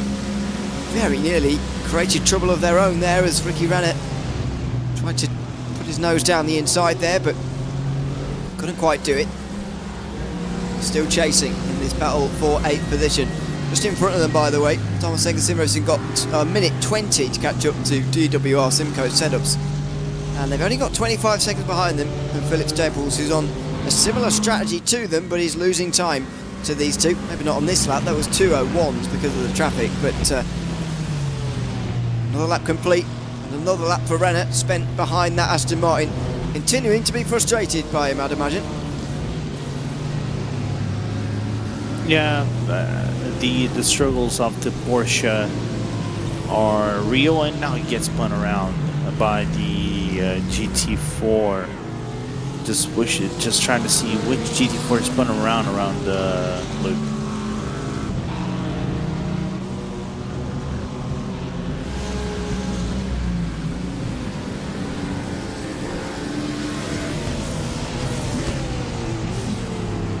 Continue to follow these two, but Ricky Renner's got a black flag anyway, and so has Matthew Cheverton, the Aztec Racing 390. So 2 more penalties to come, and we've also got one for Lion GP Esports Academy as well, and Stone Hangraf, who's just early on into a new stint there for him. But I mean, how many black flags have we seen here today? That's another drinking game that could have got out of hand earlier on, because I would have thought the 120 incident limit would have been not too constraining. And of course, not all of them are hitting the incident limit at this stage. In fact, some of them will be giving stewards penalties. We do have live stewards in this race, and they've been diligent throughout the night, giving out penalties for those who deserve it. But the amount of which we've seen here consistently throughout the night has surprised me, I must admit. By the way, massive shout out to the stewards, man. To still be awake, regardless if it is whoever's doing the current role right now, because if it is hard already, or for example, we talking about, you know, drivers being with let's just say 3 driver lineup, 8 hours already is very difficult. Oh, thank you, Hugo. I've been commentating this for the past 5 hours and a half. I haven't seen, during my commentary, seen a glimpse of this beautiful application, which is the Cosworth Pi 2 box, and I was seeing, the brake input, how much brake is being put up by the car, the steering rotation, the acceleration, and seeing that in real time. For me, it's amazing, man. For me to grab this kind of live performance and see how this is actually laid out. Like I said, I have to install this on my rig eventually whenever I come back from Brazil during my vacation break, and if I get the new PC. But surely I probably will make this my new favorite boy moving forward, and to try to get back to my 4K levels that I lost 3 years ago. Actually, 4 years ago. Sorry, no, not 3. 3 years ago. It's going to be 3 years since I fell out of my 4K rating. I got to get back to my normal levels. You would be surprised. You would be very surprised. All right. Tip. Lorenzo's tips right here. I think nowadays, if you believe it or not, I think if you're safe about surroundings and stuff like that, pace, I think, naturally comes from practice, right? But at the same time, I think if you are focused and calm during your race time, and especially with these more sprint-esque races where it usually can get very chaotic, you can get up to 2K, I think, without too much of a trouble. But in getting to 3K, I think gets more natural, because the level of aggressiveness, I think, increases quite a lot from the 1Ks to, I think, from the 1K to the 2Ks, and eventually 2K to 3K. From 3K and above, you can actually reach a level where you can see a little bit more aggression, and does cause a lot of more issues in the officials, especially in the more busy time slots, because some people go with the mentality you have to win at the first lap, or you have to be well positioned in the first lap for you to progress in the race. So it opens up the door for more incidents. So if you're just mindful about your surroundings, you can get up to 3K without too much of a trouble, and the pace will come naturally with the practice that you were doing on track and understanding what the car is actually doing. Yeah, I suppose that is true. I'm not sure I'm patient enough to get through. Sadly, I did when I was gaining safety rating to get up into the higher classes, but after that, it's all been out the window a little bit. Those are the two race leaders, class leaders, by the way, passing one another there. The WSR Esports, and on the bottom right-hand side of the screen, you can see the live data from Ashley Finch, who've been commenting on it throughout the night. The extensive data we get This, of course, this race being the 2025 Cosworth Britcar Esports 24 Hours of Silverstone this year. Cosworth are now providing Sim Racing's first ever live remote telemetry feature in iRacing. We can see some of drivers streaming their data to us throughout this broadcast. You may have seen it throughout the night, and they are helping us, of course, with prizes for this race as well. Courtesy of Cosworth, first place in both classes, GT3 and GT4, will get a free subscription to PI Toolbox Plus for 12 months for each team member. The second place, that's 6 months for each member, and third place, 3 months for each member. And there's a raffle prize for selecting a random team from all of those who complete the race, a 2-month subscription to Plus for every team member in one car class. And so a big thanks to Cosworth for getting on board this season and showing us data. Look at the amount of things you can have a look at, by the way, the bottom right hand side of the screen. More data than you can know what to do with in real time. It's streamed live from iRacing. This is on board with Ashley Finch, the current leader of the GT4 class. It's mind-boggling the amount of data you can get from that car live coming out of iRacing. It's crazy. I think the one line I am probably making up is the green line, which is the throttle zone. I'm trying to read also a little bit of the braking, but you can see from what I've been reading from braking, like especially when it comes into corners like Cops or these special braking ones, it just peaks the brake, and this is something that's often talked about from. I've had this with coaches. I was a student for a few sim racing coaches and even real life coaches about not going. Your peak brake has to be basically reach peak and then gradually decrease, because then the car actually naturally rotates and you're still deaccelerating the car and you're maintaining speed. I think this is the hardest thing to do, because some people, I think especially on lower end wheels and pedals, because it is not 16-bit, you peak, but you maintain that peak throughout the consistency of the corner and you lose quality. And this is something that is amazing for me. I'm not much of a telemetry guy. I never read proper telemetry, so some of these things that I'm seeing right here, I cannot properly make it up. There you go. But you can see the peak done by Ashley and gradually decreases to what, 50% braking, and then slowly does that down.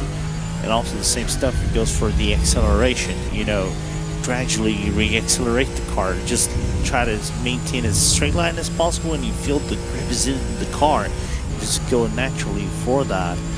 And also I think I see something like steering inputs and things like that, so you can naturally feel what the car is doing and everything. It's amazing, man. It makes me want. I've never been much of a mechanical and engineering guy, but this is something that if I do a course or something like that, I really would like to get on and understand it more properly, so I can actually not just do that for myself, but do it for my team as well. Understand what they're doing wrong, and everybody can improve. Yes, it's just remarkable.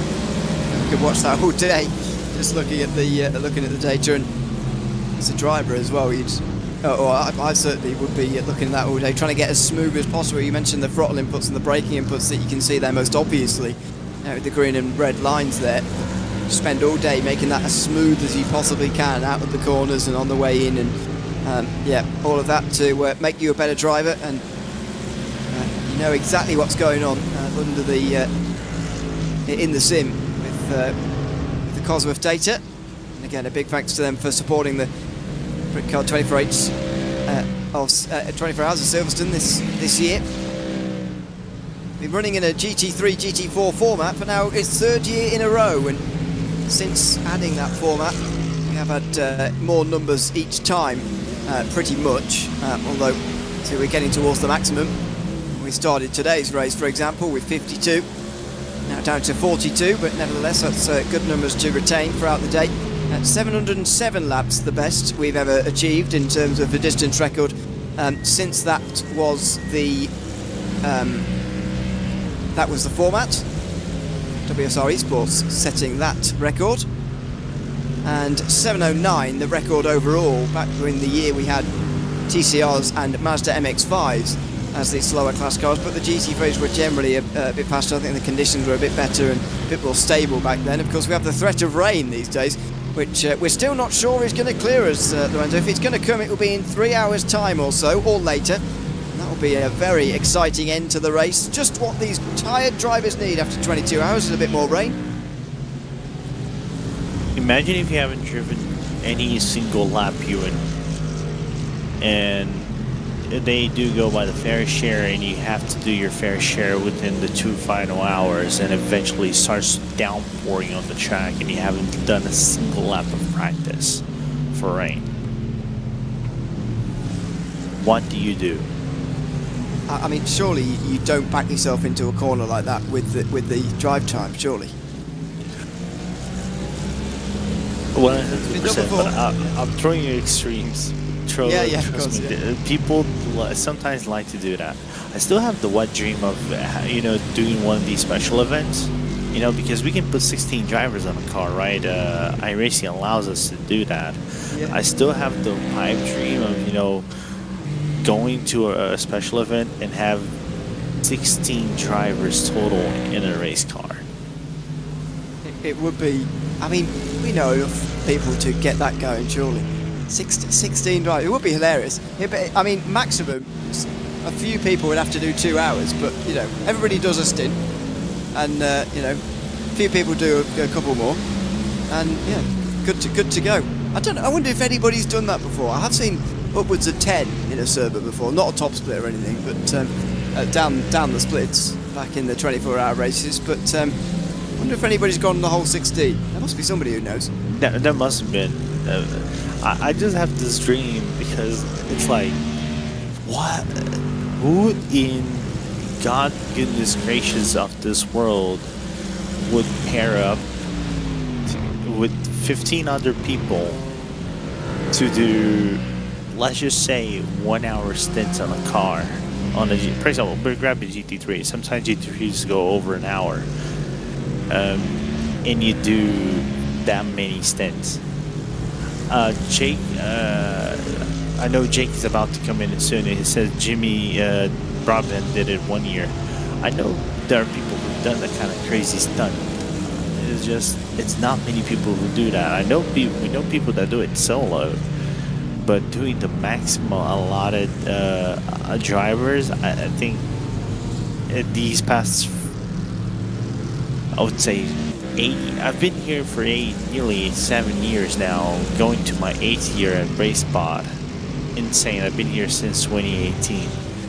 I've never seen somebody do it, especially at the top level. Top level, that is never going to happen. If somebody actually does that, I really would like to personally give a handshake to the drivers that does that. I feel like only sort of a grid and go style team would like, because if they only entered one car and they had all their drivers, because they do generally get enough into top split to field like 6 cars sometimes for some of these special events. So they're probably the only team who could do it. They never would, though, I suspect. Putting only one bullet in the gun in that sense is not very sensible. But no, I get it. It is a bit of a laugh, and it doesn't require very much driving, therefore, either for any of the drivers, which is good news if you don't want to do too much. It's a bit more of a casual 24-hour race, but there you go. Biggest, I'm not sure what the biggest team is here, actually. I've seen a lot of 5-driver teams, sorry.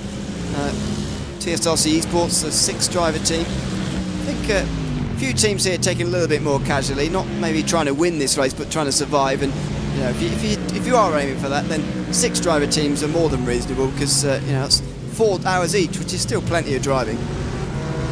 Yeah, it eases up the job.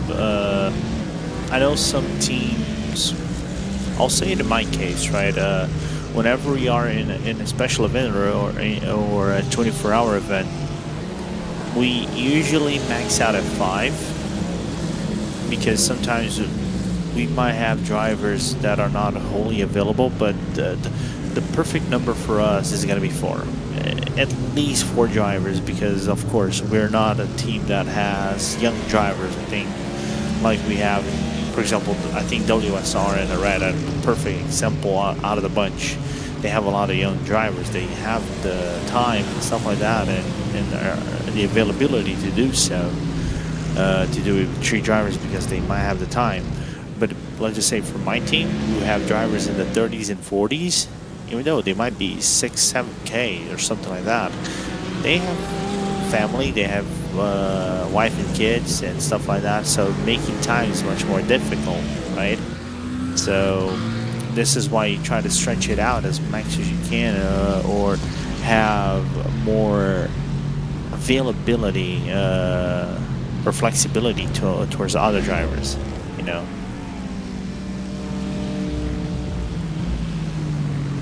Yeah, I just looked through the whole list, by the way. No 2-driver teams. That'd be a bit nuts, really, for this race. But plenty of 6-driver teams, and especially in GT3 actually, where there are more drivers taking place per car as an average, which is a little bit surprising. So I'd expect it to be the other way around, but the GT3 drivers doing less of the work each compared to some of the GT4s. But for those top teams, they are generally down at the 3 and 4 drivers per car.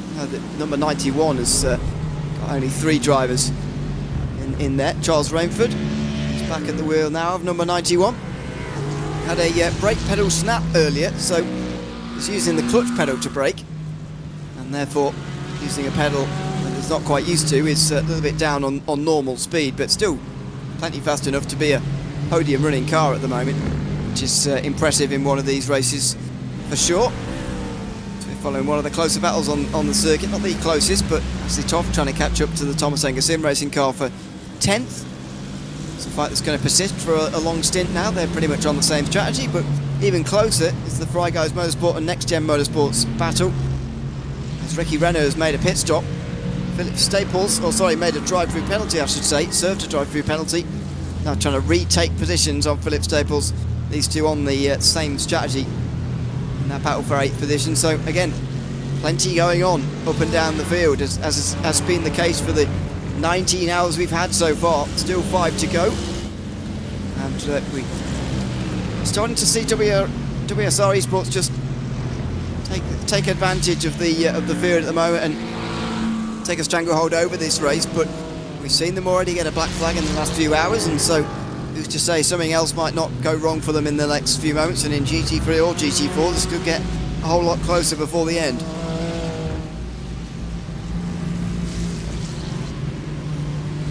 Yeah, but it's good to see that that's still going on. They're still gonna have a shot. I think they're gonna just go serve the penalty, but still gonna have an opportunity to get into top 10. That's good to see in this race. I was looking at the chat and talking about, you know, the people wanting to have the chance of rain, so they have a chance to try to catch WSR. I'll tell you, if we have rain in the final 2 hours, that is actually good enough to wet this track and basically throw a wrench in the mix for at the end of this race. I'm all for it. I'm all for the chaos, dude. Yeah, I'm not against it. I'm not against it. What about the chaos that somebody's suggesting of a 24 hours of not kill? Britcar 24 hours of not kill. I fully endorse that, and we need Peter Mackay on comms. Yeah. That's it. I will only agree with the 24 hours of not kill if we have Peter Mackay on comms. And more importantly, quite a spectacle. Yeah, when MSUK is gonna give out the proper Britcar Esports Championship, because we have the tracks, we have all tracks now. Oh, Jake just suggested a very interesting idea. 23 hours of knock-kill tri-oval. Whenever he comes in, he's gonna have to go more in depth about that. Peter Mackay comes. I'm all for it. I'm all for the content, man. No, I'm not against it either. I'm not against it. I would even drive at it. I do fear that it would be one of those things that people will find really exciting for the first moment and then realise with 20 hours to go, oh, this is actually terrible. Oh, imagine if you put fog and rain at the same time, then you win. Yeah, I know, yeah. You could make it even more difficult, yeah. Yeah, you can put a proper Scots weather. It's the same Scotland on Tuesday. Oh, this is good. This is getting better. 24 hours of Knockhill Riley cross layout. We cannot do 24 hours. 25 hours on iRacing though. I think the max we can do is 25 overall. And you still need practice a lot. So that would be what, 24 hours and 30 minutes if you try to maximize everything. Yeah, if you want to. If you want to really inflict the pain. It's 24 hours not long enough for you. Yeah, I think at this point right now we're just throwing ideas for Paul Crawford and the boys at the MSK organization to, you know, just go like, oh, we want to go full chaotic. We got ideas now. We'll set the royalties for everything that you guys do, though. Don't get me wrong. No, absolutely. And especially if you have a 24-hour race, by the way, at this time of year in December, we really are starved of 24-hour racing this time of year, in my opinion. I'm not a fan of having all the endurance races in June. I know we don't in iRacing, but it does really condense the season into 1 month, which means that you go a long time without 24-hour racing. And I think it's just the first 24-hour race I've done since the summer. So yeah, and obviously I know that you're the same in the sense of really love the long distance endurance race, especially the 24-hour race. As much as it's very tiring and everything. A lot of effort goes into it for the drivers, and it is some effort for us as well, although less effort for us to just talk. It's a brilliant event every December, and it's been running for a few years now, and I've thoroughly enjoyed it another year. Obviously, it's still got 5 hours to go here, but yeah, great to have a reliable and long-running now 24-hour race in December here at Silverstone with the Britcar event, Motorsport UK Esports. So yeah, big shout out to Paul and everyone behind the scenes for making these events work year after year after year now. Yeah, I agree. I think, of course, I'm not the biggest fan of, I wish we could have more 24-hour events, right? Yeah. Unfortunately, I think the biggest one, we only have the special event calendar. We only have 3, right? We have the 24 hours of Daytona, the 24 hours of Nürburgring, and 24 hours of Spa, right? I think these are the trifecta of events. I wish whenever they give us the Dubai Autodrome, because I still have the wet dream of Dubai Autodrome. Hey, iRacing is giving us Bahrain, okay? It's coming first to the iRacing Arcade, okay? I accept that. It's coming to the iRacing Arcade. Cool. No problem with that. Give us Bahrain also on the iRacing service eventually. I know it's coming. But you gotta give us Dubai Autodrome, and whenever that happens, 24-hour series, or Gravindic has to give us, or iRacing, don't care. Give us a 24-hour racing event at Dubai. Yeah, please, I'm well up for that. Well up for that. Yeah, it's one of my favourite events actually in the calendar year, 24 hours to Dubai. But even if it's, I think, lost a little bit in the last 5 years. And it's in January. But yeah, exactly. Yeah, it's good. It's all good fun. So yeah, I'm well up for that as well, like you. But we are just over 5 hours away from the end of this 24-hour race. We'll get on with this one, shall we? Before we start on the others. Final thoughts, Lorenzo. I'm about to leave the commentary booth, but just give us your thoughts on the last couple of hours. WSR Esports certainly extending their advantage at the front of the field here with 5 hours to go. But as we know, anything can happen. Yeah, anything can happen.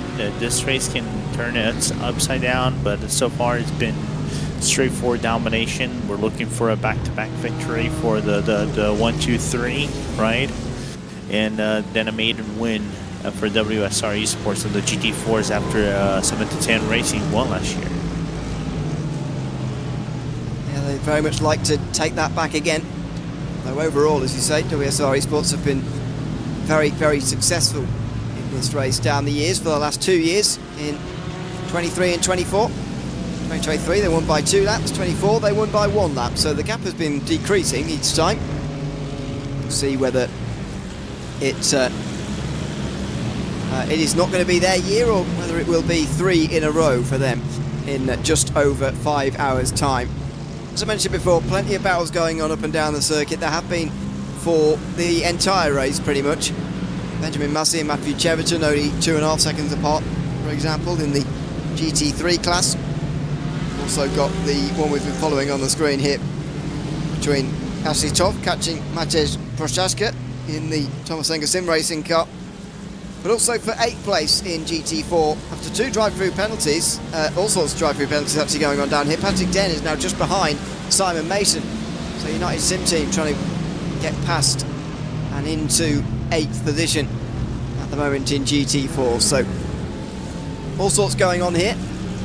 Lots of black flags been happening in the last few moments as well. But that's just about it for my commentary stint here. I'll be back again for the final couple of hours of the race. I think time for maybe a bit of sleep before we get to that point. But with just about 5 hours to go, I will step aside for the next few hours and hand you over to Jake Sperry, who will take you through this sunrise period of the 24 hours of Silverstone.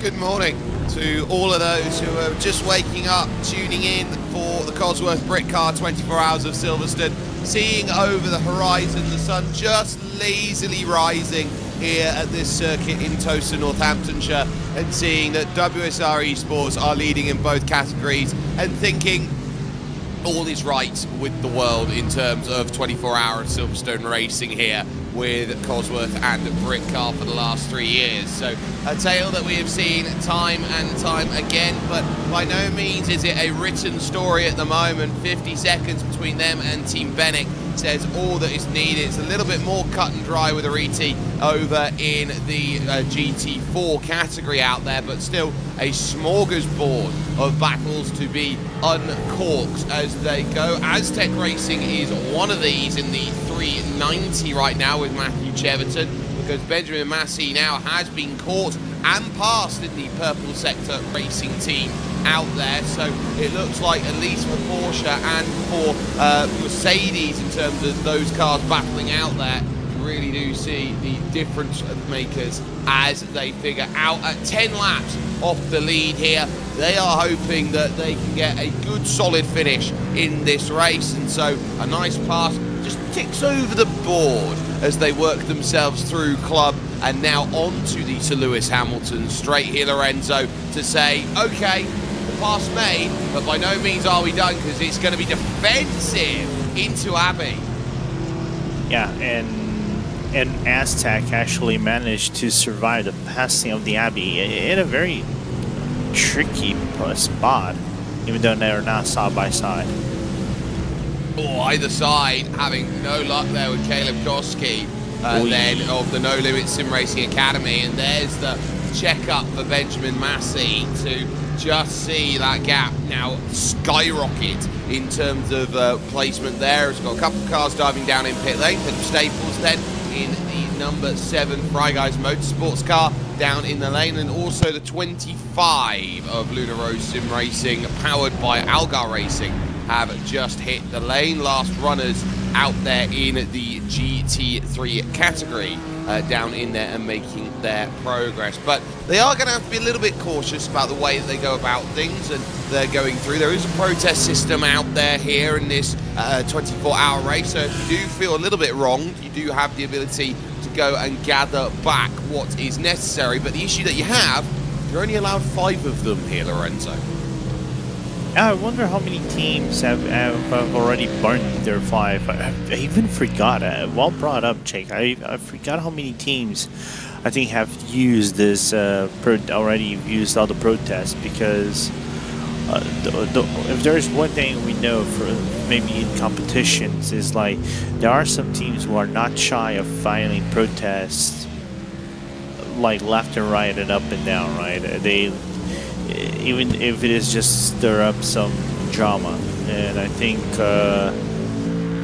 it's keeping it fair to not only everybody in the teams, you know, and also to the stewards also, you know, you got to remind, this is a fun yet serious event that they are driving. Of course, there are prizes that are being given out, but most importantly, you're driving this because you want to have some fun as well. You absolutely do. We're focusing here with the car in second position overall. It's the 48 of Team Benick Sim Racing, Leo Brown, currently behind the wheel. They have had, over the course of this event, 146 lap now for Leo Brown. Remy Gilbert has had 240 laps in the car, 179 for Kieran Harding, who's gone and got some rest out there at this moment. But Benick starting to wake up and say, look, this is what we're capable of doing. Got a karting background in terms of where all these drivers come from. They've jumped into sim racing and said, look, here's what we can do. And as a team, they've just made their first, I would say, real big championship out there with the work that Henry Moore did yesterday evening in the FIA F4 Esports Global Championship. For those who haven't seen, a title in his back pocket after claiming the British Esports Championship earlier on this year. Yeah, so that's cool, you know, seeing more teams, you know, giving opportunities to young guys. We often see maybe some of these young kids, you know, who are using not only sim racing as a platform for you to practice on, right? For these entry tiers, the entry mid tiers like the F4s, the GT4s.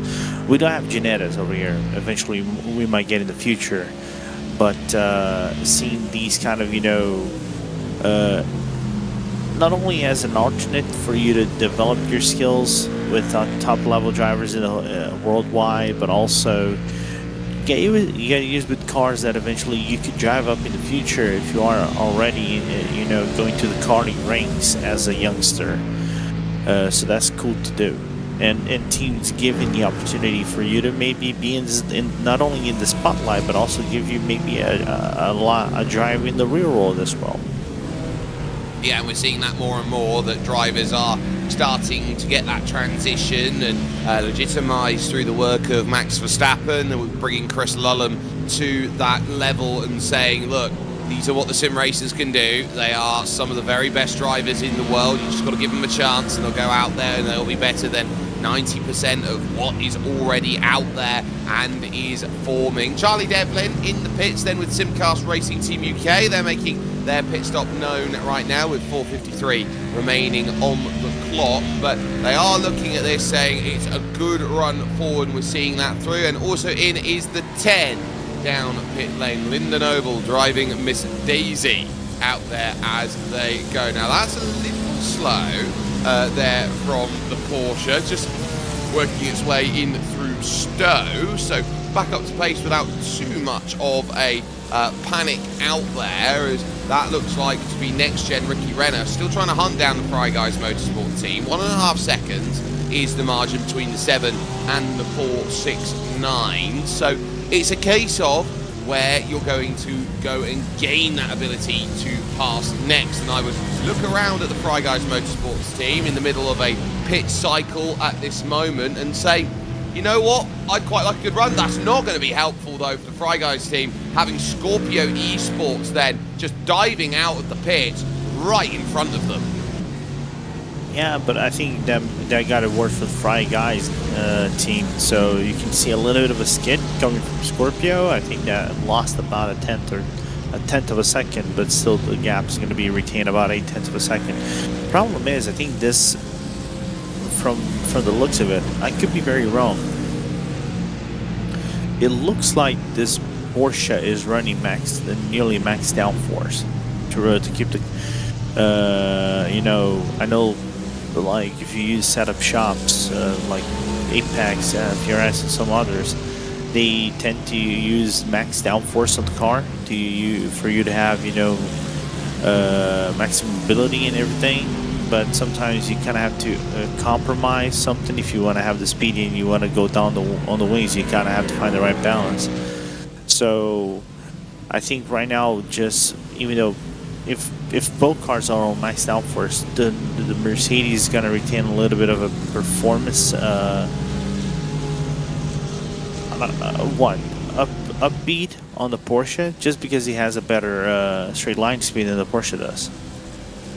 I think that certainly will give you a bit of an understanding that Mercedes is very good in the higher gears and the higher cadences, so I wouldn't argue at all with the way that it's going right now in defence for the Fry Guys Motorsports team and Philip Staples, who is behind the wheel. Ricky Renner, I think, is going to have a little bit more of a difficult job, but the Porsche is naturally a cornering demon out there in terms of where you can pick it up, but this is a circuit that is a little bit more expansive. You don't get sections of corner to corner to corner to corner outside of this opening sector, really. It's pretty much a case of here and the Magnus Beckett chicane where Porsche will gather its time up, but anywhere else I think it will be a little bit more difficult. Into the village at turn number 3. Now set up your run for turn 4, the outer loop. You can see they're not using all of the road there, going from 3 into 4. They take the middle of the road and try and go through. Would that be because the downforce levels, Lorenzo, are so good they don't have to scrub the speed by going out wide to make that move? They can just sit down and say, look, we can take the middle of the road, take the same speed, it'll save ourselves about 1/2 of a second by not angling out so far wide. Yeah, you don't have to compromise as much, right, Jake? And you're still gonna maintain good maneuverability and also some good speed. It's kind of interesting. I talk about maybe the Porsche not having the best speed in comparison to the Mercedes. I think it's due to the natural fall off the tires. I know, talking to drivers, the Porsche is a very fast car, but it has a certain threshold of laps. I think from what I've listened to, it gives you about 10 really good laps. And after that, it does have a very big fall off in terms of tire time. It still gives you laps, but I think in comparison to the other cars, it does fall a little bit more than usual. But in Daytona, for example, it was the picked car of the week for IMSA drivers, for the IMSA official racing, because there is a minimal minimal tire wear in Daytona. And it's a high-speed track, so it maintains the natural rotation of the boxer engine that you have within the Porsche. So this is why it was also interesting for people to watch. Whenever you have minimal wear, it's naturally high speed, and the Porsche has worse reacceleration than the Mercedes does. As we get these side by side almost, I've seen DCW Racing Blue, the 20 run off the road at Brooklands Corner. The GT4 there, Porsche Clubman, is not going to be making it easy for Next Gen to find this pass, but there has been an off out there, and it would have been a little bit sketchy going through. It's not a massive off then for Matty Wild, but it would have been enough just to give them a little bit of a scare as to where they all find themselves out there. There is also a penalty in for the Armed Forces Sim Racing GT team out there. Now, there's 2 ways you can get penalties here. You can get penalised by the stewards, or you can hit instant limit, and it is a little harsh, the limit that you got. So it's 120 instant points for the entire race before a drive-through penalty. Okay, that's fine, but then it's every 25 after that. So if you get 1, chances are you're getting 2, you're getting 3. Well, even more than that. Imagine having 316 incident points. Yikes. Yeah, there are teams already way past that. That's a lot, and you don't want to be getting into that sort of game where you're just having to take a trundle down, basically saying extra stop every lap. That really puts you out of the realms of contending possibility. Just enough coverage then as Ricky Renner again. Oh, leaders, penalty. That's going to hurt. Kamil Grabowski then has just ticked it over, and he's now going to have to come down lane. And the 1, 2, 3 team now are going to be right back on level pegging with Team Bennett. Yikes. I do think this will be a drive-through though, because apparently there hasn't been anything specifically from race control, unless I am very wrong. I'm just trying to take a quick look over here if there was any outcome from driver. Okay. Oh, but that was like 3 hours ago. Never mind. It was just a normal drive-through for the 1-2-3. So that will be a 20-second-ish time loss for WSR Esports. Team Benic might actually have a lifeline in this race. I don't know how big the gap is going to be whenever this is all said and done and WSR actually pits properly. Well, it's currently a minute 49 we've got on our timing over the line. It was a minute 53 for Remy Gilbert to go and try and chase down, or Remy Gilbert at this stage. So I would look around at saying that Kamil Grabowski, almost a lap clear at the moment, is due a pit stop already and now has a drive-through as well. That will take it down from what was about 40-45 seconds to probably about 20 seconds out there, because it's an early commitment cone to try and get yourself slowed down in the lane. And Kamil Grabowski, a driver who was up in the pro ranks back in the day about 7-8 years ago, as someone who you probably would have said could go out there, could make challenges and could make life very difficult for a lot of the very best sim racers out there. He's been part of the Williams Academy at various times, now joining WSR Esports, so has certainly been in and around the scene and showcasing there's a lot. Just the drive-through taken and a 30-second lane transit time for getting back out and going again through a section that normally takes about 8 seconds. Yeah, we might have a race in our hands. I'm just taking a quick look over here on Camille's laps. I think when he came in, it was about 20-something laps, 21, maybe 20, up to 26 laps, maybe. So he's due to come into pit stop in a short bit, and there's a massive delta in terms of laps between Remy Gilbert and Kamil Grabowski. So this gap could be as low as maybe less than 10 seconds. It could. It will all depend on the pit stop cycle and how that all goes for them. Again, no chance of the move down into Brooklands as they now try and work past Patrick Den of the United Sim team. And now the big wide karting lines taken here, or the wet line sometimes as it's known, at Luffield Corner, a circuit with minimal elevation change. The biggest one is down the Hanger Straight and Stowe. That's probably the biggest amount of change that you'll see, but here comes a little fein to the inside at Cops Corner. Ricky Renner gets stuck a little bit through the mid part then, and that will allow that gap to again come out to about a car length and a half, 2 car lengths for Philip Staples. Covers off any hopes then of a pass being done through this section of Maggots and Beckett and heading over towards Chapel Corner. But I would be looking now at these drivers thinking about how to make this move.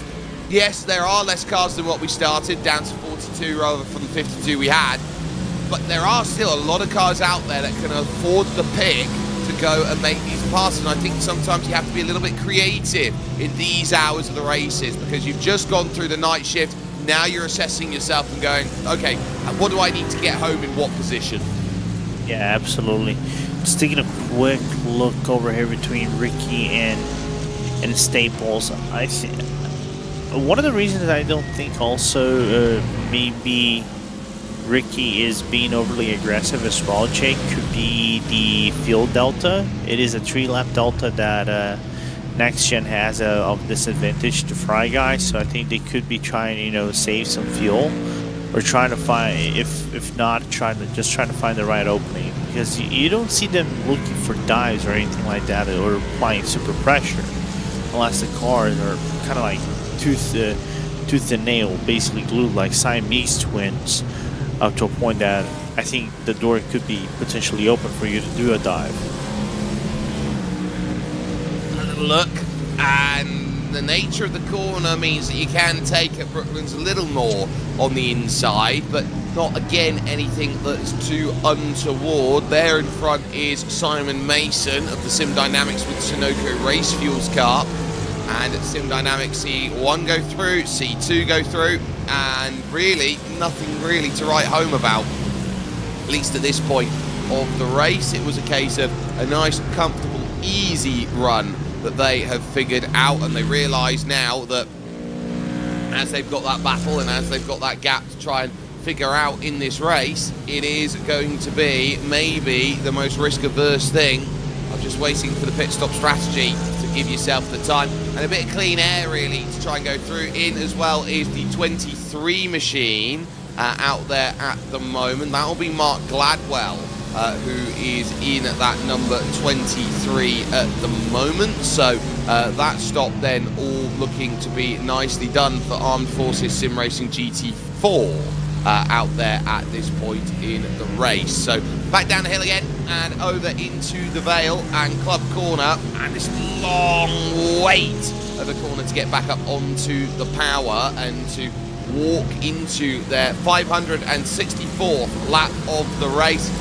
Frustrating here for the Porsche trying to get through, but ultimately you make your bed, you lie in it, and again, just finding that it's a car width pretty much everywhere. The more wing you're putting on the back of these GT3 cars, you are going to get a tiny bit of weight through some of these corners, and again, just shallow and covered off a little bit there, going into the outer loop.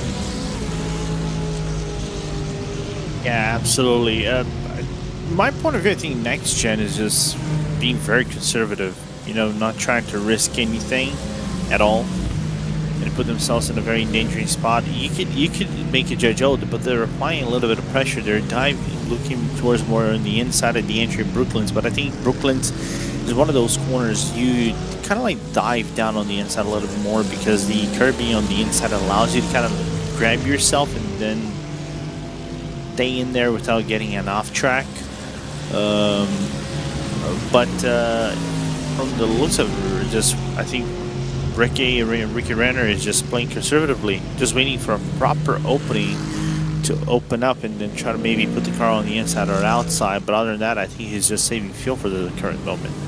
Yeah, I think it's a very good strategy out there. It's what we call the boring one, where, oh, I'm just going to sit behind and wait, and then when we're going to go and make our pit stop, we'll make a very safe and easy pass to go through. But it is the one where you sit down and go, how are you going to construct your race? How are you going to get this all together and sorted? I would, if I was out there as a team manager, I would out there if I was a race engineer, I'd say, look, what are we racing for? Thomas Enger Sim Racing are down the road by a fair margin. If we don't think we can catch them right now, we may as well sit, save the fuel, get an extra lap, and then we've got that lap in the back pocket to go and burn it later on in the race. So I do like the call at the moment from what they're doing. I think it does set them up quite nicely in terms of this next phase of the race, but they are now just trying to sit back and basically just give themselves anything and everything that puts them in the place to go get that 9th position. You don't see too much of an issue with that right now, and they can definitely profiteer if something happens to some of the cars in front. Yeah, absolutely. And I'm just taking a quick look over here as well. You were talking about the Thomas Enger car not only maybe getting a lap, but at the same time, okay, I think this might be the first time that he truly looks on the inside, but he's not going to go for the move. But I think they're working in tandem very well. A 2 minute .250 for Fry Guys, and Next Gen did a 2 minute and .261. Basically, nearly a full second faster than what David Schilling did on not Schilling, Kevin Miller did on the Thomas Enger car. So if they work together, they could actually cut down the 20-second difference they have. They could, but you've seen different lines that are starting to form as Stein Handgraf is into the pits for Lion GP Esports Academy, stays in the car, and again, you're definitely getting the signs out there that Next Gen have pace and they want to use it, and they want to burn it, and they want to go through, but they don't have the tools available to get through the locked door in front of them of Fry Guys Motorsport. Mark Gladwell, who's just come out of the pits for Armed Forces Sim Racing GT4, is there at the moment, as we've also got Dale Williams in the 422 Glass Tech Racing Team car, which was at one point leading in the opening couple of hours of the race, but the ultimate pace hasn't been able to be kept up from what was the very, very beginning of the stint. And I would look around and say, well, it was great work from Andrew Dawson to get them up in the level that they are at this moment in time, as the work comes down in and you see the likes of Fry Guys and Next Gen just trying to focus forward. Again, getting the clearance needed in the traffic there. The GT4 Mercedes then of Patrick Den moves out of the way, falling back on the straight. But this is where you start finding, I think it's these sorts of events that if sim racing teams were being proper about it, you could find a few uncut gems in races like these, because these are the sort of races where you find drivers who come out of the woodwork. You're not going to see in GT spec style racing drivers sit down and say, oh yeah, I'm going to scout the 3K pool, I'm going to scout the 4K pool. It doesn't work like that. You just find a driver from time to time, and it's these sorts of events that crop up that go, oh, here's this style of driver, and oh, he's actually really quick. He's held pace in the opening stint with Matt Caruana, and he's held the pace with the likes of Kamil Grabowski, and you go, wait, what? Those are like some of the best sim racers in the world right now. Yeah, I think it's a good topic. You know, it's kind of like a scouting event of sorts. If you are especially driving against these guys and you're holding your ground, of course, it might not be as fast as they are, and you might be, you know, I've seen instances of like 3-4K, just to grab you on the extreme, because you mentioned 3K 4Ks. I've seen the extreme, right, on the 3K 4Ks that are growing in and growing in iRating, and they are keeping in pace with these guys, right? Of course, maybe need an extra guidance or something like that to get to that top level. And I think that's where the teams could be looking at, okay, look at this kid right now and look at his iRating progress and everything. This could be a kid that we could be watching in the future and maybe say, oh, he might be a future pick for us. But it does open that door for us to properly look and analyze drivers who could truly make an impact. Maybe no, I'm not gonna say maybe for top teams like the Red Lions and stuff like that. I think that the range for you to get into those teams is much higher. I think you need a specific set of skills, not like Liam Neeson type of skills, but skills that make them a monster for sim racers like everyone else. Yeah, precisely. But you do get the idea of, you know, maybe getting to. I'm going to give you a perfect example. Project 91, right? The Project 91 racing team. I think that what they have right now in their hands with Tsuruta, Caruana, and other drivers that have, you know, that potential ability to break into the top tier ceiling. It's really cool in a team that I would say 1 year, 2 years ago, you wouldn't be thinking about that. I think right now they're finding the infrastructure to have that kind of stuff. They might have that, and their work is finally paying off, and could be a breeding ground for those guys. Another example, Aiden Young. He's driving on the WSR Esports GT4. Drove about that a few hours ago. Thinking about that, he wasn't fiercely forward about 2-3 years back, right? So could be, you know, is that environment of, you know, I think if you are in the top tier, you can get it easier within those top teams, and they're gonna evaluate maybe you more in depth. Maybe some other guys would, like you were saying before, on the lower tier range pools of the 4 or 5 from the 3 to the 6Ks.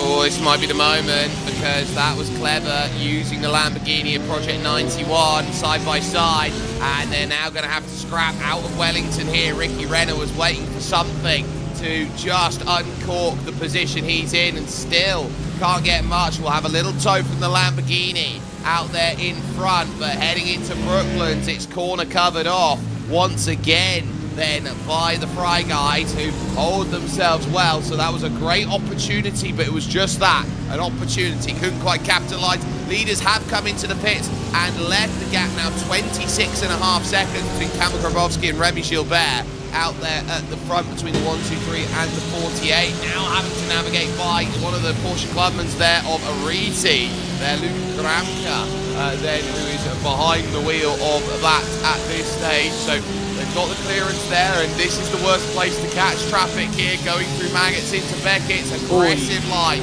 taking down the inside of UE Motorsports and William Kurtler there. So really having to work to try and hold on to the rear, and it manages itself for Ricky Renner, but again needing a good hanger straight to stay with Philip Staples and with Charles Rainford. We've also got Ian Chambers in. Now that is a 30-second stop and hold for Quatermass. Ooh. Let me see if there's anything specific regarding them that could have be like that from what I've been seeing over here. Penalty for the number 37. Oh, bye-bye.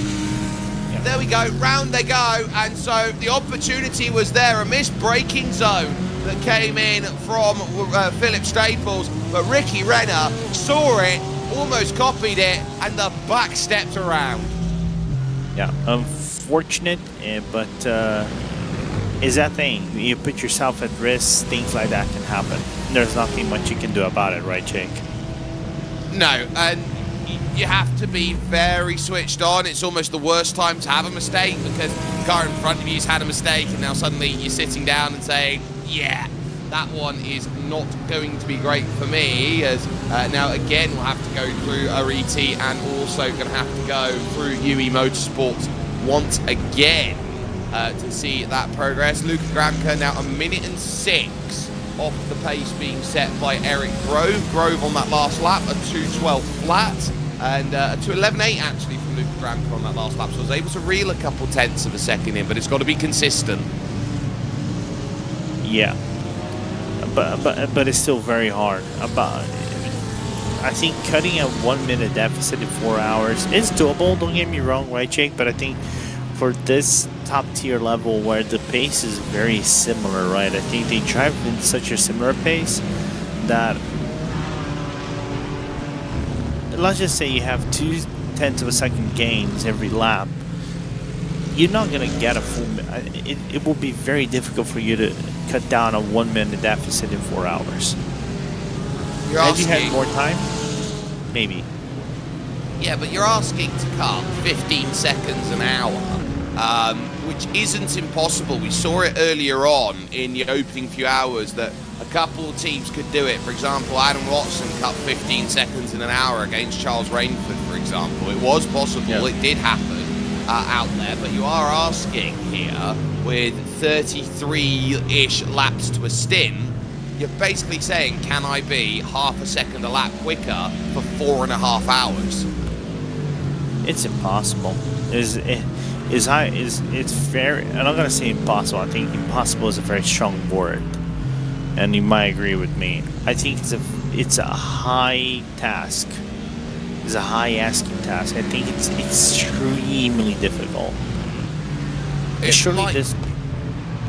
Go ahead. I'd say here, Lorenzo, it might need, quote unquote, a bit of help. Like rain? Rain could be one of the ways that it helps. Yeah, but it's gonna come down to maybe an external factor to help out on that. I think the biggest equalizer in racing, sim racing even, it would be rain, right? Oh, there's smoke. If I see there's smoke, there's fire, and usually there's this car. Could be a car around Brooklands, another one to the tally. But yeah, as we're gonna look, I think that's 150 Motorsport. Yeah, just as I predicted. Another one. It happens because it's the corner where you do have to carry that speed. It's a heavy braking zone, and actually it's quite a late apex of Brooklands. I mean, you can just carry the curb and the car washes out naturally, but if you are trying to dance on the limit, that Ferrari is often one that is slung into the higher speed corners and one that has a lot of love. But around here, where it is very flat and you've not really got much to help you out there in terms of the corner and the... Yeah, I know, it just says all you need. You know, not only that, just taking a quick look on Remy Gilbert's last lap. Of course, like I said before, there is a massive delta, a 9-lap delta between Grabowski and Remy right now, right? The last lap, about a second and a half faster. I'm just going to have a look at that last lap then by Kamil Grabowski, see if there was anything that sort of stood out, and nothing really comes to mind, except there is a bit of traffic for your leader that he's just navigated through. Daniel Perry over at Fury Sim Sport Green. They're still eyeing up a top 5 at the moment. They're 4 laps clear of Lion GP Sports Academy, so they'll be pleased with that.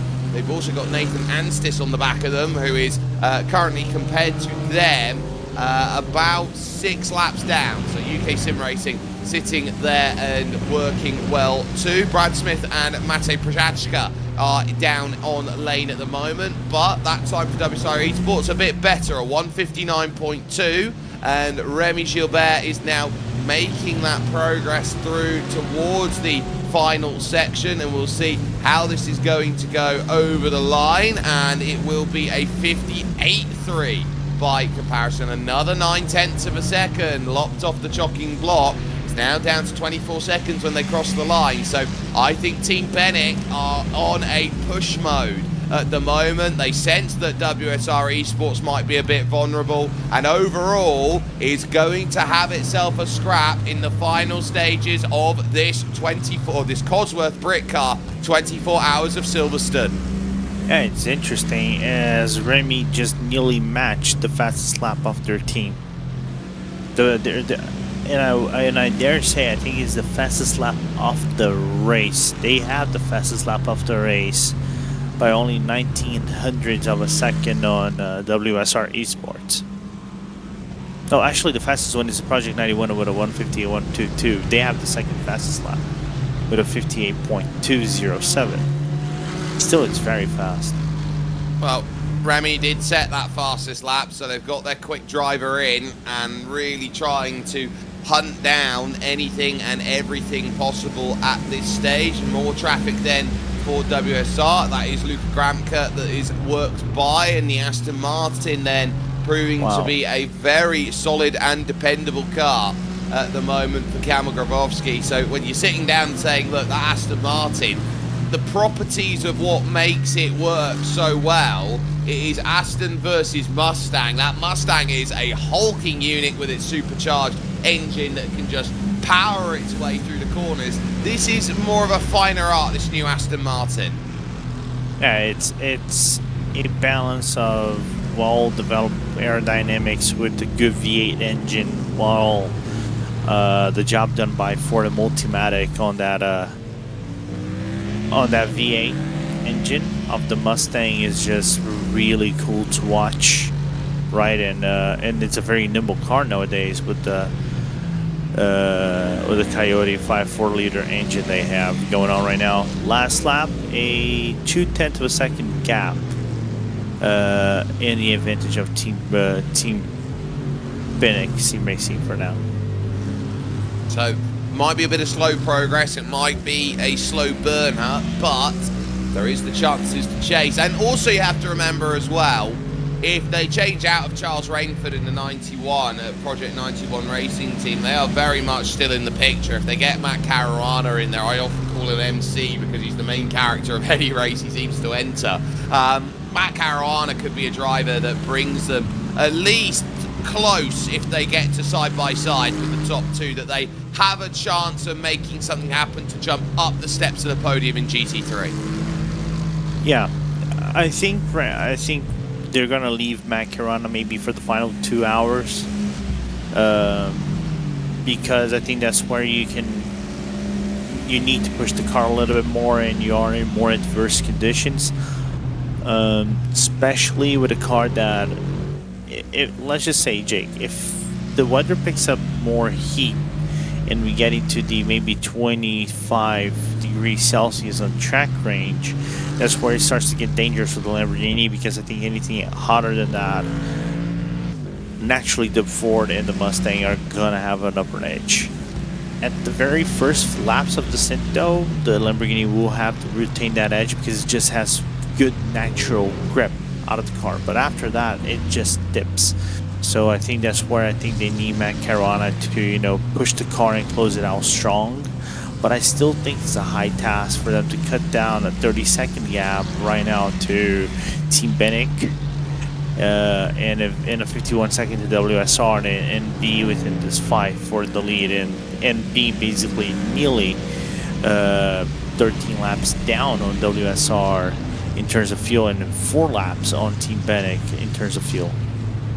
Well, give some credit over to Charles Rainford. Drives around, of course, in the Quick Fit British Touring Car Championship. Has had himself a number of very good results. He had a 4th at Brands Hatch at the final round of the championship in race 1 of 3. So definitely has pace out there to go and prove that, yeah, look, we can go out there, we can race, and we've definitely got skills to go and work with. When you put yourself in a sim environment, obviously, you can go out there and be a very quick driver in the real world.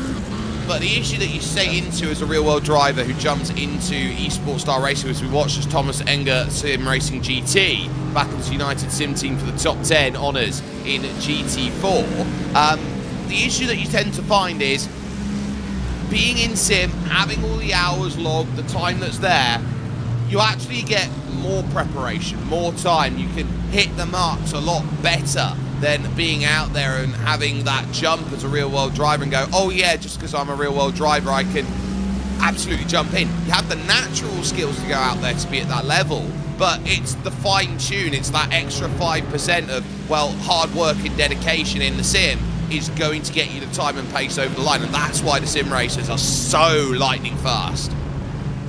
Yeah, what is that word? Practice makes it perfect, isn't it? Yeah. So yeah, it's that thing. If you have time to commit and do that kind of stuff, it's natural.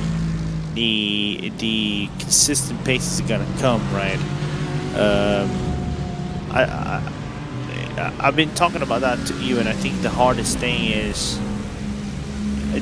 I think because nowadays you have what is the average age for sim racing teams, these top tier sim racing teams, right? About 20 years old, 21. You're still young, you have time, you're able to make that time, and we know we have more nowadays, younger sim racers coming in nowadays, right? As old. Woo! Good move there, Mate Yeah. Prochazka. Clean. And also I think there was a spin around Vale or something like that, because I saw a puff of smoke. But coming back, I think you have these sim racing teams that are young. Oh, there is a missing grill. Now that is going to need a little bit of uncorking here, because that grill looks like it has been through the ringer on this main run through, and it looked like it had already been gone long before the next group had gone by. So I'm trying to work out where that's been found. I think it might be the Nathan Anstis group where it has turned up, so to speak. So in through the opening section, and I think it's just popped off actually of a car. Then as it went through, I don't think there was any contact for Team Lucex Spurwing, who had been out there with their clip on. They've just discarded that McLaren front clip. I didn't know there was detachable front end technology. You could detach the front end. It's a stinger. You get the old police stingers that you throw it out and put spikes on it to pop the tyres. It's very much that. You just got to spike the inside of it. But do they have the technology, kind of like James Bond at Tomorrow Never Dies? If he loses the tire, he has the technology to pump air and inflate the tires back up again and be okay, and then drive back into the racetrack. I would put it to you like this here, Lorenzo. If you can think it, it is possible. Fair, very fair. In comes Team Lucex Spurwing, then after discarding their front, so they'll be down in. They were running 6th and with very heavy damage on the front of their car, so I am a little concerned as to where they've picked up that damage to have such a massive hit that has gone through. In fact, oh, that was the car that spun at the Vale, sorry. So from 6th overall, you were right to say there was smoke there, Lorenzo. They got tagged around with the UE Motorsports number 3 out there of William Kurtler, and that's what's caused the drama. If we can get a replay off that eventually, if can Hugo bring us up that, I think this is it. Oh, so the car's already off the road, trying to recover back onto circuit, and then bang, there's the turnaround. Is there going to be a hit on the rejoin? Oh yeah, there is going to be a hit on the rejoin, and that's what happens to the front.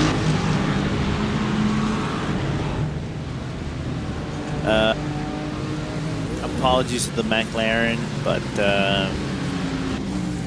yeah, you're not supposed to do that. You're supposed to wait, man.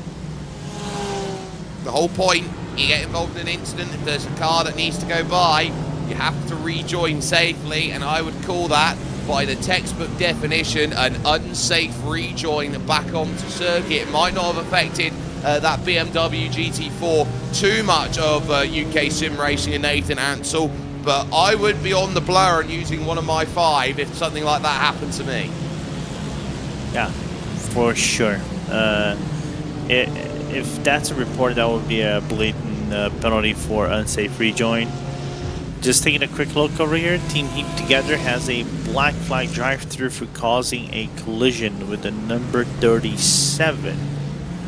So that's the Quartermass Motorsport they made contact with. Yep, so it's nice to see that English and South African relations are going nice and smoothly at the moment. A drive-through penalty goes in for Team Heaped Together. Armed Forces Sim Racing GT then, still holding well. BMW versus BMW out there in towards Stowe Corner here in GT4. Mark Gladwell will be watching about behind Nathan Anstis and saying, look, this is where we're sitting down, this is where we've got to be on for this scrap. But what is it about this BMW in terms of GT4 bot that is making drivers go and select it? First, it is, I think, because of the turbo engine is a very fast car, right? Especially when you might have racetracks that demand reacceleration and grunt, and it's kind of like a well-balanced car of sorts. But in tracks that you might need maybe a more nimble car or something like that, demand maybe more braking or a stable car than anything else, I would say maybe, and just maybe, the McLaren 570S might be the better choice. But the BMW, I think the biggest quip I have with the BMW M4 in this current iteration is it's a fast car, but you've got to find the right setup because it is very loose in my point of view, especially when you're going around corners.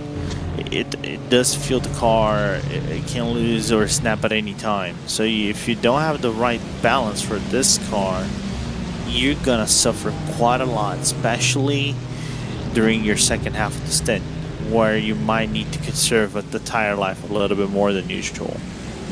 So there will be concerns in that regard, but the traffic giving a 1.6 second advantage, which Nathan Anstis is struggling to reel back in here. It's getting a bit busy right now. The morning commute has started for many. Oh, out there, a little snap from the Project 91 racing team green car of Khalid Ramadan. There, trying to work through Chapel, easily done. Think you've got the clearance, and then suddenly the car just has a little twitch and goes, yeah, but are you comfortable through the corner? Easily happens. Yeah. Just because you're basically shifting the car away left and right, up and down, not doing a cha-cha slide, but it's enough for you to nearly do a proper cha-cha slide around Chapel Break Simple. But can't manage to keep it on the track. Yeah, penalties just come in third in class in GT4. This will just be a drive-through for incidents for Ben Idris Abdullahi and Satellite Racing GT4. They always have a way of contending, and Simcast Racing Team UK are going to be under real threat now for their 4th place here, because they've also picked one up. So Vulcan Fasteners by Glass Tech Racing, Joe Glass, is going to have a really good chance of catching up with that happening. Yeah. And look at that traffic, man. This is literally insane, as Thomas Angus is going to go down on the inside. Yeah, so this is a 3-car scrap right now. Thomas Enger in 9th at the moment with Matej Prajachka through on Samuel Hughes and Iron Apex Esports. So the pass made, and well, you also got to look around. United Sim Team are there in the mix too. So they are going to start sitting down and saying, right, we want in on this as well. Remember, top 10 honours in GT4. You say you're top 10 in a field like this is big, but Cops Corner, not a place where you want to be scrapping. Ryan Turner just saying, no, my corner, you move out the way. Matthew Hunter watching on as well with the penalty. Will also be thinking, please don't let me get caught up in all of this. Yeah, and now United is properly in the fight after this crazy passing of the GT3 cars around Cops and now the entry of Maggots. You see, there's still 2 more GT3 cars that can be a factor coming into Stowe. A dive down, that's actually the leader who's actually doing the diving on the entry of Stowe. So maybe losing some time. And look at the gap right there, talking about the leader, right, Jake? 18 seconds separate the leader to Remy Gilbert at the current moment, and Remy is still faster and not having lots of traffic to deal with. Well, for now, it will get worse the longer that this stint goes on, and so Remy Gilbert is in a very, very commanding position for Team Bennick to try and hunt this gap down. It's going to be progress needed. It's slow progress, but it's one that's going to tick over as a slow burn for the late stages of this event. Just looking at the lap times then that were done for this WSR Esports Britcar team, fastest lap will be a good find. Alexander Davidson with that fastest lap, no surprises there. A 1:58.2, his fastest lap out there. With Grabowski in, I think Ross McFarlane is going to be jumping in for the next stint. He's definitely no slouch for anyone who's watched World Sim Racing on a Monday night. So I think that this team has a chance, but Bennick are proving what they've got. Battles up and down at this moment as we focus on your leader on the bottom of your screen, up on the top of your screen, just working through Luffield and Woodcote. Now is what is going on in GT4 between Thomas Enger Sim Racing and Iron Apex. Yeah, as a good battle between the guys right there. As oh my god, this is the worst case scenario for the leader, isn't it? You have a slower car in front of you and there's nothing you can do about it. As oh, this is going to be tight. 3 wide then as they head to Chapel. Iron Apex leave the room for Team Heat together. And critically, Armed Forces Sim Racing GT3 to jump through the middle of all of that, and lights flashing aplenty going through. And I think Samuel Hughes right to get on the light, saying, look, that was scary. I don't want risk in my race. yeah, that Mustang from P21, I think that's Quartermass that had given a little bit of a nudge on the door of Iron Apex, and they were appreciative of that.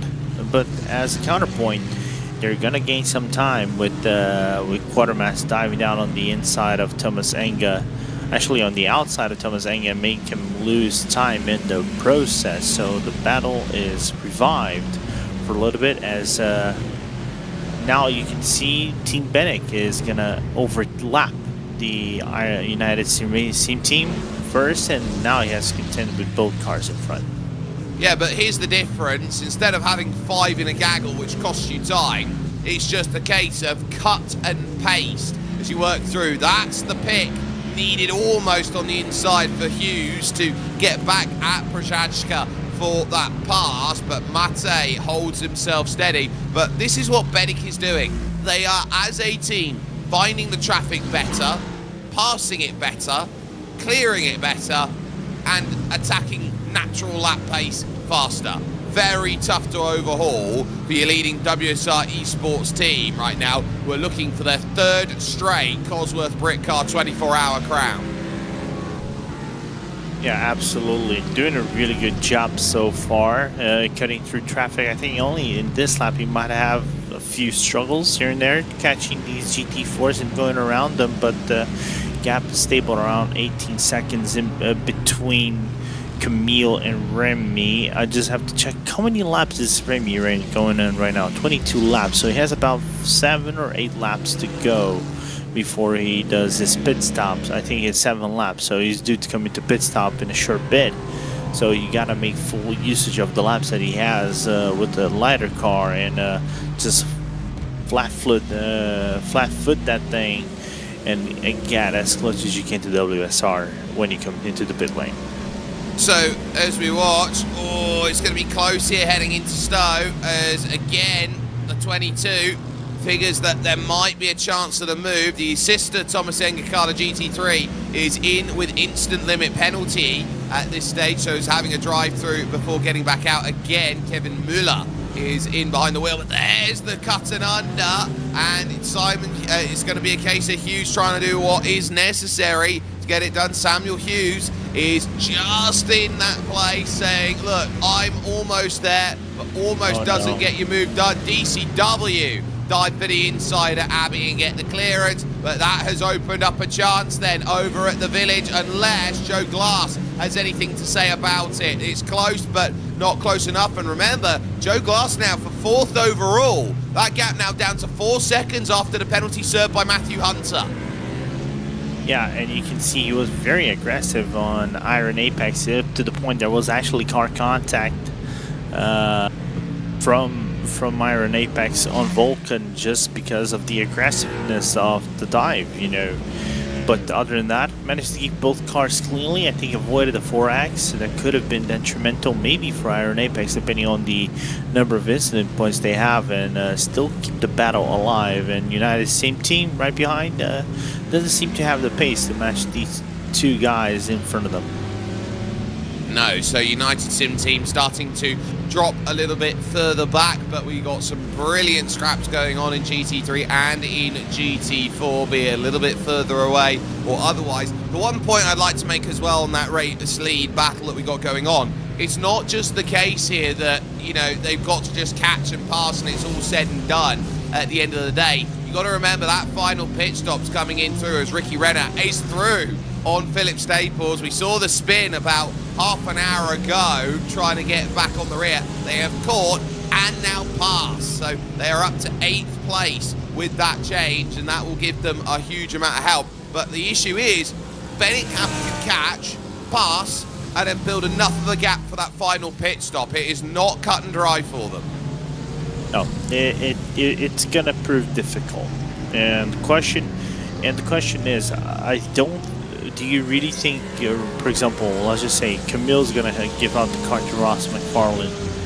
Do you really think Remy can put this blistering pace for more 4 hours? I don't think he has. So eventually he's gonna hand out to someone else. So the question is that other driver have enough to, you know, get closer to WSR and maybe put up a fight at the end of the day? That's the topic I think we should go on after this is all said and done, maybe in the next hour or so. Well, if it's Kieran Harding, he's in the 59s. It's 58s for Remy Gilbert. The only one I think who you can get remotely close with is Leo Bradley. He's already jumped out the car. Yeah. So this will be tricky. You know, and this is the point of, you were talking about maybe having fast drivers and stuff, right? Where you could have those scouting grounds, the breeding grounds. Let's just say Remy after this could be, you know, looked by a few teams and say, oh, this guy could be someone we could look at maybe down the line, you know, could have the ability. He's keeping up with us. He's even putting laps around us. We'll see how this will go for Remy Gilbert, but other than that, Bennett doing a really good job keeping that WSR 1, 2, 3 car very honest in their true pace of the race.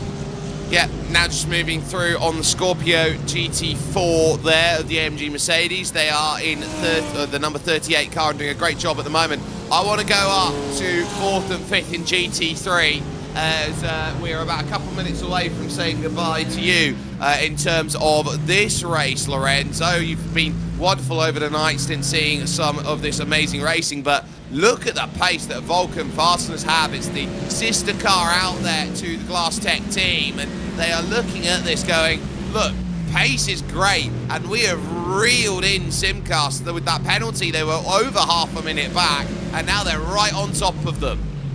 Yeah, they are like glued on their back end, and eventually it's a matter of where and when they're going to do that overtake. I think Adam is putting a really good lap, but also he's been quite a long time in this race, so that tiredness effect has probably kicked in, and easy overtake, I think, for Vulcan Fasteners by Glass Tech on Adam Watson. You can even see, I think Adam just overcommitted towards Brooklands, and now it's all a matter of Vulcan breaking away. Joe Glass is going to eventually break away from Adam and safely retain that first position. Well, he would break away from Adam Watson if he was in the car. Matthew Hunter is at the moment, so Matthew Hunter finding out that he is not Hunter, he is hunted at this point in time, as in comes Ricky Renner and Charles Rainford then to make their stop. So Project 91 down in, making the stop and looking at their next phase of development. A number of key battles then looking to sort themselves out with 4 hours to go here in this race. Stepping out the box as Team Lucek Spurwing have been given a 30-second stop-go penalty for causing a collision with an unsafe rejoin. Then with the UK Sim Racing GT4, that we expected to be a slam dunk. Joining us now, taking over from Lorenzo Bonda, it is the pride of Birmingham himself, Nathan Richards. I mean, thanks for that introduction, Jake. I'll take the pride of Birmingham. There's not much pride to take, but I'll take it. There is some. Good morning, Jake, and good morning, everybody else. Great to be back here on the broadcast. Of course, I was here around 5 hours ago during that night stint, and then we get going once again, 4 hours to go.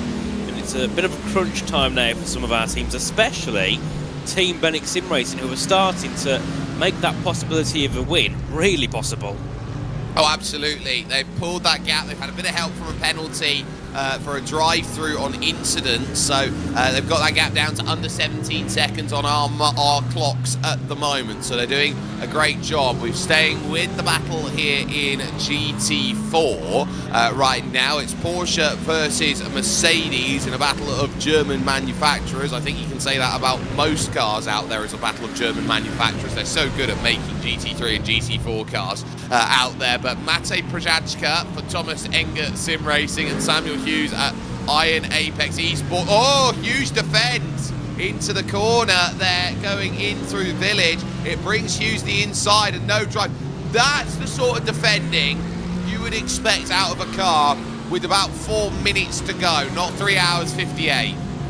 Yeah, that is, I think, quite desperate there from the Thomas Enger Sim Racing car. But of course, they ran into issues earlier on in the race during that night stint. Of course, they had Louis Johnson in the car, whose wheel is still broken. He can't figure out how to fix it. The wheel turned off, he shot into a barrier, and the wheel still has issues. And of course, that cost them time, position, and also incident points. I think they got quite a few incident points from that as well. So they're kind of trying to hold on to what they can. Currently 9th, and certainly under pressure from the IronX Esports team in 10th in car 22 as they make their way through towards Copse Corner. And now, because of that sharp defence there from Mate, do you think possibly that the Iron Apex Esports car might think, right, we're going to wait until there's a clear opportunity, because we don't want to end our race here with 4 hours to go?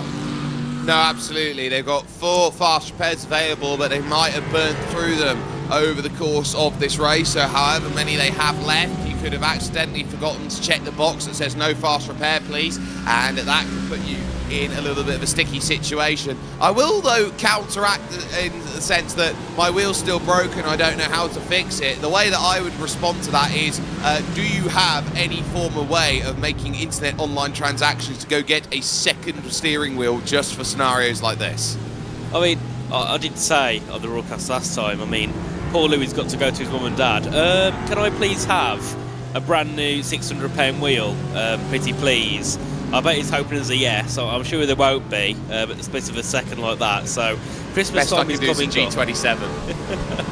I mean, at least it's something, I suppose.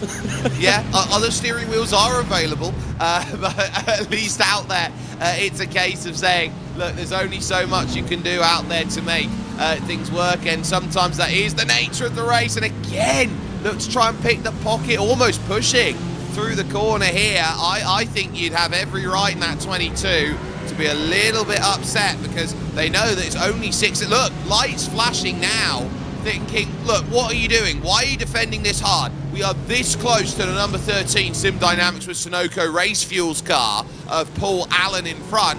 You know, this is not just a battle for our position, it's one for the next one as well. Certainly, and last lap around they lost a few tenths actually on Paul Allen in car number 13, so it's not ideal for these two. If they want to push forward, they can't spend all day attacking and defending from each other. I think the pace differentiation isn't that high here, so realistically, if car 22 pulls alongside, it would make sense for 340 to part ways and then just follow the 22 as they try and catch up to the Sim Dynamics car. So it's yes, a bit desperate here from the Tomashing Sim Racing team indeed, as we have a couple of GT3s making their way through a Porsche and a Mercedes. And I hate it when they go for moves there, because every time it just looks like somebody's going to go flying off the circuit. It's such a difficult corner to make a move, especially when you've got GT3s and GT4s. No, it's a battle for position that's gone through. That's why they've gone through with such high speed, as DWRX Sims Coach setups now pick a penalty up for instant point limit. So that is Matthias Paintinger against Matthew Cheverton, Aztec Racing versus Purple Sector Racing. And the work that you see out there from the likes of Purple Sector Racing is so wonderful, with all of that is done compared to the likes of what has been set up through the likes of Chris McCarthy and so it's always wonderful to see those who are setting purple sectors and making that big push for those who are dealing with issues out there, especially around epilepsy. Oh yeah, certainly, and of course I had that event a few weeks ago and it seemed like a brilliant event. I did have a look at the live stream and it just seems like such a perfect event for a perfect cause. So it's great to see them all here, or at least a selection of those that took part here on track at the moment, sitting for the Britcar 24 Hours of Silverstone. Of course, they might not be sitting in P16 for long, they could be in P15 if they can make the move ahead of the Aztec Racing car 390. Of course, that gap at the moment just sitting at around 8 tenths between those. As we look here, of course, at the Aztec car 390, the beautiful Porsche with the red, black and white. I've got to say, it's a bit of a basic livery, but it's one of my favourites, and I don't know why, but all colours there just seem to click instantly. Brilliant livery. Well, as we all know from the world of Warhammer, and I know this is going to pop the likes of Chaz Dracott, for example, red things go fast. If you paint something red, it statistically goes faster than other units. So that's why red cars go fast. That's why Ferraris are red. What goes slower then? What colour's slow? What's the curse? What's the curse? I think everything then, by comparison, because I don't think they do debuff on speed. I think they only do buff. Oh, dear me. So is that the excuse for Ferrari being red then? I mean, I don't know Warhammer, so I suppose that's a perfect analogy, isn't it? To why Ferrari are fast and why Ferrari are red. But of course we do have that car 80, the DWR Simcoach setups car, just heading into the pits for their drive-through penalty that they got recently. They'll drop down to 7th, and of course that is not what they want, because they've now got to bring an 8-second gap down to the Team Lutech Spurwing car of Edward Hope. Yep, so they've got a lot of work to do to make that happen. I can actually confirm I know the reason why Ferraris are red, and it comes down to racing nationality, because when back in the day you were starting out building cars and making cars, where the manufacturer was, each country had a representative colour that would allow you to race. So, for example, we call colours like British Racing Green important because that was the national colour of Great Britain, was that colour of green. So you had the ability to go through and say, look, you're racing in that green, it shows that you're a British manufacturer with the British coloured car. That's why Lotus was in it, that's why Vanwall had that colour, and that's why British Racing Green is currently run on the Aston Martins out there at the moment. You look around at Ferraris, Ferraris are red because the national colour of Italy was red, so basically all the Maseratis were red, the Alfa Romeos, the likes then of the colour of Ferrari. It's why Matras were blue because the colour of France was blue, so Ligiers were blue, Prosts were blue out there. I think some of the Talbots in the early era were blue as well, and by the way, Egyptian is pink. Pink? Yes. Well, didn't quite think I'd expect to hear that one. What's that in aid of? Mix of red and white? I don't know. Why? Why not? No one's taken the colour pink. We'll have pink. I suppose so, yeah. I suppose it's valid. I've not seen anyone choose the colour brown yet, though. Well, I will try and pull up over this next half an hour because I think you've just given me the challenge of the racing colours to see who's got what colour out there. Bennick in on the lane. Remy Gilbert then is still in the car, and this a full stop of service, so they'll have about 20 minutes worth of fuel to try and chase and hunt down. And looking at where they are in this, they need a little bit to go through, and they've just exited pits in that Mustang with a little bit of traffic in front of them, as we keep the focus on the top of your screen on the battle between Purple Sector Racing and Aztec Racing. Indeed, as they head their way back in towards Abbey Farm Curve, here's Matthias Paintinger. Of course, car number 43 is the Purple Sector Racing team. The car in this battle is 390, the Aztec Racing team, as they head down towards Village and then through towards the loop and Aintree. You can see here now every lap Matthias getting ever closer and closer, and of course the one thing that could potentially help these two here is cars ahead that lapped in the GT3 class or even some GT4 slightly getting in the way, as we do see as well. Our leader of the GT4 class, Eric Grove, in the WSR Esports car, they've also headed into the pit lane, making their next pit stop in this race. But no matter how long their pit stop takes, pretty much, they're still going to come out and lead and probably still have nearly over a lap over the Arete Esports Britcar 24-hour car. So, once again, as I said when I was here a few hours ago, WSR Esports, especially that GT4 car, is absolutely dominant at the moment. Hate to burst your bubble, but someone's taken brown, Nathan. Oh, who's that? Jordan. Oh, didn't expect to hear that one either.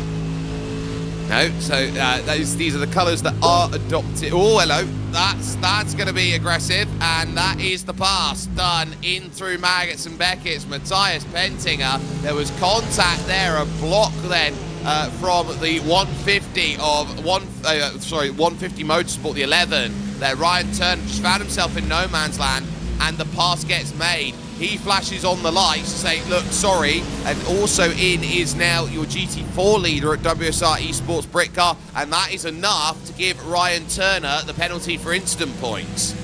Yes, that is not good at all for Ryan Turner, as we do see here.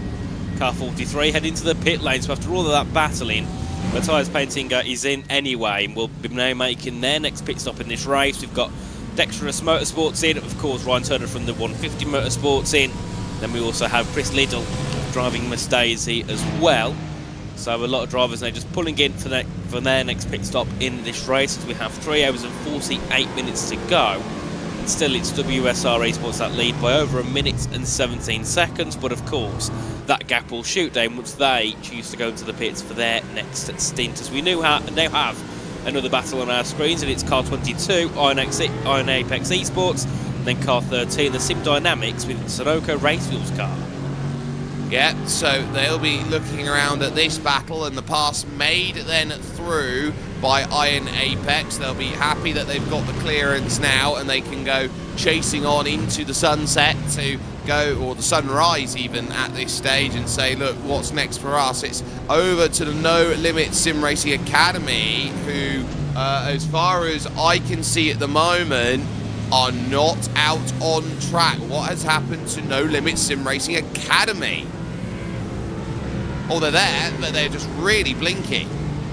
Yeah, so, well, I think it's hard to say something non-ideal, and hopefully any issues they have, they can iron them out. We've seen a couple of cars have a little bit of lagging issues, and hopefully that can get sorted and they don't end up being shoved into the pits. I think we had an issue like this, similar for the Chicken Kebab X Fast Track Setups team earlier in the evening, and of course one disconnection for them ruined their race, and then of course with Car 91 they had one of their drivers, I can't remember who it was, they had what we seemed to be disconnection. They had to get Matt Caruana back in, they lost time. So yes, disconnections and issues certainly do not help you in this race.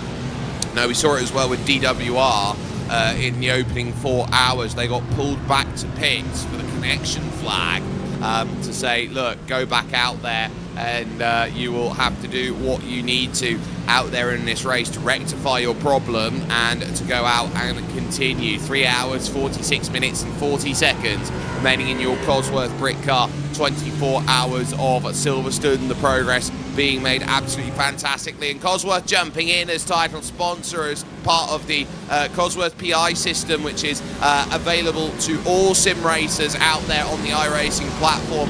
And from what we've seen over the night and in towards the day and what has been done with these drivers, I think absolute game changer for sim racing.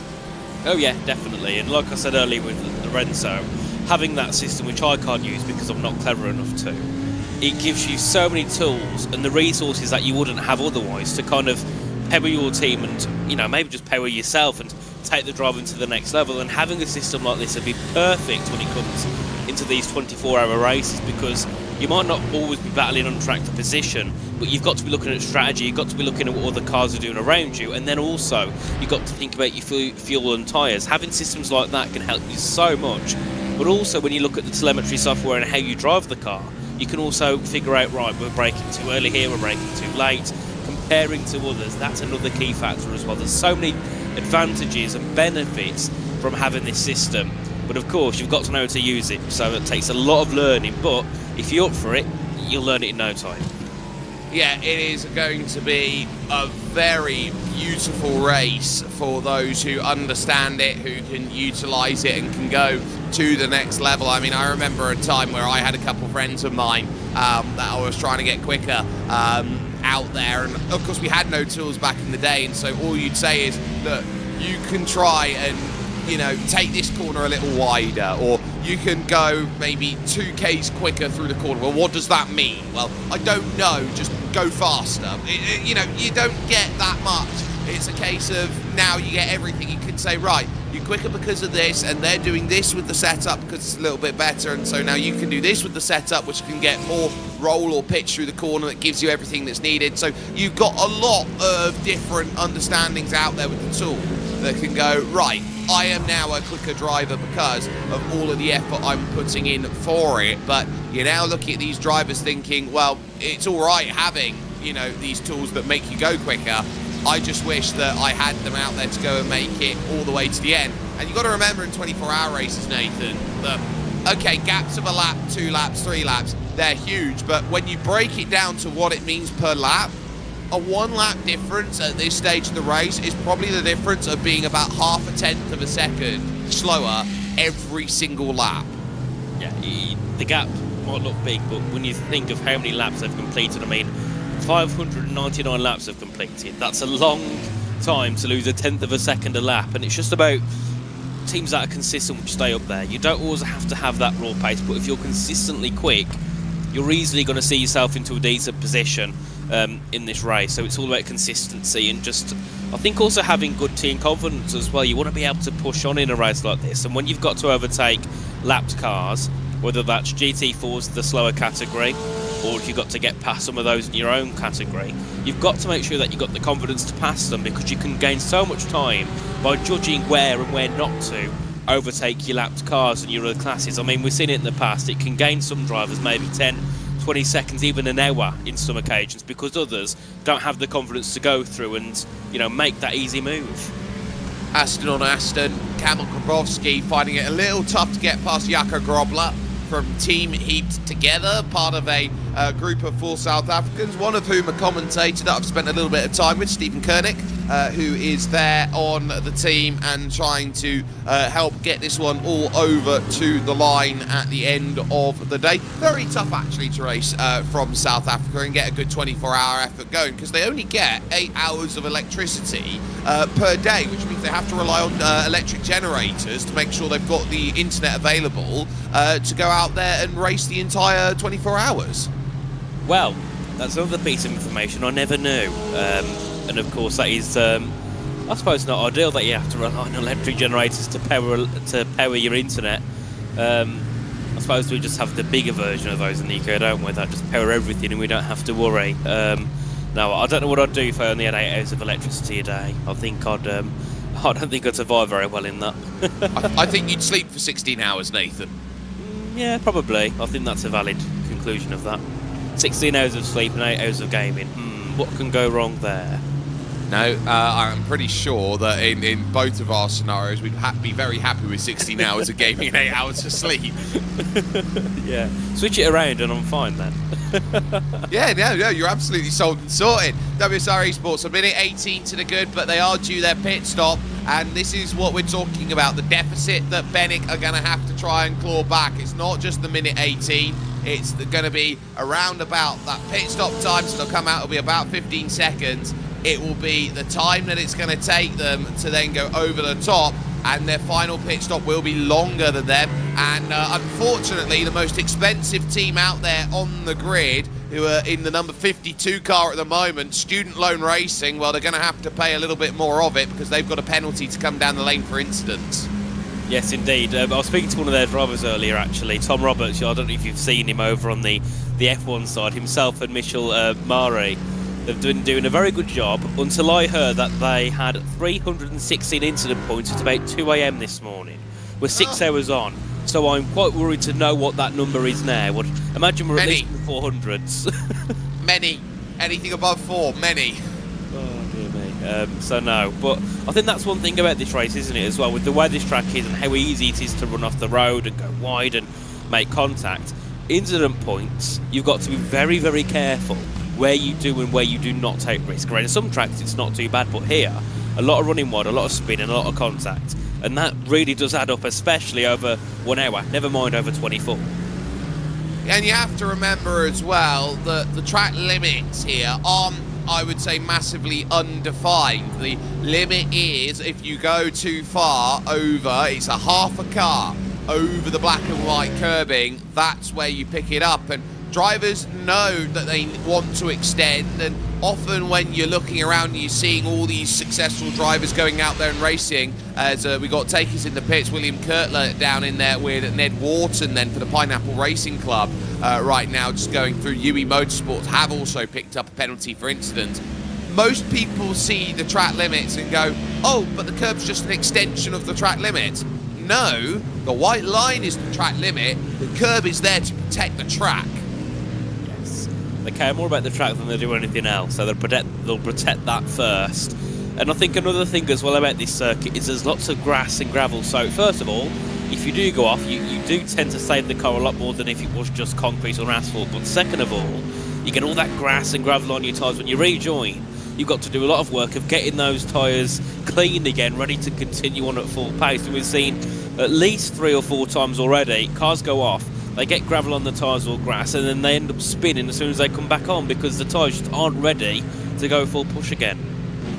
No, absolutely, and so having that ability to be unable to push straight away, that is what we have seen, and that's actually part of iRacing's system that they brought in with the new dynamics where you can drag grass and gravel back onto the circuit. It takes a few laps to clear, but you see it even there on the exit of Copse Corner there, that there's gravel in the runoff zone, that you drag that back on and it makes it slipperier for every other driver. I think this is now one of the best sims out there in the world, because you truly do get the sense in racing now with this that no 2 laps can ever be exactly identical anymore. No, you do get that mix of condition, don't you, of how the track evolves over a stint, of course. I think one of the best things that iRacing do is how they manage, the track temperature. I mean, you can see such a big difference in your driving when the track is hot/cold, whereas other sims, you don't feel that much of a difference. So it's brilliant to see that. And then, of course, one of the biggest additions is the rain. And I mean, I still don't touch the rain because I can't drive in it. Last time I drove in the rain, I did a qualifying session, and I got black flag after black flag because I was, as the race control person said, too slow. So, yes. I don't think it should be black flagged. I think you have to show the white flag for you because a car is going unnecessarily slow out there. I think that's more of an insult than being black flagged for being too slow, is to be shown, look, everyone else, just be careful around this driver, rather than, no, we're going to take you out of it. So yeah, so I've never completed a qualifying session in iRacing in the wet yet. I'll see if that ever happens.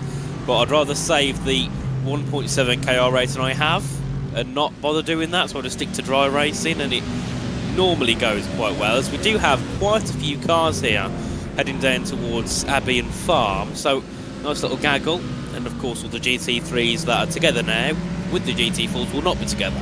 By the time we get halfway through the lap, they'll fly through on the GT4s and continue on with their race. And of course, looking in that GT4 category as well, that gap has shot down even more there between WSR and Car 180. I'm not sure what's happened there, but it was, after they came out of the pits, it was around 1 minute and 40. It's now 1 minute and 15. Yeah, so I'm just looking through Eric Grove's last few laps here, see if there's anything that sticks out like a sore thumb, and the only thing I can think that sticks out is a pit stop. So I think I'm for 2 early pit stops potentially here, because I remember they wasn't in the pit stops much before they were last time. So quick concession of pit stops, maybe to try and just sort out their strategy for the remainder of the race.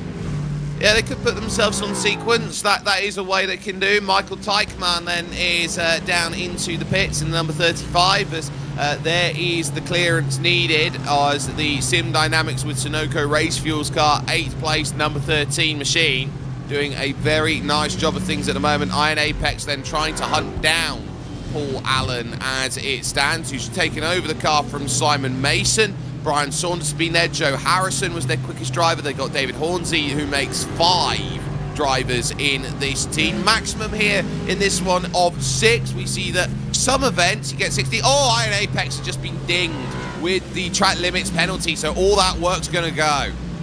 What a shame there for Car 22 and for Iron Apex Esports. So off to the pits soon goes Samuel Hughes, and of course they did such a great job of battling for that 9th place earlier on ahead of Finley Jones, who's there now in the Thomas Shinks sim racing car. And then of course they were also battling with Sim Dynamics with Sunoco Race Fuels. That gap just over a second, and it will go up a lot higher than that. It'll, I think, lose about 20 seconds once Car 22 go into the pits, so that is not ideal for those guys at all. But of course, with another 3.5 hours to go, there's no reason why they can't bring that gap down once again. So we'll have to see what they can do once they head into the pits for their penalty.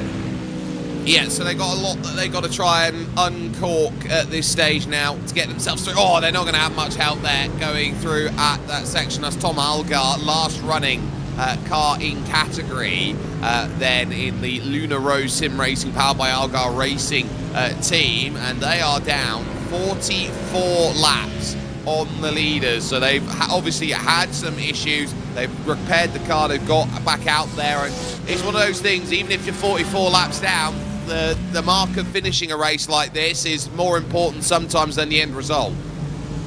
Oh yeah, certainly. So we'll just have to see what they can do, and hopefully once they go in, they can kind of have a reset and think, right, you know, we've got 30 odd seconds to bring down, let's go for it. With 3.5 hours to go, it's certainly more than possible. As here we see a couple of cars making their way back down towards Cops Corner, one of them being the, I think it was the 390 there, just going through with our GT3 cars, and then in the background I believe that's a Mercedes as well, as we do see car 421 into the pit lane. That's Joe Glass for the Vulcan Fasteners by Glass Tech Racing team. And I mean, I'm not going to sit here and say I know. Is there any sort of correlation between Glass Tech and Joe Glass, or is it just the irony of the name? I would love to say I know that answer. I would assume that Joe Glass runs the Glass Tech team. That's how I'd assume it goes. So as far as they've been dealing with it, I actually think they've done a pretty good job in their cars. The 421, which is actually the first one, Vulcan Fasteners, have got Matt Hoyland in behind the wheel. And then the actual Glass Tech second team car qualified better than the first team car. So Dawson, Andrew Dawson, who was lightning fast in that and was able to get the 422 right up the order then in their qualifying effort. It's just that everyone else hasn't been able to go through. In comes your race leader. So now let's see what the work Team Bennett have been doing on the side has done to bring that gap down. If it's anything under 15 seconds, we're in with a race. Certainly. So we'll have to see what it is here for Kamil Grabowski, of course. So they go in. We'll see what comes down to. Ross McFarlane will jump in behind the wheel as there out of the pits goes Iron Apex, but Ross McFarlane, who at the best of times is lightning fast. We have seen quite a lot with WSR Esports. He was the honourable deputy to Alexander Davidson, who has been in this car. So now it's a case of what level can he jump up to battle with Remy Gilbert out there in the final 3.5 hours worth of racing, and he will wait for his strategy to then fall into line. Remy, by comparison, is working his way through Stowe Corner, and so now Ross McFarlane will get back up to pace, 42.2 seconds then on the stop, back out and going again. So that gap, I wouldn't say is as large as what it was. So I am thinking that Team Bennett have a really good opportunity here of hunting down in these final stages of this race. Certainly, the gap now 15.9 seconds between WSR and Team Bennett, so it's certainly now an opportunity for Bennett and Remy Gilbert to close in and potentially fight for the lead. That's dangerous, and that was lucky there for Ross McFarlane. That could have ended badly.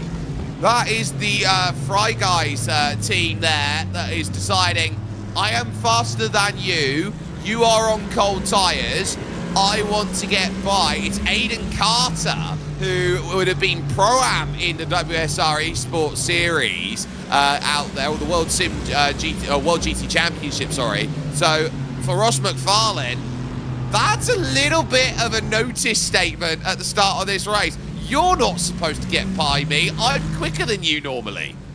Yeah, and I mean, I'm definitely took away by that one for certain. I didn't think that card would really try and keep making that move ahead of Ross McFarlane. But then again, looking at the gaps, Aidan Carter and Fry Guys Motorsports are only 10 seconds back from Kevin Muller in the Tomashing Sim Racing team. So at the same time, they've also kind of got to get a move on if they want to try and fight for the top 8 themselves. So we'll see how this plays out. And of course, once we get all the tyres up to temperature for Ross McFarlane, I'm sure he'll be looking to get that move back ahead of the Fry Guys Motorsports car, as we do see car 390 into the pit lane. That's Aztec Racing, so they'll drop down below Aztec Racing, who've just received a black flag, so they're going to have to serve their drive-through penalty. They certainly are. That is the 390. They've got Gabriel Papakonstantinou in behind the wheel now, and 43.7 seconds at the stop, and there is Owen Seward with the penalty then next to the name, so the 422 will of course have to dive in. Gap 13.5 seconds. I said anything under 15 we got a race. Remy Gilbert is putting on a race here. Bennett are looking at WSR Esports, and this is a Team Bennett that have already had success, Nathan, over the course of this weekend, because Henry Moore at the team picked up the FIA F4 Esports crown yesterday. Yep, certainly, and I think Team Bennett have kind of risen from being pretty much nowhere a year or two ago, and they're now one of the top teams in sim racing, whether it's in GT cars, whether it's in the Formula cars. They are a very, very experienced roster, and at the moment they're looking to try and close down and potentially go for that win here this afternoon, I suppose, once we start ticking over. And of course that gap was 17 seconds once Team Bennett, once WSR exited the pits. It's now down to 12.7. That gap is flying down, and now it's a big opportunity for Remy Gilbert to close in and look to make a move. And I think the question is here, with the sort of gaps we have at the moment and with how long we've got left in the race, if this gap closed up and Team Bennett had a chance, would WSR hold them up that much, or they just let them through and try and fight back themselves? Well, they've got a much bigger advantage than people realise that they have, in the fact that they've got 20 minutes in terms of their pit strategy. So that's 20 minutes less fuel they've got to put in the car at the end of this stint. I think Remy's going to have to burn the midnight oil at this stage of the race, because they've got to A, get ahead first and foremost, and B, build the time up in order to go and let themselves get through at 12 seconds. The margin here as they pivot through at the Vale and now into Club Corner. I would say this is Bennett's race to win, rather than it is WSR Esports' race to lose. Yeah, certainly. You can see that gap already down to 11.9 here as Gilbert heads in towards Abbey and Farm Curve down to Village. And it's come down by another half a second, 11.5, 11.2. Surely the WSR car's been held in traffic, because this gap is absolutely flying down at the moment as Gilbert, they're just trying to get past them. Ooh, that was close. Looking to get past car 43 as they head through the loop and entry. They do so, and then it's back down towards Brooklands again. But this is certainly a tense moment for both teams. Yeah, we're in partly cloudy conditions at the moment. Looks like no signs of changing that at this stage. There is a threat of rain potentially for the final 2 hours of the race, but we haven't seen anything from the westerly wind that has been coming in at 22 kilometers an hour, so it looks okay for the moment on staying dry between now and the end of this race. No real threat has shown up, at least for the next 90 minutes worth of racing action, but all of that could change inside the final two as Miles Tarrant jumps in the number 19 out there down pit lane. So that is Project Not Last, and give Project Not Last some credit here right now here, Nathan. They are not last. Yeah, they're about 6 positions up from last, so they're doing a great job at the moment in that car number 19. That sits in 19th place, but all of that work and that little bit of a controversial move for Fry Guys Motorsport, they've got a black flag, so they've done all that and they still have to go back into the pit and serve their drive-through. And with it's about, what, 20 seconds normally for a drive-through? They're only 13 seconds ahead of car 469 of Next Gen Motorsports. So that gap and battle there could be very close between Aiden Carter and Nathan Nickerson. It can, so as Aiden Carter will have to jump in and make that stop, Next Gen will have a chance of trying to chase them back again, try and get that move again. Remy, we've been focusing on for the last couple of laps, the gap down now to 11.3, a 58.7 compared to a 59.6 of Ross McFarlane. We know that the quick driver in at WSR is Alexander Davidson, but this is just a case of, can you get what is needed? Stuck then is Remy behind Nathan Nickerson and needs to make this pass along the Wellington Straight, underneath the bridge to the circuit, to the paddocks out there variably around this track. But there goes Remy Gilbert straight down the inside, and the gap now ticks under 10 seconds out there. Ross McFarlane has had to get through about 6 bits of car traffic to try and work a way by over the last 5 minutes. Yeah, this traffic is not helping McFarlane at all. It's constantly flirting between 9 and 10 seconds here as we see Remy Gilbert head through Copse Corner and back down towards Maggots and Beckett. And of course, if these guys start to battle furiously and they still get caught up in trouble, there's always that potentiality that car 91 with Charles Rainford could potentially gain back in and have a fight for P2 themselves. We'll have to see how that one goes over the next couple of hours, as here for Remy Gilbert there's a lot of traffic ahead, and I presume this is where Ross McFarlane lost that good couple of seconds on the last lap. It's not ideal at all here for Remy Gilbert. There's 4 cars, one of them has a lot of damage on the front end there as they make their way through Stowe.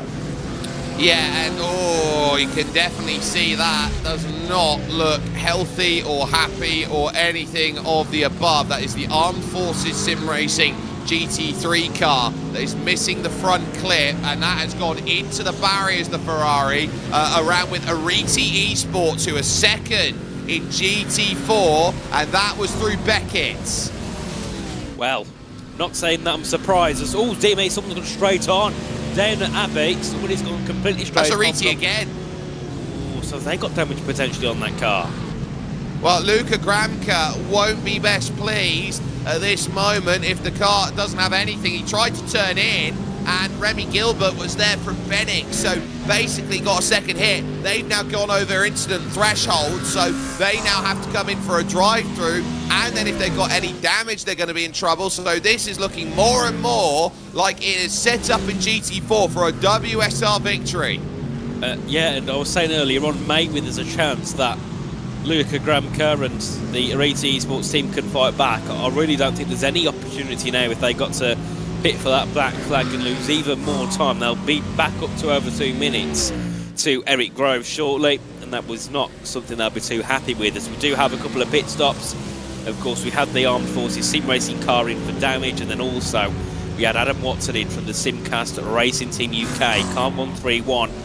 Currently sits P5, they should comfortably stay ahead of car 32 of Team Lucex Spurwing, but of course we'll have to see what happens with that. And I've got to say, Simcast Racing Team are doing a very quiet job. They've not been overly impressive, they've not been poor at all, they're just consistently up in that top 5 and probably there for the taking just in case a big incident happens ahead.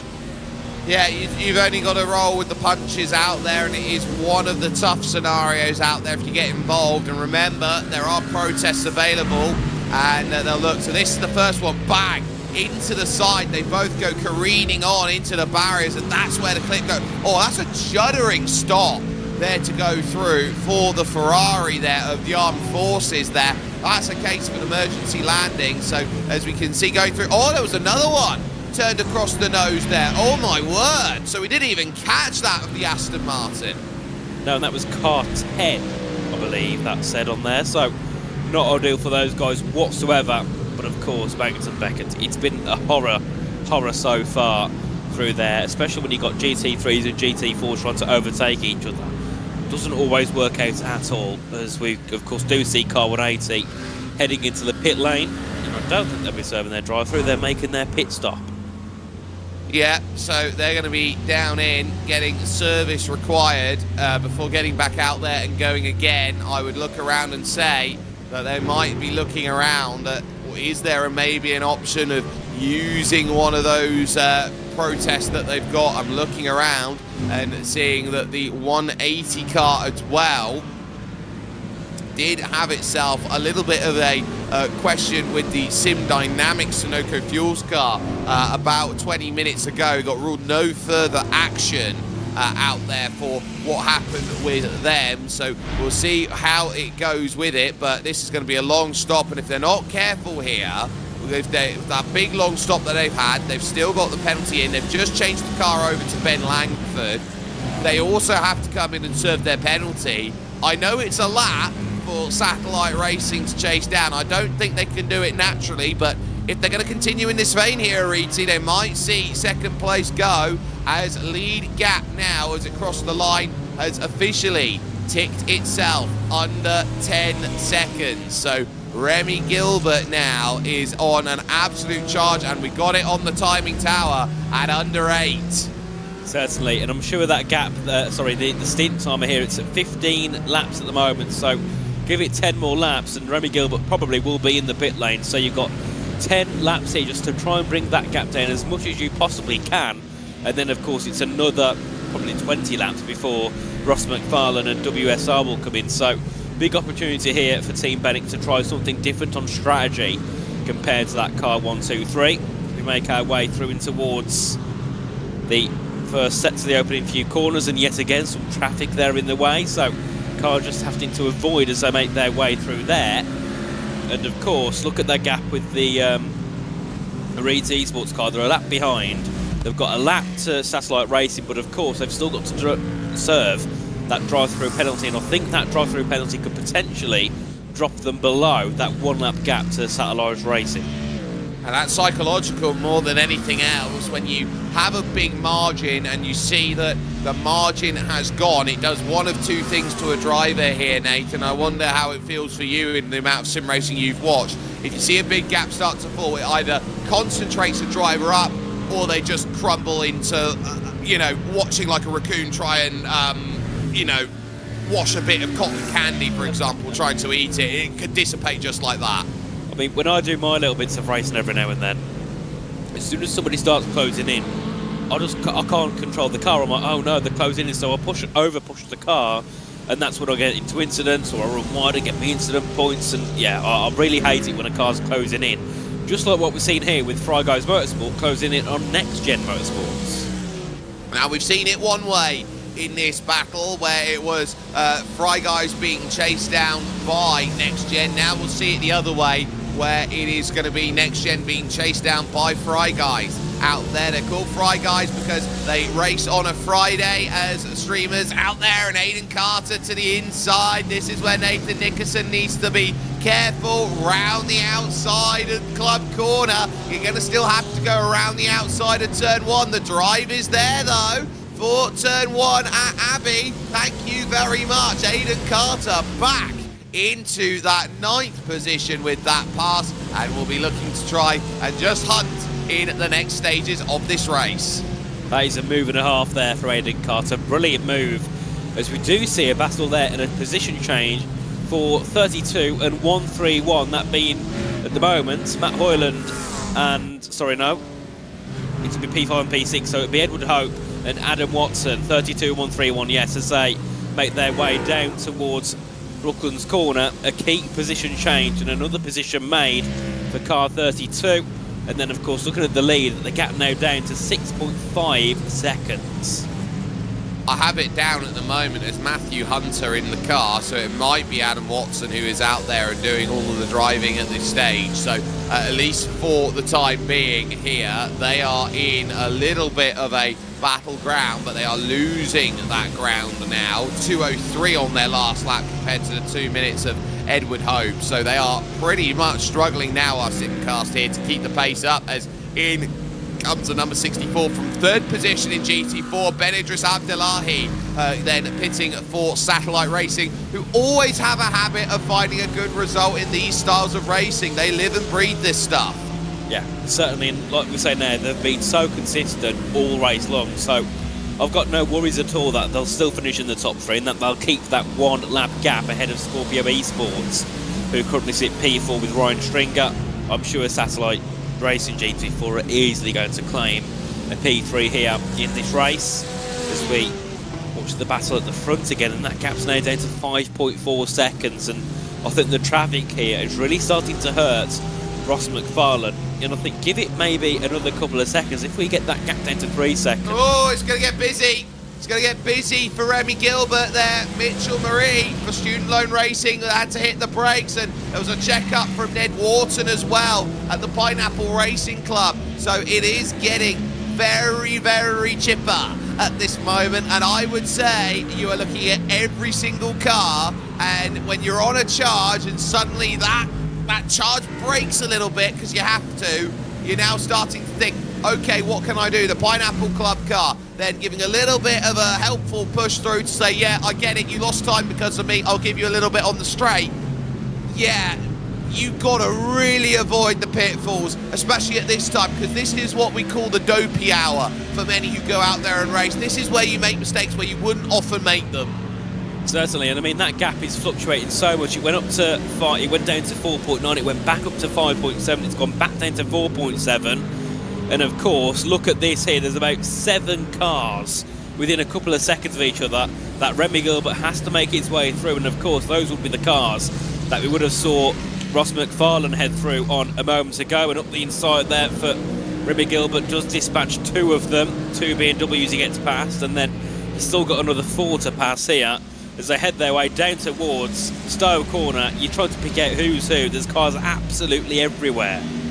So, UK Sim Racing and Armed Forces battling there at the back of the group. Team Lucix Spurwing trying to jump through the Pineapple Racing Club. Satellite GT4 mixed up in the middle of this. And now Fury Sim Sport Green, Phoenix Sim Racing and DCW Racing Blue then all together trying to give themselves the room out there at the moment. It is a masterclass of siphoning your way through traffic that we're seeing from Team Bennett. It is all that they have been doing, lap after lap after lap with Remy Gilbert, and even with all of that, only lost 1/10 of a second on that last lap to Ross McFarlane, which says to me, Ross has a car that does not have confidence underneath. I think Ross drives very well in a Mustang. I don't think he drives an Aston Martin as well.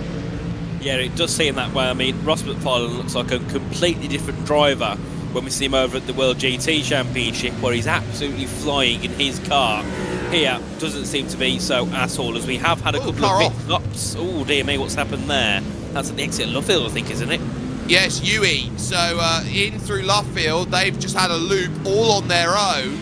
Ryan York there proving that's a very tough incident there to have the car just snapping around, and they actually went a fairly long way there, Nathan, for a solo car incident. Yeah, certainly. We've seen at that corner before, earlier on, a few cars, they go to Brooklands, they shoot all the way across Luffield and they end up in the gravel, leading up to Woodcut, which luckily in both of those occasions I saw that happen, there was nobody there waiting to go through, so nobody ever came to contact, luckily. As here we see Team Bennick again looking to fight through. Oh, bit of a correction there, a couple of cars blocking their way. Two other Mustangs, and that is not ideal at all. Look at that, 6.6 seconds now, 6.8. Stuff like this now is really helping Ross McFarlane hold on to that lead, but just imagine this was possibly Alexander Davidson, who when he was in the car early on was absolutely flying. I don't think that WSR Esports will be under this much pressure, and that's not hating on Ross McFarlane at all. Well, I've met him in real life a couple of occasions. I hope I don't annoy him that much. He's a superb driver. This just does not seem to be his car. No, I definitely feel that's sort of where we're at the moment. It was Daniel Marshall in the Pineapple Racing Club GT4 Mustang that slowed everything down, and you're going to get this. Sometimes you'll be on the right side of it, sometimes you'll be on the wrong side of the traffic, but remember, there is still a long way to go. It's 3 hours and 11 minutes, and you are just trying to give yourself every single platform to go and get this race in your back pocket. So there is still a lot to be uncorked in this race still, and we'll have a lovely chance to talk with some fantastic people a little bit later on here in this, including the likes then of Tom from Cosworth, Tom Brown. So that will be a fantastic run to go on through, so that to keep in mind as they set themselves up. But we are sat with a race that is turning into a real grandstand finish in Silverstone, the great British circuit, so to be said, of this place. It is one of the truly iconic circuits, Nathan, to go out to, be at, to see racing, and I think it's one of the main hubs of racing, and I don't think people appreciate just how important this circuit is until you've gone and been there and realise just how diverse and how much amazing racing hits this section of road. Certainly. I mean, this track, funnily enough, I went to Silverstone before I even watched F1, and I started watching F1 I think it was the end of 2019 initially, just before Lewis Hamilton won his championship. And 3 years before that, I went to Silverstone for some. They had Renault Clios, they had the BMW M3s, they had I think it was British F4 then as well. And that was just when I was a car nerd as a young lad, and my uncle took me there and thought, you know what, let's take him to some racing. Never thought 3 years later I'd be commentating over the track here, and that I would be obsessed with every racetrack in the world. No, it's a brilliant track, and I went there for the LMS 4 Hours of Silverstone earlier this year, I think it was in October, and the racing is just brilliant. But I think the one thing I love about this circuit, and I presume all circuits are the same, is everybody's there for the same reason, to love racing. So everybody's happy to have a chat with you, and you end up speaking to some people, you find out some amazing stories and realise how small the racing world actually is.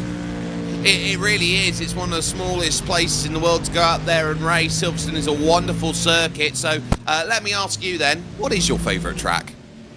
I mean, I think I'm only going to say this just because I've been there, but if we're going off tracks I've been, Zolder, love the track. Everywhere you go, there's a brilliant spectacle, there's a brilliant view, the sound coming from the cars there as well, the echo is brilliant, love the circuit. And then a track I haven't been to, Imola. I don't know what it is, but it's that track. First time I ever saw it, it just stood out to me. Love the circuit. So for me, it's got to be Zolder and Imola, but Zolder just because I've actually been there. Well, I would say Imola is my favourite circuit as well. I think it's possibly the greatest one lap you can possibly have. It's got one of the most dynamic flows out there of a hot lap. if you'd ever get a hot lap, I think this could be the greatest place to hot lap out there.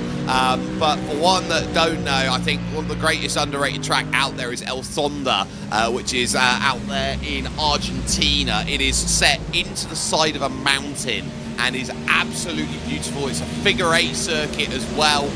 It's raced in the TC2000 series, and it is just beautiful as a track, and one which I do sincerely hope one day I'll get to see out there and race, because it is brilliant. But we're seeing different battles out there. There's the Fury SimSport green car, and they are about 1 minute 44 behind Scorpio, and they are with Matthias Temmer at this moment, a couple laps behind Satellite Racing GT, who are directly in front of them.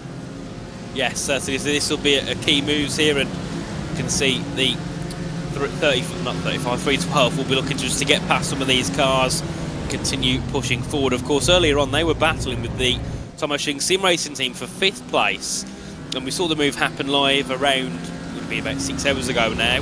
And then of course after that, the 340 of Tomashing Sim Racing's team, it all fell apart. So that battle that went from P5 and P6s fell from Fury's SimSport now being in P5 and the Tomashing Sim Racing car being down in 9th. Not a good day for car 340, as they have Finley Jones at the wheel currently, as we still follow through the Fury SimSport green car of Matthias Temmer. So they head through the first opening couple of corners down towards Village, and of course they've got a few GT3s ahead, which hopefully, oh dear me, and that is not ideal, and nearly got taken out as well. I think, is that a BMW there? It would be one that has a very, very scary moment going through, and we talk about this being a section of road where you don't want to be in that level. I think it's Ryan York there who ended up getting caught up with it. United Sim Team car, I think, just had pivoted a way around, so we'll take a little look here. This is coming in through, so there's Satellite, and there is the UE car of York. There's the lunge down the inside, and yeah, they've been just going around and around and around pretty much the entire time. Really tough day at the office then for the UE team. And oh dear, UK Sim Racing lighting it up on pit exit, and instead of trying to Austin Powers it out, that's a bit novel. Reverse it out of pits. I'm sure you'll get dinged for that. I mean, that's clever, I suppose. They're just lucky there was nobody there with them trying to exit, otherwise that could have been a little bit of a sticky situation. But no, they do continue on.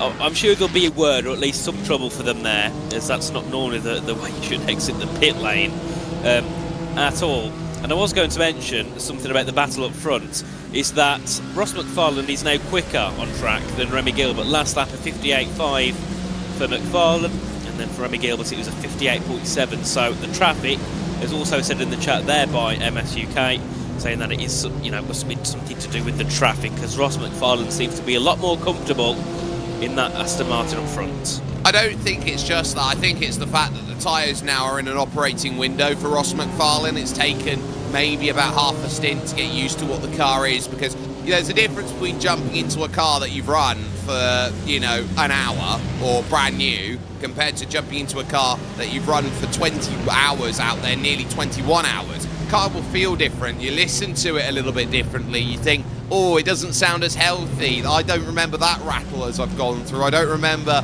the cars locking up. I don't remember the brakes being not as responsive as they used to be. There's a lot that goes into making races like this so difficult, and there's a reason why everyone thinks that 24-hour racing now is a sprint. You still got that worry of reliability. Certainly, as we now nearly approach that 3-hour mark remaining in this race. It's been a very good race, 21 hours in, 3 to go, and that battle for the lead still rages on, and I think it could be for the taking for either WSR or Team Bennett here, which I think around 6 hours ago nobody would have imagined, just because of that lead that WSR had over everybody else.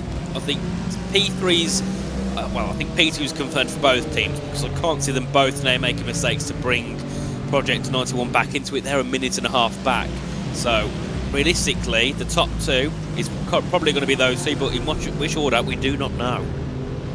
Yeah, it's going to be a case of who can get themselves up to speed, who can find themselves with what's needed. It is a hive of activity into Maggots and Beckett as we watch Fury and Satellite working their way through. Project Not Last is not last, and they work themselves through with Sean McCardle out there. Split Strat running through as well as Matt Hoyland right now, who has got up to him, and you can see the differences out there. GT4 I think has been a very interesting category to keep in mind with the balances out there. You've had the likes of the Vantages, you've got the likes of the Porsches, the Mercedes and the BMWs all there, but obviously this is more of a sports style running, and actually I want to give a little bit of credit there to the car running through. That BMW is a little bit slow on the outside of Split Strat Esport there. They've got the white and the yellow and the black X on the back.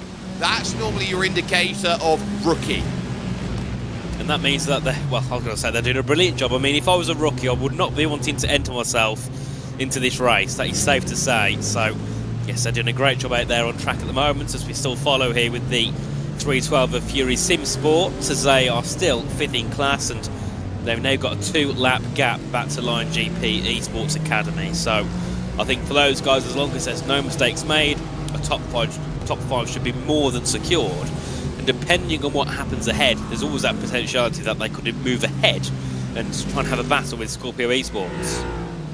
They could. Scorpio, though, have been very good on fuel numbers all day long. I think they've been the longest to get themselves on fuel time and time again. We're nearing the end of my stint out there, but Nathan, as we are about a minute and a half away, 3 hours to go, and what is effectively end game in the Cosworth Britcar 24 Hours of Silverstone. What's your biggest takeaway from the racing that we have seen this year on the battling over the course of our coverage here with RaceSpotTV? I mean, the battle here between 1, 2, 3 and 48 has been brilliant, hasn't it? Of course, these two chopping and changing, with the fact that WSR had such a lead earlier on. It's shot down by over a minute and a half now, just to 6 seconds. That's been a brilliant battle here, and that's going to continue on for the next 3 hours. It's not going to just end instantly. This battle will go all the way to the end between WSR and Team Bennett. And I suppose, Jake, I'll ask the same question to you. I think this race stands on a knife edge at the front, and we always love it in endurance when we get a real close battle like the one that we've got going on right now. But I also think it's about every story that we have seen out here from all of the drivers that have been pushing through to get these finishes, from those who are currently on the lead lap or those who go all the way back as far as 108 laps down being run right now, like Pineapple Racing Club GT4R. There have been amazing stories to have at Silverstone, but whose name gets put up in lights as a team by the end of this race? GT Strategy is starting to get itself formed. I'm going to step away for the rest of this one. Shifting into my seat, jumping in, Mr. Dareth Hacker. Thank you, Jake. Good morning, everybody. Watching along on the stream. 3 hours to go then in this 24-hour Cosworth Britcar 24-hour of Silverstone, and it is coming down to a fine point, isn't it? The 1, 2, 3, the 48. 2 cars that have been there or thereabouts all race long. They're going to be fighting right at the front as we enter our final few stints. What has been an enthralling race around this classic British circuit. Morning, Nathan. Great to be with you for the next hour. This has been a really interesting night period. It has gapped out in parts, but to go out and come back again in the GT3 has been really exciting to see. Yeah, certainly. That gap really throwing down, and I'm sure over the next 3 hours we're going to see that gap come down to maybe 2 or 3 seconds. I hope anyway. I hope that can come down and we can have a right battle for position. And of course strategy is going to be a key one there, because both of them are a little bit out of sync. There's about 10 to 12 laps difference in their strategies, and of course that can certainly make a big difference in this race, as we do have a battle for 9th in the GT4s. But of course, Dara, we do have Mr. Tom Brown from Cosworth, I believe, waiting to jump in for an interview. We do indeed. I've been waiting for this. I've been looking forward to being able to have a chat with Tom. I had a couple of chats with Paul and where Tom was there, but Tom Brown does join us now, of course, working for Cosworth. It's great to have you, Tom, once again on the broadcast, and I hope you slept well overnight. It's been a great race so far, and we've been able to see some of the data from the new engine that's been loaded in thanks to Cosworth. For those people that have just joined in to the stream maybe yesterday, talk us a little bit about what we're looking at in terms of the data that we get. Yeah, so what we've done with iRacing is we work with them to bring basically our real-world motorsport data analysis tool available for iRacing. So you can start with a free version, which we call Light, and then you can work up to a Plus, Pro and Ultra. I think Plus was probably going to be most sufficient for sim racing. But what we can do now is actually hook the real-time data and stream it straight into our analysis tool, and then from there, sort of the world is your oyster with what you do with that. So you can get everything from a lot of driver information, but also a lot of vehicle information at the same time, as well as fuel and pit stop strategy. And you can stream several people into one, what we call a workbook. So you could sit there as an engineer or as a team member and actually have all of your team's data streaming at once. Such a cool development. It's absolutely fantastic. There's so many numbers that you can go through, and it's really quite exciting to see that this is being brought in from the real world to the sim racing world, because am I right in saying that this is the kind of data that you can get from real life racing series? Yeah, absolutely. In fact, we loaded iRacing data into it because we're natively loading the data as well, so we're not converting it, which is the key point as well. And we loaded it in and shown some engineers in the office, some software and some applications engineers, and they were shocked that it was iRacing data because it just looks like real world data. There's obviously a few less channels because you're not worried about necessarily the health of the vehicle in some instances, but in terms of the data you're looking at, arguably it's cleaner and better than what you'd get in real world. Yeah, which is incredible, really, and accessible from all over the world, right? You know, you can be racing in the UK, you could be having an engineer over in Australia. That really helps out a driver and an engineer partnership, doesn't it? Yeah, exactly. And we're actually, I can't say too much in a minute, but we're looking to actually introduce even more into it, specifically around sim. So it will help a lot more with strategy. So trying to understand what is the optimum fuel save, what is the optimum time to pit. We're hopefully going to be building that directly into Toolbox. So, you know, I know a lot of people try and run a spreadsheet in the background and it can get quite complex quite quickly, but if we can put it in and automate it directly alongside your data, it's a win-win for everybody. Yeah, that's actually fantastic. I mean, to think that there's more developments coming as well is really incredible to see. Of course, we've got a data set on the bottom right hand side of our screens. Thank you to Hugo for throwing that up. This is showing what it's like, what kind of data you can get out of this program, and there's so much going on. Is there any little bits you can talk us through there? Yeah, sure. So we stripped this one down just to try and give you a quick glimpse. So if you look at the bars on the sort of middle left, you've got a green bar, a purple bar and a red bar. Green bar is showing throttle, and then you've got brake and coast in the middle. So you're measuring actually how long you're off either pedal, which could be quite interesting if you're looking at tyre temperatures or fuel saving. The bottom left, you've got some channels that are just being streamed in live, so you can pause that chart at any time and scroll back. So if someone reported something, and we're just showing steering, throttle, brake, gear, Excel long, Excel lat, but you can throw a whole host of things on there. We can even draw the damper histograms live. So yeah, it's just a small insight into what we've got. I guess the other really cool thing, I know I'm going into a bit of detail, but in the middle right bar, you can see it flashing. It says Asphalt 1 or Paint 1 or Rumble 1. This is information that iRacing actually gives us, and we've exposed that here, so you can actually see if you're running on a different type of tarmac as you go around the track, as it changes, or a different paint or a rumble, and they have that set. So obviously rubber builds up differently on different types of asphalt, or it's slippier when it's wet. So now we can expose a whole host of different information that nobody's ever seen before.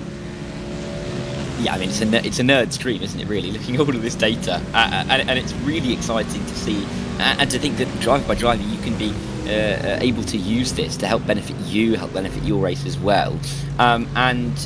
This kind of intense data set, part of it can come for free for some people, can't it? Yeah, so we've got a light version, which is for free, and then Plus, which it starts at £5 a month, and you can work your way up. And what we've done is build a template for each install. So it doesn't matter if you're not an expert at all and you just want to try and see throttle and brake trace. There's a template which we've built for you.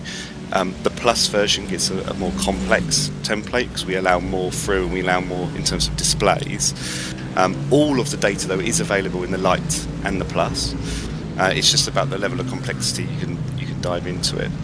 The key thing for us is making it accessible. So having the free version and having the template just means that if you're met with the software for the first time, you don't need to be a data expert to try and start using it.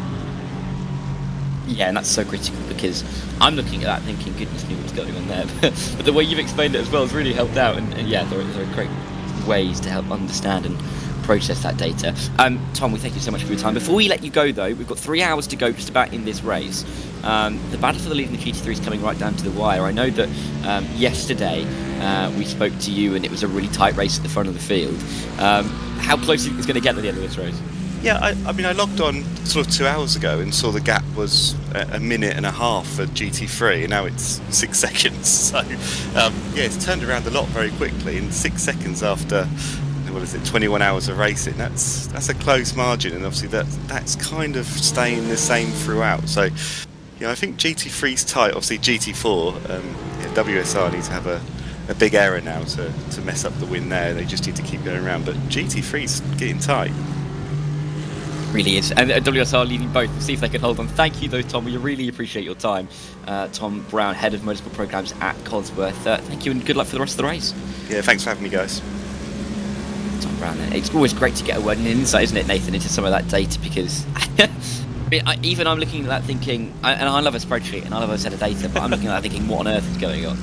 Oh, don't worry, Dara. I know you love a spreadsheet. I've seen some ones you've had in the past, and I mean, I can't get my head around those. That data sheet, it's the first time I've seen it actually today, and it's interesting, but I'll need a few hours to get my head around it before I can even start looking into the data properly. But I think, as I was saying with Jake earlier on, for teams, having a software where you've got pretty much every bit of data you need available is perfect, and those teams that are a little bit down the pecking order, those that haven't got the money and the resources to push forward, having a data set like that at their hands can really help a team and can really help specific drivers as well, especially when it comes to coaching a driver and, increasing their pace. I think compared to other sim racing games, with iRacing, there's always such a big disparity between pace, and you can always gain so much time by changing a little tiny thing, and having that data there allows you to see that in real time, whereas before you've got to kind of guess and say, well, actually you've just got to go 2 tenths faster in turn 1, a tenth quicker in turn 5. Realistically, that gives you no sort of data at all, does it? When you just say, oh, be quicker. yeah, if someone's telling you to just be quicker, it's a bit more difficult, isn't it? And then you've got some data sets to back it up, it helps that little bit more, right? And yeah, it's great that we have this new system coming to iRacing. Of course, a new build coming to iRacing as well in the next week or so. So yeah, exciting times looking forward. Remy Gilbert, because looking at him now, he's coming to the pit lane from P2. Of course, that Team Benix Sim Racing car has been slightly off strategy with the WSR car all race long, really ever since the opening hour, when WSR had to come in, A, to fix some damage, and B, to serve a stop and hold penalty. But Ross McFarlane, who was the driver that picked up that penalty, now leaves the race, and that gap has grown out to a minute or so, but we know that that's going to come down, isn't it, in about 10 laps time or so, when Ross McFarlane comes into the pit lane. It's just a case of when that last pit stop takes place, Nathan, what the gap is going to end up being, because theoretically Ross McFarlane will have that, or the 1, 2, 3 I should say, will have the shorter pit stop, but can Remy Gilbert do any work to try and pull that in the meantime? It's going to be very close, and I think because of the situation we're going to be in at the end, Remy Gilbert knows he's got to do his work now and bring that gap down to as low as he can. I mean, considering it was over a minute and a half, and it's now down to, well, it'll be around 5 or 6 seconds once McFarlane comes in, potentially.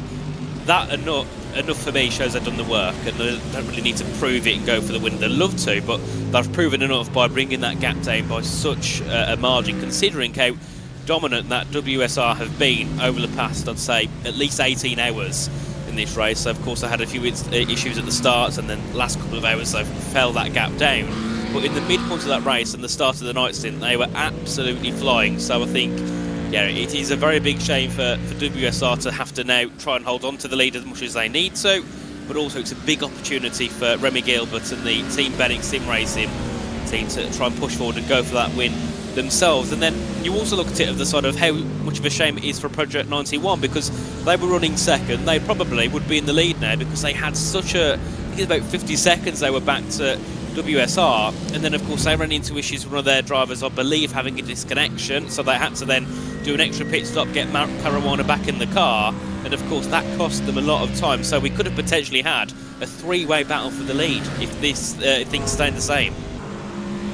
Yeah, and last night when I jumped off the broadcast, I know that was some some time ago now. I think some 13 hours or so. But we had 4 cars about 20 seconds between them at the front of the GT3 class. Has of course gapped out since then, but we are still seeing some similar names at the top. That 123 is leading. The 48 has led, as has the 91, as has the 131. All of those cars inside the top 5. The 421 Vulcan fastest by Glasstec car is just going to be there or thereabouts, because they're a long way off that top 3. Would require something quite big to happen to one of the drivers in front to get onto the podium. But it has been a really good race with a lot of cars getting themselves up towards the front, and that's kind of what you want to see. It's never fun seeing a 24-hour race with one car dominating the whole time. Even if you just get a little bit of variation in the first third, first half of the race, it means that there's drivers in there that have the feeling that they could be at the front of the field come the end of it, and that keeps it interesting, doesn't it? Oh yeah, certainly. And I think one thing we've seen over this race, and it's something we often do see in these long endurance races, is some of the positions that these teams have made. I mean, Team Benick have made 6, 4 have been made for WSR, but then the one that stands out to me is the Tomashing Sim Racing car, who've made up 17 spots from where they started. And to me, that is a superb recovery of now being comfortably into the top 9. They're only actually 6/10 away from going into 7th, and they're fighting there with Fry Guys Motorsport. So when you see a team that makes so many positions up, you start to think, what could they have done if they qualified that high in qualifying? Because they've obviously got that top level pace there. I mean, Thomas Sim Racing on the low 59s, they've been in the high 58s as well. That on many occasions is leading pace. It is, and it goes to show that when you have difficulties in an endurance race, you could be a long way back and feel like you're losing time to the leaders, and yet you could be 4 laps down and actually gaining on the leaders, but not really be able to feel it in that way because of what's happened to you earlier on in the race. And that's just kind of the game, isn't it, really? Positioning yourself early on and being able to put yourself into a good window to operate in good track position is absolutely key. I mean, talking about Thomas Sim Racing, they are only about a second behind the Frygo's Motorsport car for P8 and P9. Of course, there's an overlap gap then up to the DWR Simcoe Setups car, but that is something that we will have to keep a little bit of an eye on in the next few minutes. There's also a battle between Glasstec Racing and the Aztec Racing car for P14 and 15. Incredible, really, when you've got the car in front of that about 2-3 minutes ahead and the car behind 2 minutes behind, and yet they're only about 2/10 apart. It's incredible when you get these little battles this late on in an endurance race. But we'll see if Owen Seward and Glasstec can get through on Gabriel Papaconstantinou. And that is, of course, for P14. Gaps have always been a bit wider in the GT4s, haven't they? And we're seeing that at the front of the field, and it's almost a case of trying to get some of those cars home. Yeah, certainly. I think for WSR, of course, they're just in the pit lane now from the lead of the race.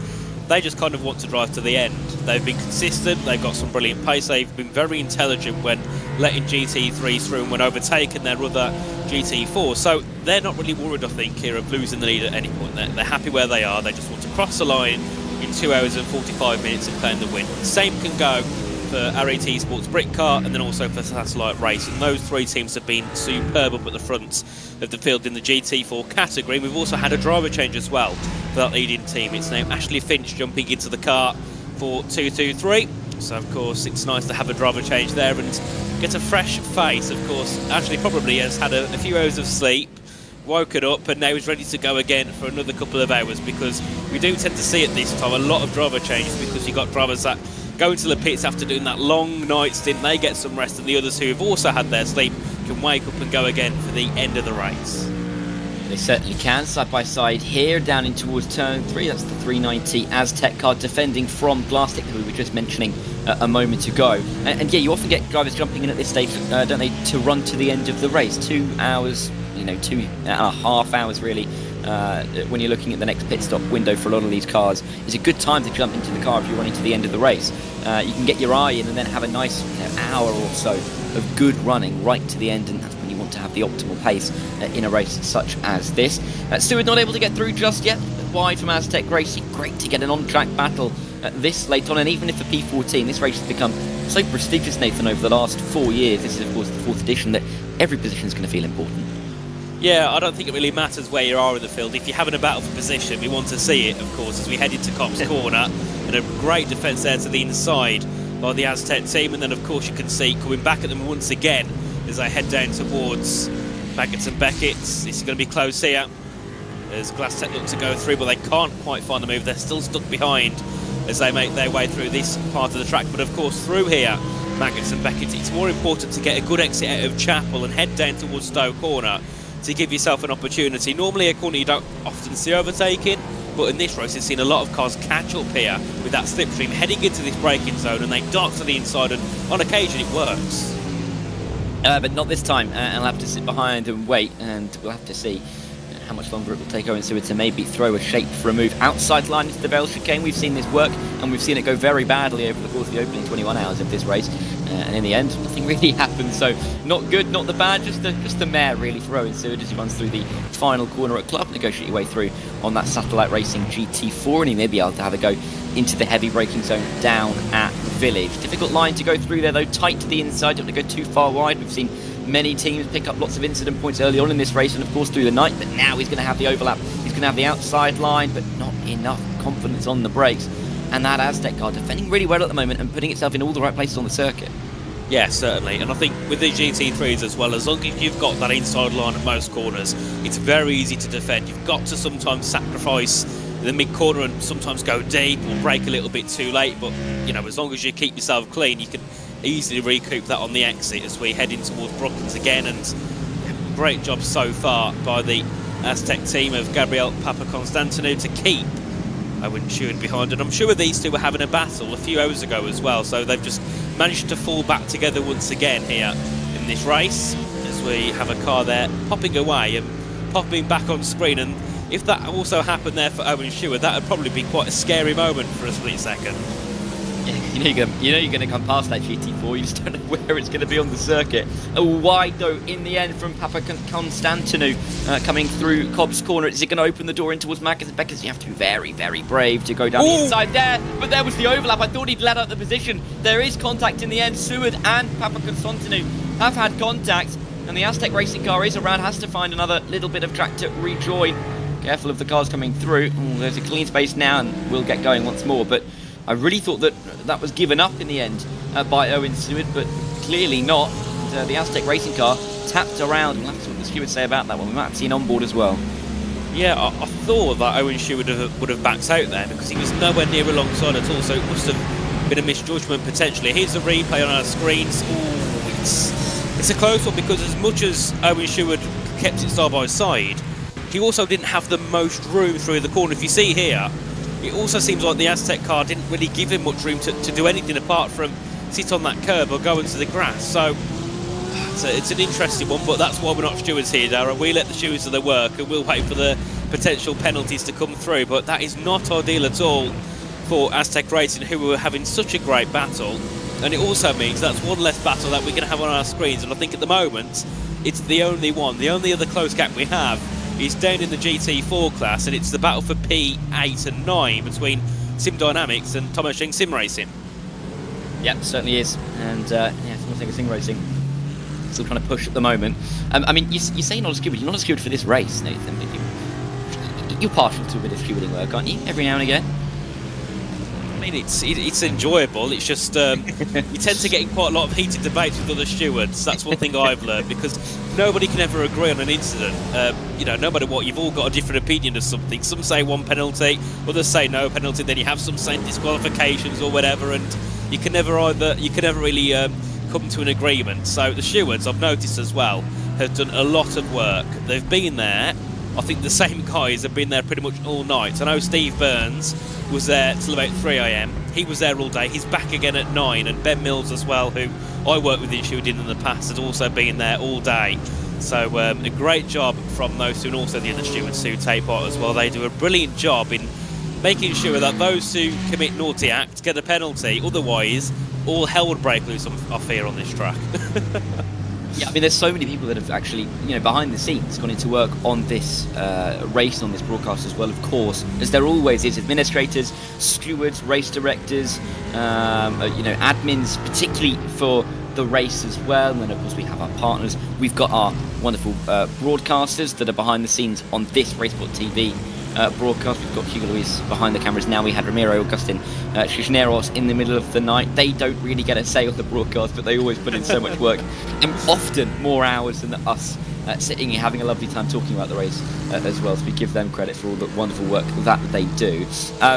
little update in the race. There was a black flag for Phoenix Sim Racing, the number 2 car in P13, so they had to come in and serve that penalty. Glasstech with Owen Seward now find themselves down pit lane as well, and they will come out, I think, almost certainly just in front of that purple sector racing car for P15 and P16. But the closest battle on track is the one that you're looking at on your screens right now, between the 13 and the 340 in the GT4 class. Thomas Engler's Sim Racing car in GT4 a second back, the car in GT3 for that team about 4.5 seconds back from the car in front, so they're involved in some of the closest battles on the circuit at the moment, and P8, good position to try and gain past. The difficulty is, if anything goes wrong here, you've got the Iron Apex Esports car 18 seconds back, and that's going to feel a lot closer than it is at the moment if you make a mistake.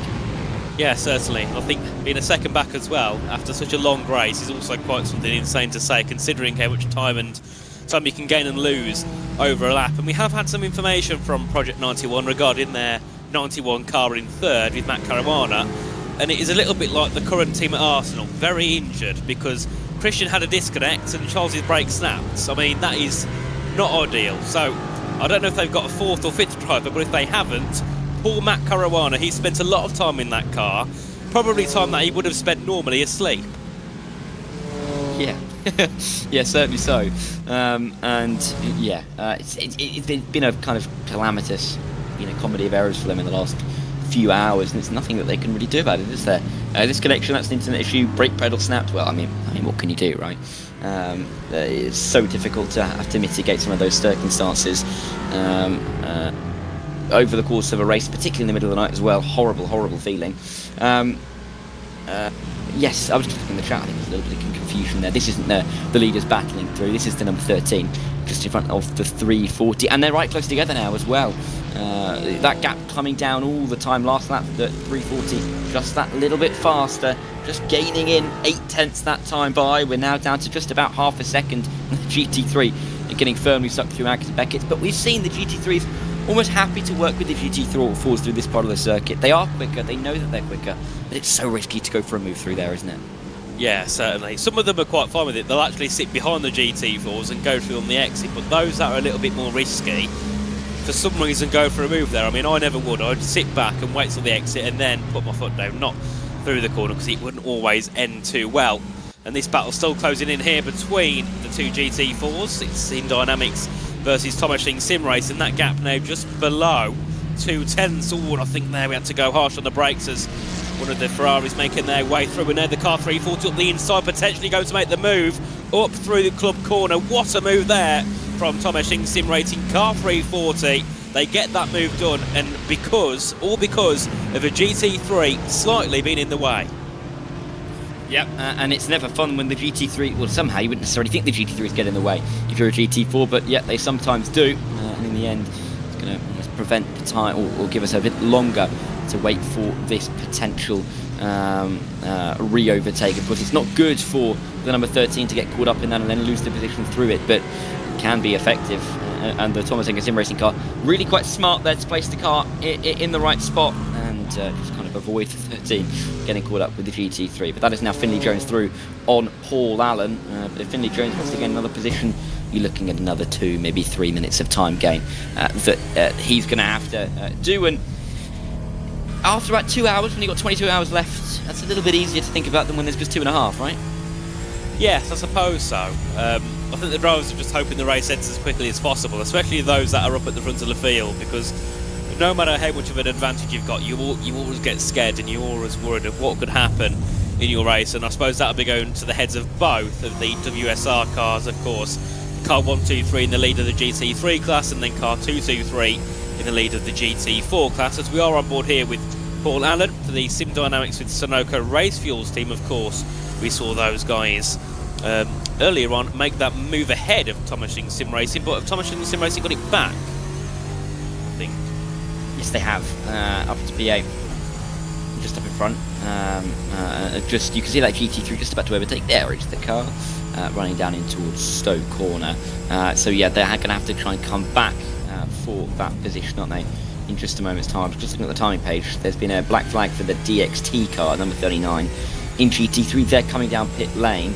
But also, we've been seeing lap by lap, Team Benek is starting to gain on that WSR car at the front of the field. That gap is about 1 minute 13, bubbling around that point at the moment, maybe 1 minute 12. WSR Esports are going to come into the pit lane in about 2 to 3 laps.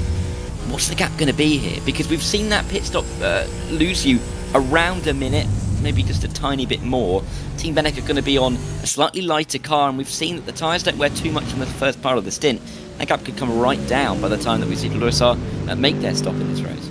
Yeah, this could come down to maybe 4-5 seconds, maybe even less than that potentially, because Team Benek with Remy Gilbert there have had a brilliant opening few laps on their stint. So this is crucial for WSR and for Ross McFarlane to get this pit stop to work perfectly, and to, of course, on those opening couple of laps, get the tyres warmed up as soon as possible and not lose time. I think when we saw WSR come out last time with Ross McFarlane, Ross lost like 6 seconds in the first few laps, and of course that is not what he wants to be able to do this time, because 6 seconds now I think would definitely be the difference between first and second, rather than what it was before when it was 12 seconds initially. So 48 are in a very good position here to potentially take the lead maybe in the next half an hour to an hour, and of course they've got 2.5 hours to go. In some sense that's a long time, but if you're trying to chase down a car over an endurance race, 2.5 hours does not feel like anything at all. So yeah, it's crucial now that Remy Gilbert and 48 get their foot down now and just try and bring that deficit down to 1, 2, 3. Yeah, I mean, even we've been talking about it. We've been talking about that gap being 1 minute 13. Momentarily there, it was 1 minute 12.2. So it's consistently coming down here for Remy Gilbert towards Ross McFarlane. Matt Caruana as well, very fast driver. He's just almost unfortunately sitting about 90 seconds back from what is the race-leading battle at the moment, or what will be the race-leading battle when Ross McFarlane comes in to stop. A battle for P15 raging on again with the same two, GlassTech, or actually no, not the same two, GlassTech and Purple Sectors, because Aztec Racing are waiting for a pit stop. Careful of the 13 GT4, they've gone either side of it and they will just about keep it safe. But that was a heart-in-mouth moment, particularly for Paul Allen in that Sim Dynamics car, seeing cars either side. Horrible to try and place your car when there's others around you, just trying to fight over tarmac with each other. But the Purple Sectors car right on the rear of GlassTech. This could be a big move coming in a couple of corners even. Yeah, it could be, because you can see here the run that Purple Sector Racing have down towards Village Corner. They've got the inside line. I think it looked for a moment they might have made a little bit of contact, and through goes Purple Sector Racing. A brilliant move for car 43. It seems GlassTech now are starting to lose a little bit of pace. They've lost a couple of positions over the past couple of laps, and now they've dropped into 16. And Purple Sector make another place here in this race. As looking at some of the cars coming into the pit lane, Matt Hyland currently sitting P4 in the Vulcan Fasteners car. They have headed into the pit lane and they'll be making their next stop. But with the gap they've got to Simcast Racing Team, they should come out in P4 either way. Yep, and Simcast drew a pit stop for the next few laps anyway, so I think they'll be confident in making sure that they keep the position over the course of the rest of the race anyway. That is Adam Watson in the car. He was leading the race for a couple of hours towards the start. Did actually the first, I think, 5, maybe even 6 hours of the race on his own. And so he did a very good stint to give Simcast a really good basis to build off on, and they've kept themselves inside that top 5. WSR Esports also in the pit lane. That 1-2-3 race leading car is coming down to make its stop. The gap to Remy Gilbert was about 1 minute 11. What is it going to be on the exit? This is going to be really interesting to see. Ross McFarlane has still got another 40 seconds of pit lane time still to serve. Indeed, and I think this is crucial to see how much fuel they put in the car. Are they going to go long and take that sacrifice, or do they go a little bit earlier and just try and keep ahead of Team Benek? That is a question. It's 80. No, never mind. He's continuing on. They've changed the tyres, and now it will be down to fuel. This is going to be very close here. It's already at 55 seconds. This is going to be 5 seconds or minimum, I'm sure of it. Yeah, let's see. The gap is, I mean, it comes down all the time on that timing tab. It's about 20 seconds now, and he's still got a few seconds stopped and then got to get out of the pit lane as well. This is going to be tight for the 48 car. 48, well, actually, it's just coming through the Vale chicane now. It's going to be a little bit larger than we maybe thought, and the 48's got a bit more work to do. The gap's going to be around, what, 10-second mark by the time they come through turn number 1 in that number 48 entry. Where is Remy Gilbert on the circuit? Yeah, coming through just turn 1 and turn 2 right now. So about 10 seconds when all is said and done with the warm-up phase for WSR Esports. They've gained over the course of that 11-lap period between the pit stops, the 48 and the 1-2-3. But now, slightly lighter fuel for Team Benik. Is that going to work to their advantage? Well, it seems to have done last time, but then again, I think there were so many factors in why McFarlane couldn't really get the pace down. It was just, the gap was fine then. I think, of course, you had that lower fuel. I think sometimes the cars make a difference. You have as well the difference in traffic, because we do see a move there by the Armed Forces sim racing team. Car 21 going ahead of the Pineapple Racing Club. That was into Abbey. And I think Pineapple Racing might try and fight back. They do go for a bit of a send, but there's nothing there that they can do unless they, they're going to have to go for a bit of a switch back through the loop and entry. They take the inside, and this battle still rages on as they head down to Brooklands Corner. Yep, here we go then, side by side, the Armed Forces Sim Racing, the Pineapple Racing Club car. Two names that you wouldn't necessarily put together side by side in towards Brooklands and Lovefield. It's the 21 on the outside, the 16 trying to make its way through on the inside. Good move in the end on the brakes from the number 16 car, just about getting it stopped and sliding in front of the 21. Not allowing any kind of up and under, but there's a nice line being run as we work our way in towards Woodcote from this number 21, and Jack Goring looking for the line on Ned Wharton, but Wharton defending well. Towards Copse they go. Is there an inside line? You have to be very bold to make a move there. He thought about it for a moment, but Jack Goring 6 behind for the time being. Indeed, a great little battle there, and that was a bit of a snap there for the Pineapple Racing Club, and that was a scary moment indeed for Ned Wharton as they make their way towards Maggots and Beckett's. And of course, if Jack Goring can keep a good line through here and get a good 2/10 gap back to car 16 here heading out of Chapel, this could still be another opportunity for him to go back up and retake that 11th place that he had temporarily through Village and in towards the loop and entry. The gap's going to come down just to under a tenth here. Is it a sense of the inside? It isn't to Stone Corner. This is going to be close. They make their way through. Wide goes Ned Wharton, and this is a big opportunity as they head down to the Val Chicane. Yeah, here we go, 21 to the inside, question mark, yes indeed, sending it late into the Vale Chicane, but the 16 is going to defend the outside line nicely. Bit of a wiggle through the middle of the corner for that Armed Forces Sim Racing car, and wasn't able to get a good run out of the Vale Chicane and through Club Corner, and may have to wait until Village to have another go at the position. Looks at it in towards Telman again, the gap well under a tenth of a second. Basically the blink of an eye between these two at the moment, but is there an inside line here at Village? No. Oh yes, there is. Very, very late dive. I thought it was coming, then thought it wasn't in the end. Sending it up the inside, Ned Wharton saw it coming and has defended that one nicely. And now you've got one of the other GT3s mixing it in there. Can't quite see the number of that car, but it's just traffic that's just getting in the way of this battle. That is the 50. Thomas Henga Sim Racing car, a few laps in front. In fact, how many laps in front? Just two laps in front, and actually the next car, or the second next car up the road. Yeah, indeed. So this is crucial here. Of course, if that Aston Martin can move out the way quickly, then these two can continue battling for position. Of course, because of the traffic involved, that gap now has gone up to over 9/10 of a second. It will probably go over a second by the time we get down towards Copse Corner, as we do have a couple of GT3s as well in the mix here. As we go to Copse, and you can see there the Armed Forces Sim Racing team looking to go ahead of that GT4 BMW. Does go ahead, and that was a scary moment again indeed, going side by side through in towards Copse, as we see car number 19 in 19th head into the pit lane. That's Project Not Last, who aren't last. They're 7 positions away from last, so they're doing a great job so far in beating that objective, as yes, again another GT4 being taken down, and that is by the Pineapple Racing Club, who've done a brilliant job. Of course, they lost that position initially, but got it back pretty much instantly. If you can do that all race long, it's going to be very difficult for anybody to make a move. So we're 3 wide in towards Stowe, though. They've just about made it through.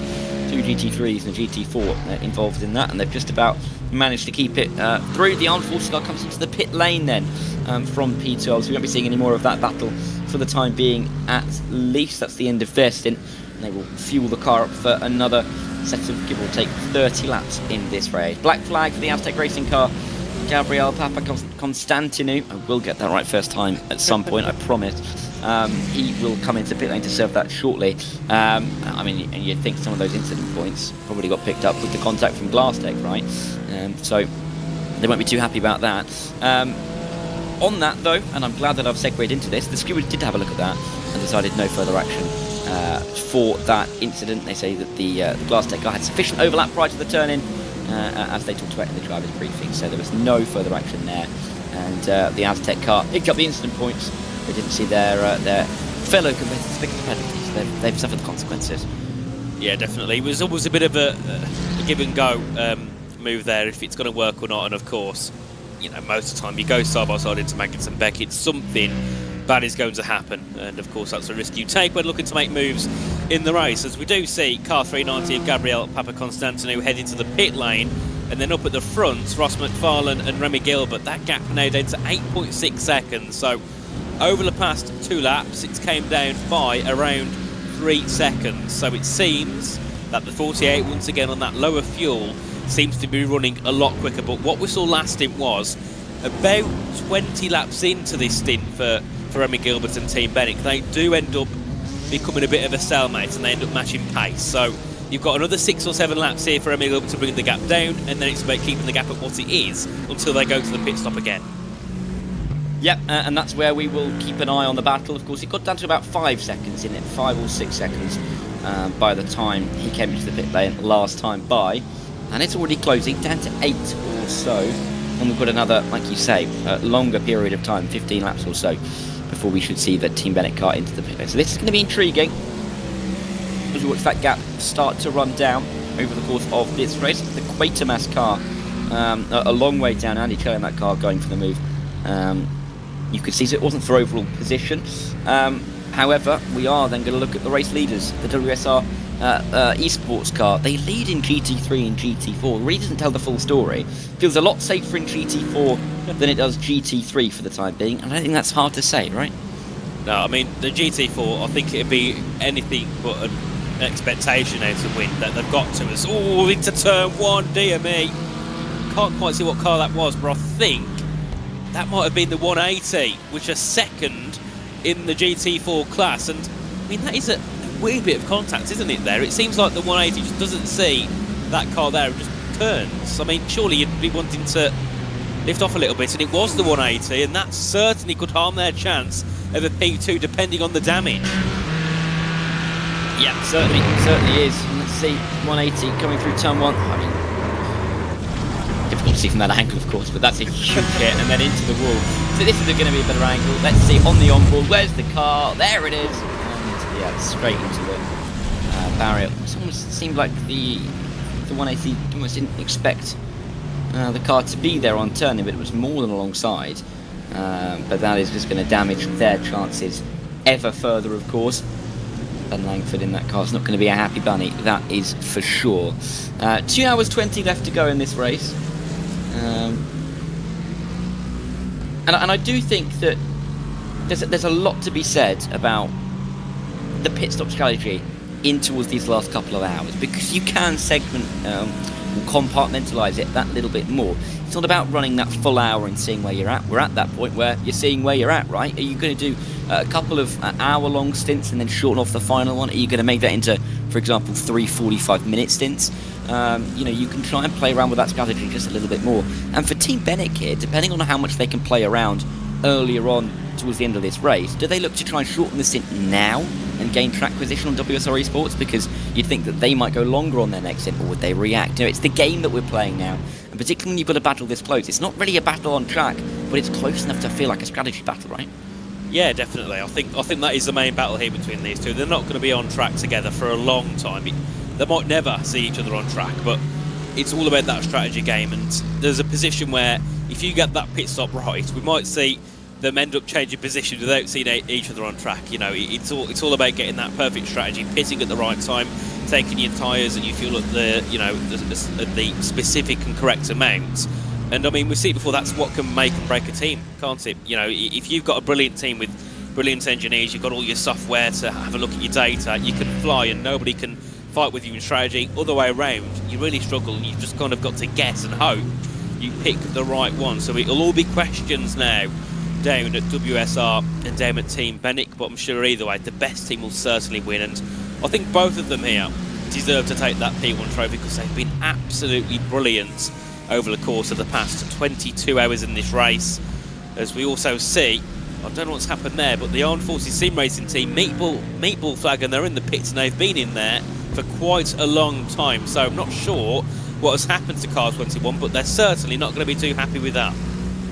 That pit stop now up to 3 minutes. This is a spin for the number 10 car, so not the Armed Forces car. This is the Driving Ms. Daisy car going around. They've been in the walls all race long, 30 laps down on the race league. It's a momentary spin for them, but yes, Meatball Flag, they're still having to fix. Everyone started the race with 4 fast repairs, but no surprise, they've likely burned through those in the course of the opening 21. Maths nearly tricked me. 21 hours and 40 minutes of this race. Gap at the lead coming down sub 8 seconds now as we see them run through towards Stoke Corner. They're both really on the same straight at this point now, aren't they? Maybe just out of eye shot of each other, but they are very much closing up together. Battle brewing as well, maybe in the GT4s between P13 and 14, the UK Sim Racing car and the Split Strat Esports car. About 3 seconds split those. And they are the 2 closest cars on the circuit at the moment. Outside of this theoretical battle for the lead, of course, in the GT3. Here they are then, down in towards turn number? What am I saying? Turn number 4. Brooklands, of course. And that is the 17 of Cy Anthony going around in that BMW. But being caught by Jordan Heppel just behind. Where's that Split Strat Esports car? There, just about. You can see the yellow and black entry gaining onto the back of the 17.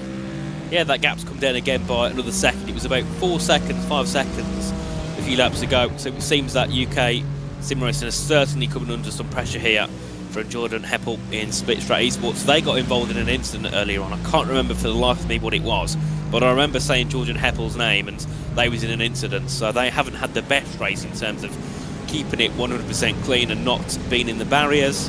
So of course it's all about recovery for those guys now. 14th at the moment in their class, so we're looking to go up into 13th ahead of UK Sim Racing. And then battles further ahead, we've still got that gap there between Purple Sector Racing and Glaztech, because we have had a change in the 422. Then they got Jan Ostberg in the car, and then Purple Sector Racing still have Matthias Paintinga in number 43. As that gap was all what's happened there, it shot down, and actually Glaztech have got ahead of Purple Sector Racing. Dear me, I've cursed them. They've hit the barriers. They have, and that 43, the front end of it at least, is looking very much worse for wear.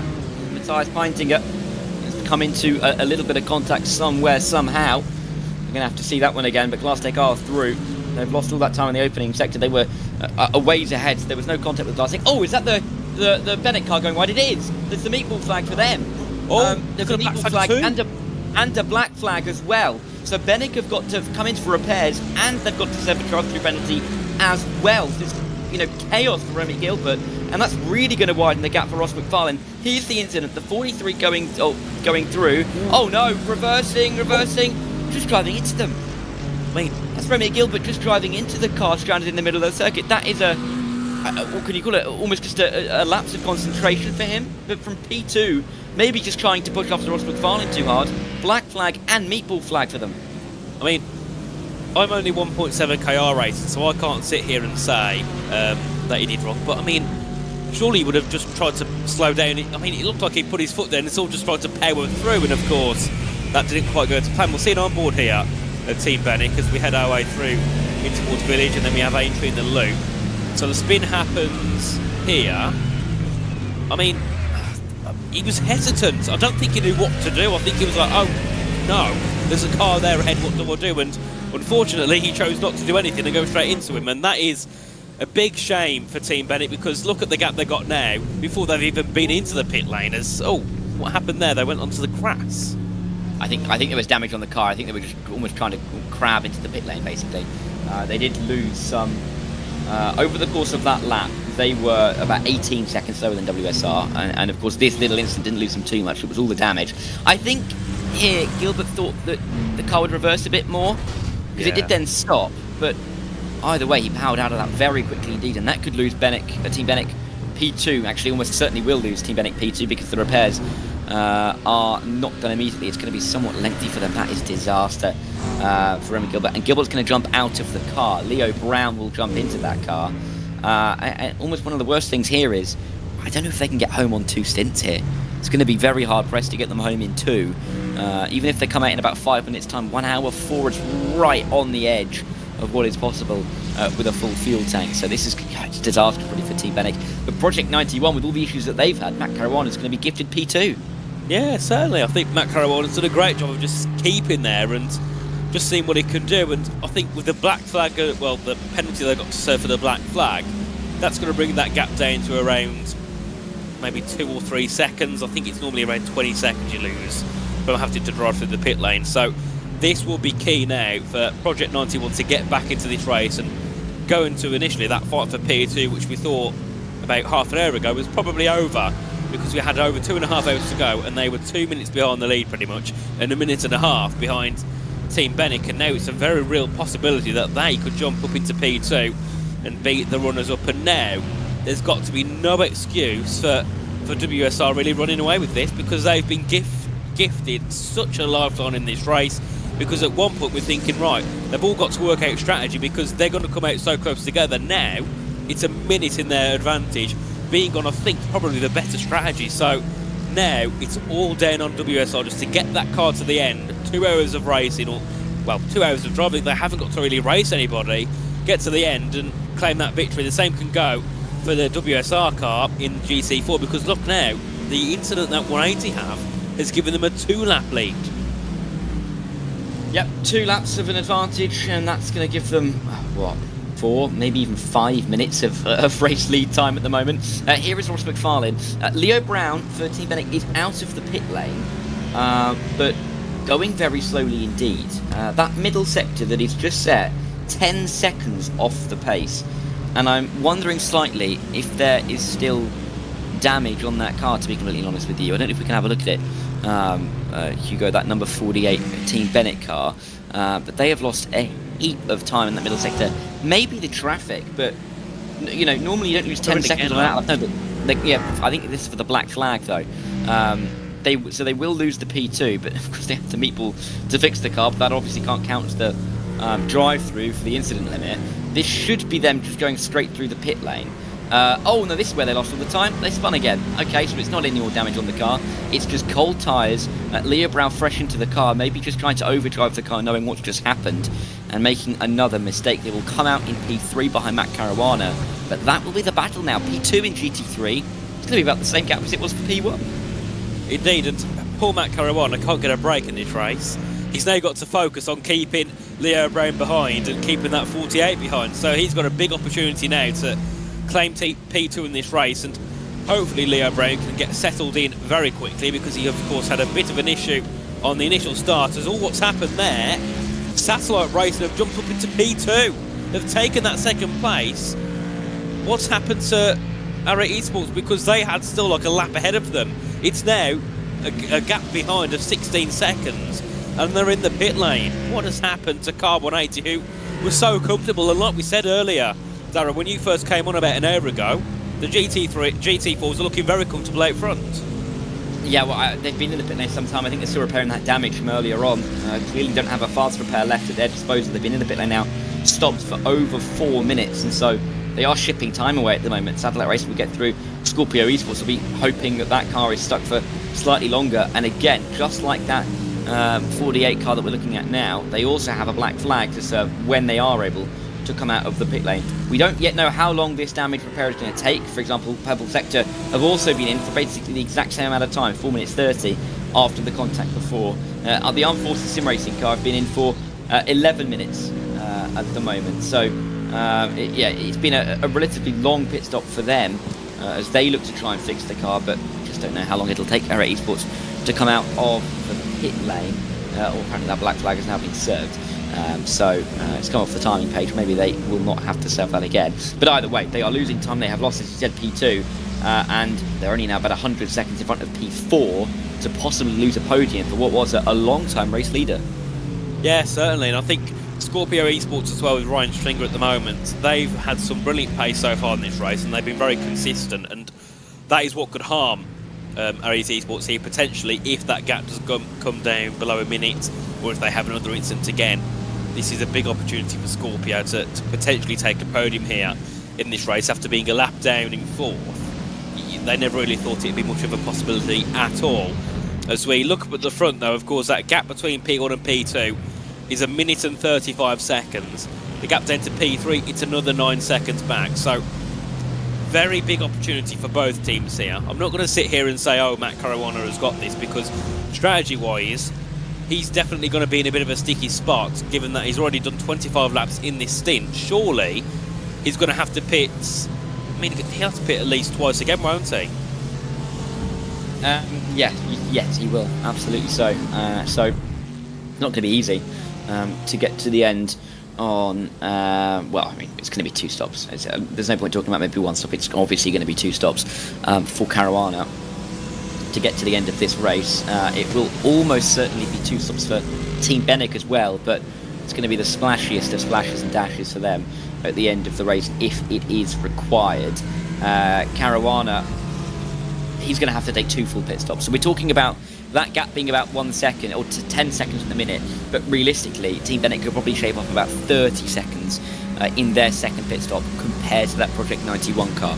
So at the moment, you think on strategy the 48 will be in front when all is said and done, but there's no guarantee. Esports still in pit lane, have now lost P3, and they're only a minute away from losing P4 as well. This is just heartbreaking for them, really, to go so long in the top 2, to have it all seemingly come undone in the last few hours. Indeed, and I've been told as well, I'm not sure if it's 100% true, but apparently 180 have pulled out and they're not going to continue because they're now to 4th and they're going to drop all the way down. So I think what a shame. They've been here for what, 22 hours nearly, and one mistake that they made of not seeing a GT3 has cost them now a podium and cost them the race completely. Yeah, it's unfortunate. I mean, the irony is it's still going to take over 10 minutes for them to lose, to drop out of the top 10, such is the gap they'd built up over the start of the race. But yeah, if true, that is going to be frustrating for them.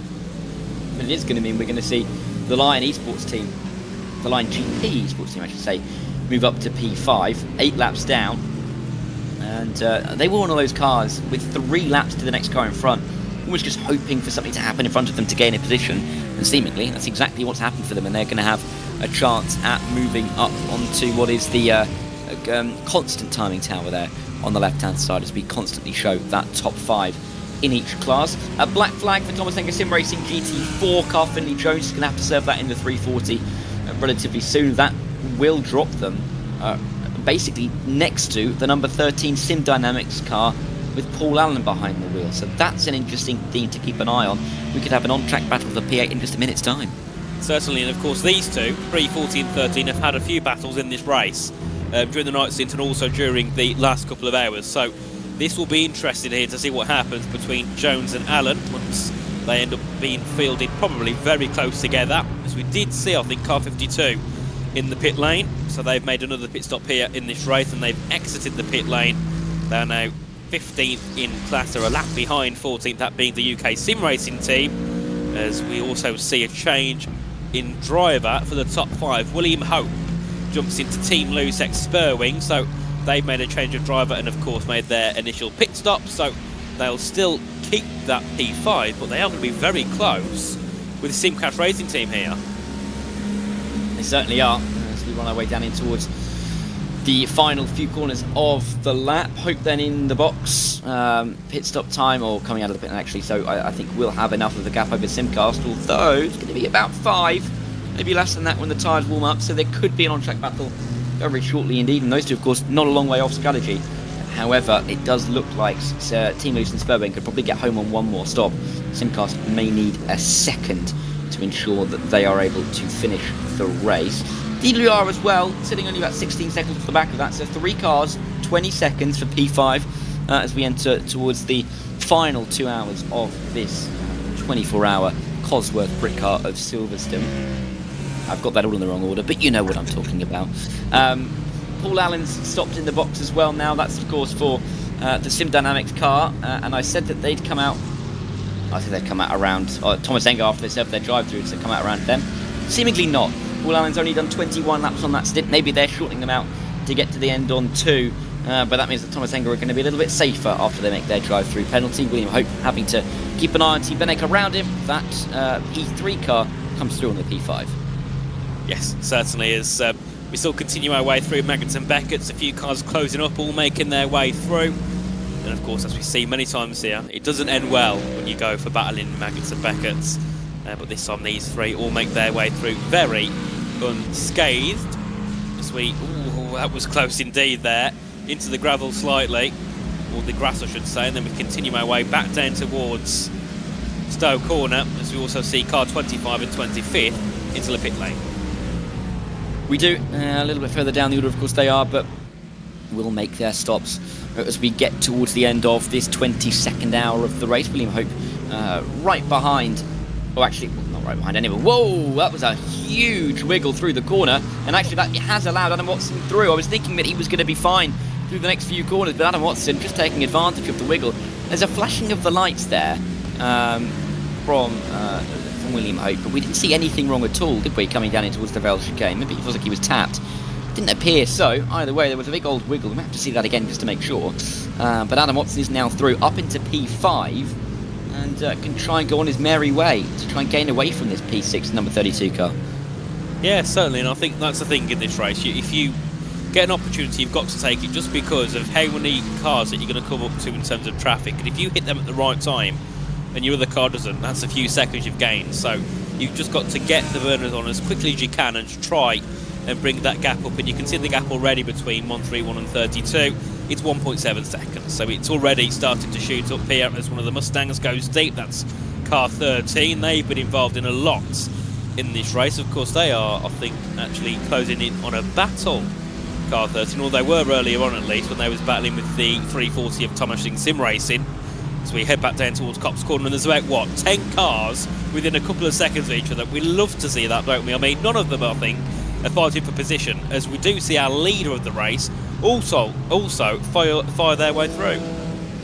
Yeah, I mean, the fact that we've had nearly 22 hours of this race, we still have, well, now with Arrett coming out, 41 cars on the racetrack, just shows how busy this race has been and continues to be.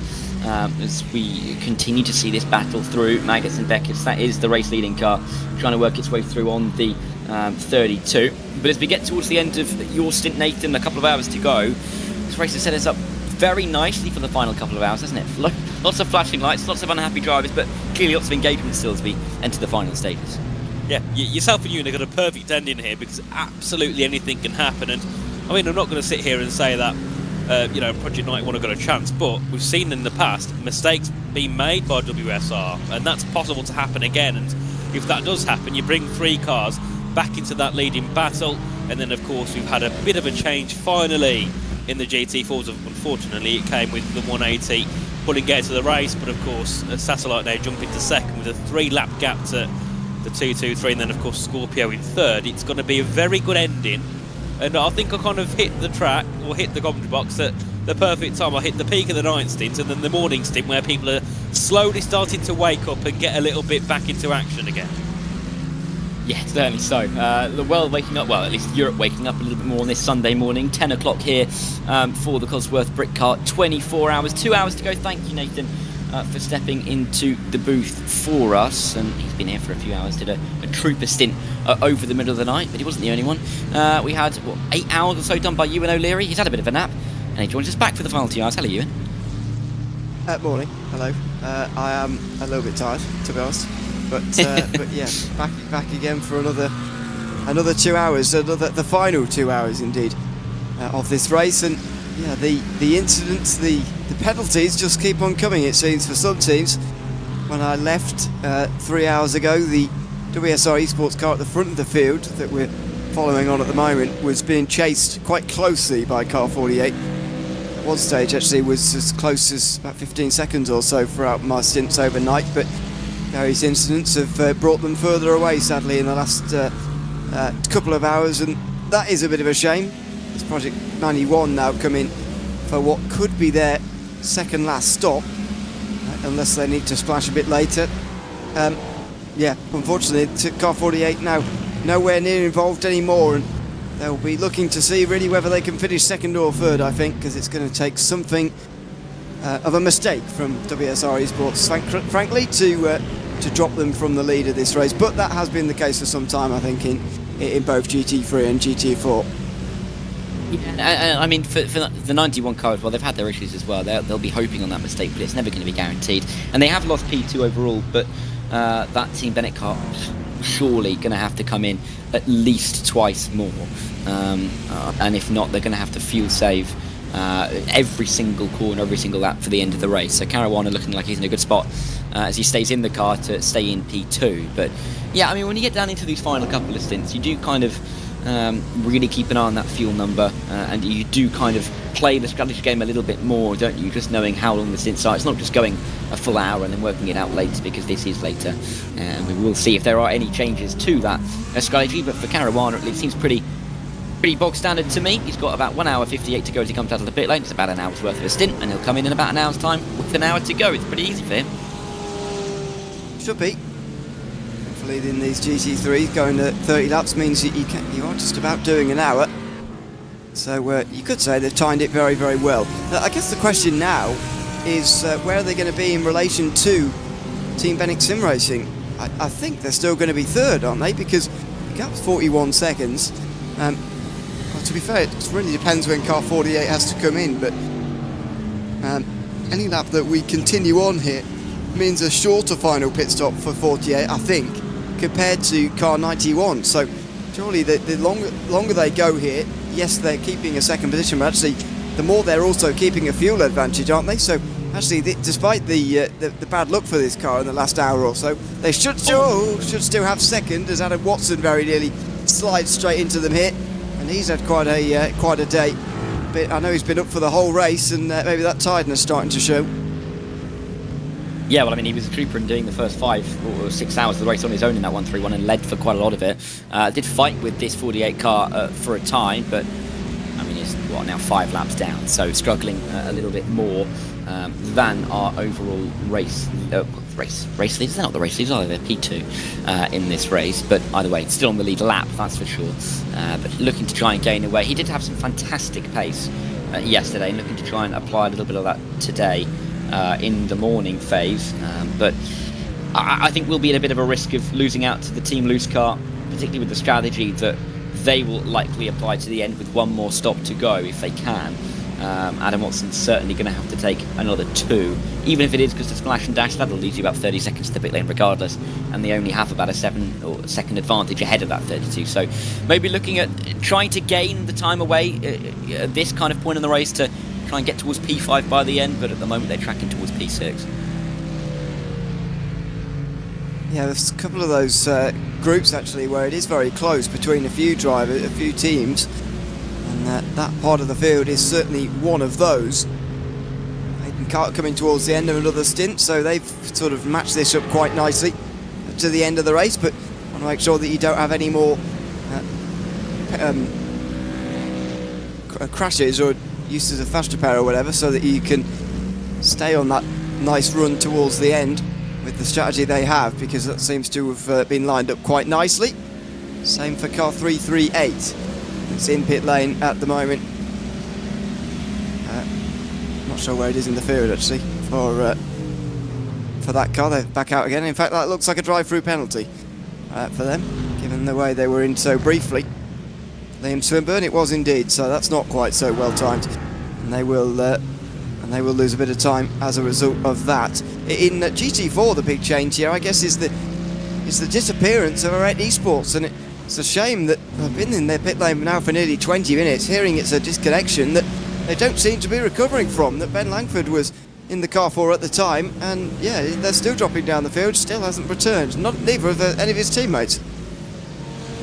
No, and I think the suggestion is, I think I saw in the YouTube chat, that they parked up and they all disconnected from the session, so I don't believe we'll be seeing them again. I mean, they've been in the pit lane for 20 minutes and yet still in the top 10. That's just kind of how big the gap was, that they were able to build up all of these GT4s towards the front of the field, but that may be that for them in this race, which is a real shame, but it does promote the likes of Sim Dynamics to the top 9 and Iron Apex to the top 10, and only about a minute apart, 8th through 10th in GT4, which, you know, when you look at the GT4 gaps, really isn't very much. You're looking at about 6 minutes for the race lead, about 6 minutes for P5, 4 and 5. So 3 cars within a minute is not too much. That may come down in the final stages. Again, those guys very much off strategy still, as they have been. You know, normally in a 24-hour race, at least at the start, you get a lot of teams that do the same thing on the strategy for the first few hours, and you can kind of get a sense of when everyone's going to come into the pit lane. But it's just been a free-for-all in this race. There's been no clear, consistent thread to it throughout. We've had drivers coming to the pit lane, every couple of minutes. It's all going to come down to a head at the end, though. It's the live data being supplied live from car 223. Currently leading the GT4 class. Supplied by Cosworth, of course, who are title sponsors of this Britcar 24 Hours of Silverstone here in 2025. And in just under 2 hours' time, they'll be providing the prizes as well for first, second and third in both car classes this season. First place will get a free subscription to PI Toolbox Plus for 12 months for each member. For second place, it's 6 months, and third place, 3 months. And one randomly selected car that gets to the end of this race will get 2 months per driver as well, per team member. iRacing's and Sim Racing's first ever live remote telemetry feature in iRacing as well, and you can see it at work here. So I described it last night, more telemetry than you'd know what to do with, but you can see it all on the right hand side, coming out live from the car as Ashley Finch drives towards the finish. I believe we actually recently got into the car, Finch, maybe at the start of this stint, so I do wonder whether this is the setup for the very end of the race now. Yeah, you get a lot of drivers that do this, don't you? They get into the car with about 2.5, 2.75 hours remaining. Good point to get into the car, get your eye in, and then have a good run to the end of the race. It's not the longest of stints, but it is one that is manageable, and there will be drivers that did a lot of the heavy lifting in the middle of the night. They'll see the sunrise out of their windows, particularly if you're in the UK and want to go to sleep, ironically. And so Ashley Finch got into the car about 40 minutes ago, 50 minutes ago or so, and I'm sure we'll be going, or maybe won't be going to the end, but we'll certainly be running this car towards the end of the race with, 2 more stops to go for them. Ryan Stringer's coming to the pit lane from P3. Scorpio have inherited that P3 thanks to the voluntary I said the voluntary disconnection, the crash, and then the voluntary disconnection from the RIT Esports car. It's going to allow Fury SimSport into the top 3, and that's going to be the first time are they going to get to the top 3? Or they may not. It's going to be close, Ewan. Matthias Temmer may not be able to get through, but I'm going to say the 312 hasn't been in the top 3 for quite some time in this race. Maybe for the race in total, but definitely for quite some time. And they're going to be about 4 seconds back, but they're there or thereabouts. They're close. When are they going to get through? What am I talking about, Ewan? I don't know. Too early in the morning. It's close, but they are going to get through. Only just, but they will just about get through into third. Matthias Tem will be passed. The question for me is why Charlie Devlin, or whoever it was who brought the Scorpio Esports car in at the time, why they came in after only just over 20 laps. That's quite a short GT4 stint, really. And so that'll be my question.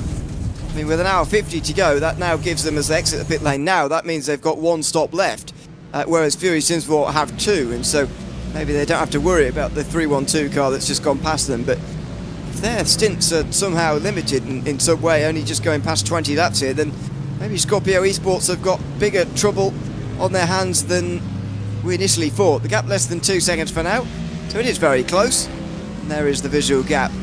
But surely Scorpio Esports still hold the advantage with a better fuel scenario compared to this car that will be in the next 15 laps or so. Yeah, they're on lap 18 at the moment, so the next 15 laps or so, this car will probably be in. Yeah, it will. I think the change in stint length is just them adapted towards the end of the race. They know they can get home in 1 stop now, so maybe underfueled the car a little bit for track position before, and now have just 2 normal stints to get to the end. Either way, there he is in view, 2 seconds back from this 312 Fury SimSport green car. Blue versus green, down in towards the Stoke corner that they will go. That's the DCW blue car coming through as well. That's James Foster. Well, I don't think I've mentioned them since I got back on the broadcast about an hour ago, and they've very quietly gone about their business. But there's a lot of teams that have done that, haven't there? Lots of big gaps at this stage, as you would come to expect. But it is nice that we are still seeing some of these top 5 gaps, feeling at least like they're going to be close towards the end. Yeah, that is good news for us. coming to the end. Another pit stop for Thomas Critchell in GT3. That's the DWR SimCoach Setups team in after only 23 laps. 23 laps. So is this a... well, that's not a penalty. It's not a black flag anyway. It's another early-ish stop. There's also sorry, that's Chris McIntosh in the background doing the same. Michael Teichmann is in pit lane here somewhere as well. And there comes Critchell to the end of the pit lane. Some weird stint laps going on at the moment. Chris McIntosh was normal, 30 laps, but only 22 laps now for Critchell as well. So I'm not sure what's going on at the moment, but an unbelievable amount of stops and stints that seem to be short of the mark as far as what's been normal for 22 hours. Suddenly that's gone away in the last 2. Yeah, exactly, and it should regulate itself into the final stages, but it has got a little bit haywire, isn't it? I think as teams just try and work their way to that number. I'm sure we will see, though, it's a bit slow out of pit lane there, in the end, for Thomas Critchell. He will stay in P7, of course, with a huge gap behind, a couple of minutes to fry, guys. But yeah, shorter stints, getting towards this stage. We are seeing more teams come into the pit lane around this point than we otherwise have. I think the majority, or nearly the majority of cars have had less than 10 laps on this stint, with a few more certainly coming in soon. The Pineapple Racing Club car, 26 laps on their stint so far. Glass Deck Racing, 24 laps on their stint so far. WSR, the leaders, 223, and GT4, 26 on their stint. So I think a few of them coming in soon as well. And they know that from now, one more stop after this will get them home without having to worry about a splash and dash. And I think that's the target, really. You don't want to make it more difficult for yourself right at the end, as that 80 is making it more difficult by nearly going completely off the road, just running over some of the gravel that's been picked up there. But we've seen some of the leaders make some mistakes. You don't want to just creep in one of those towards the end. That gravel trap has rather been extended by all the stones that have been brought onto the racetrack. It feels like that gravel trap is really on the tarmac now, on the very outside. I don't know whether it's been a case through your stints as well, but through my stints here overnight, there was an unbelievable amount of spinning through Brooklands and Luffield. I mean, unbelievable amount. If we were playing a drinking game, you'd be almost dead, I think. Because I mean, it was so. Has that been a thing in the more daylight hours, or I mean, the temperatures are barely different to what I was seeing overnight. You know, obviously, was it 19 degrees all night? Now only up at 21. It's not exactly a warm day. It is late September in Sim, and it's still in the morning. So it's just been remarkable, the amount of spinning we've seen through those couple of corners, and no wonder that gravel trap has been brought half onto the racetrack as a result of everybody spinning off through there. Yeah, I mean, there's been more than a few incidents down at Brooklands, so I feel but if anything, I'd say that club's been a really difficult one for a lot of people over the course of the racing today. Many people getting caught up on that inside curve, trying to make a couple of moves, trying to make sure they can get through on some laps traffic in particular, but it's just been a couple of clumsy spins, and there's been a few down here at Village and then through Aintree in the loop. So it's all the slower speed parts of the lap where you'd kind of come to expect it. There's 37 take a drink. Yeah, it's not spinning, but I guess it's going wide. I think depending on how tired you are, you may actually have to start doing that in about an hour's time. I'm not volunteering. How tired I'm at the moment, and even after the cricket. Thanks for reminding me. That wasn't nice to wake up to. That's the life of being English. I've had so little food and sleep in the last 12 hours or so. A sip would just hit me like an absolute truck at the moment, I think. So let's not do that at this time in the morning. That wouldn't be good. By the way, CJ YouTube chat absolutely solving it for me. You can tell I'm not very sharp this time in the morning. Pointing out very correctly, now it makes total sense now that you pointed out, if they do a full stint now, they don't have enough time to do fuel and tyres for the last stop. So if they spread that out over the 2 stops to make them slightly shorter, i.e. taking 30 seconds of fuel each time, 3/4 of a tank, they can cover that with tyres as well and do tyres in both.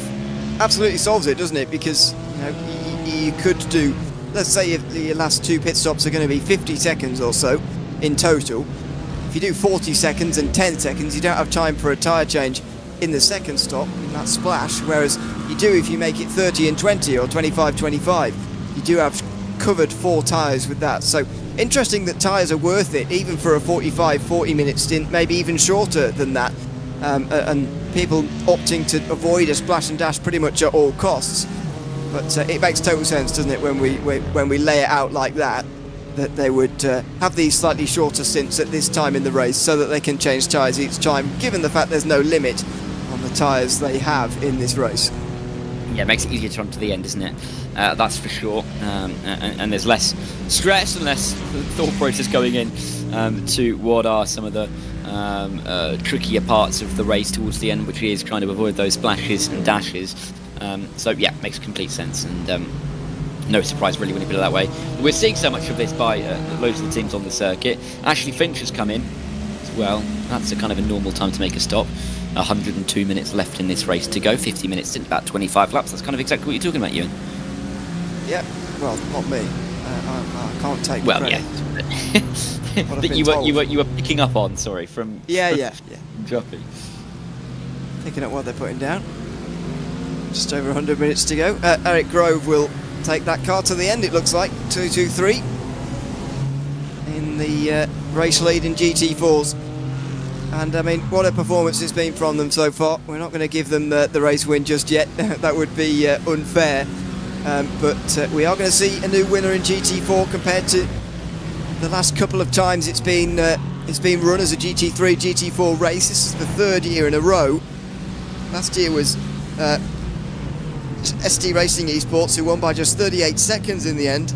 Mercedes over Porsche over Aston Martin. Satellite Racing were... Oh, and speaking of Satellite Racing, they are off for a spin. Now, where is this? Oh, that's through turn 3. And coming into the loop here, out of Village into the loop. They've just unlapped themselves, actually, to be only 2 laps down. They're going to go 3 laps down back again very soon if they're not too careful. Podium runners from the GT4 race 1 year ago, and only 1 lap off the lead. Well, they're 1 place further up this year, but they're more laps off the lead. Take from that what you will, but spin through turn 3 shouldn't interrupt them too much this time. No, shouldn't do so, but very close. And there was that spin, there was the contact, I believe, up through Village. They continue on their merry way. I mean, at least they are not going to be too worried about losing out that gap to Fury Simsport with a little mistake or a little incident like that, considering that they are still well over 2 minutes in front as we run our way through Copse Corner with them. But you don't want to go too far wide and pick up a time penalty. That's happened a fair few times. Sim Dynamics have picked up PA as we see the United Sim team in the pit lane. Sophie Aaron has just gone into the car. I think that battle for P8, P9, P10 in GT4 may come into fruition a little bit more in the final hour or so, as those strategies kind of work themselves towards each other. But apart from that, in GT4, I think it's looking pretty set without some mistakes. Yeah, I think that probably will be one of those fights that comes down to the finish. I mean, the ones that are deepest in the stint right now are Apex Esports and Sim Dynamics. So they will probably have the longest last stop to do, and will it even be 1 last stop for them? Well, it's going to be quite close in the case of Apex Esports, I think, and Harry Shaw. They will have absolutely packed that car full of fuel in the last stint, in the last pit stop, sorry, because they need every litre they can get right now. And in the background, the overall race leaders are going to come over the line to complete another lap here in a moment, by the way. That'll be the end of lap 660.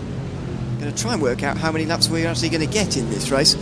See if it will be any sort of record. I don't think so, because we keep getting more numbers year on year. And beating 709 laps is going to be very, very difficult, because I think these GT3s were generally a bit faster back then. We've got a more realistic lap time these days. Now, by the way, I'm not sure what happened to the discussions of rain, but so far that seems to have completely disappeared from everyone's consciousness. The very sort of 1/3 chance of there being some rain in the final 2 hours of the race here doesn't seem to have materialised. No, which is weird actually. I mean, funnily enough, the in-sim date right now is my birthday, and I'll tell you, it rains a lot on my birthday here in the UK. So yeah, it's surprising if anything that it isn't raining. If anything, just shows that it needs to be improved. We need to improve the simulator. Clearly, there needs to be rain. What's the sample size? What years it's rained versus years it hasn't? You've got a decent sample size now. What's the ratio? All right, Ewan. I'd say every other year. I'd say it's over 50%. So maybe, I guess, yes. Then if it's a 40% chance of it not raining, then it's always going to be a 40% chance. But hey, a bit of rain would have spiced it up, right?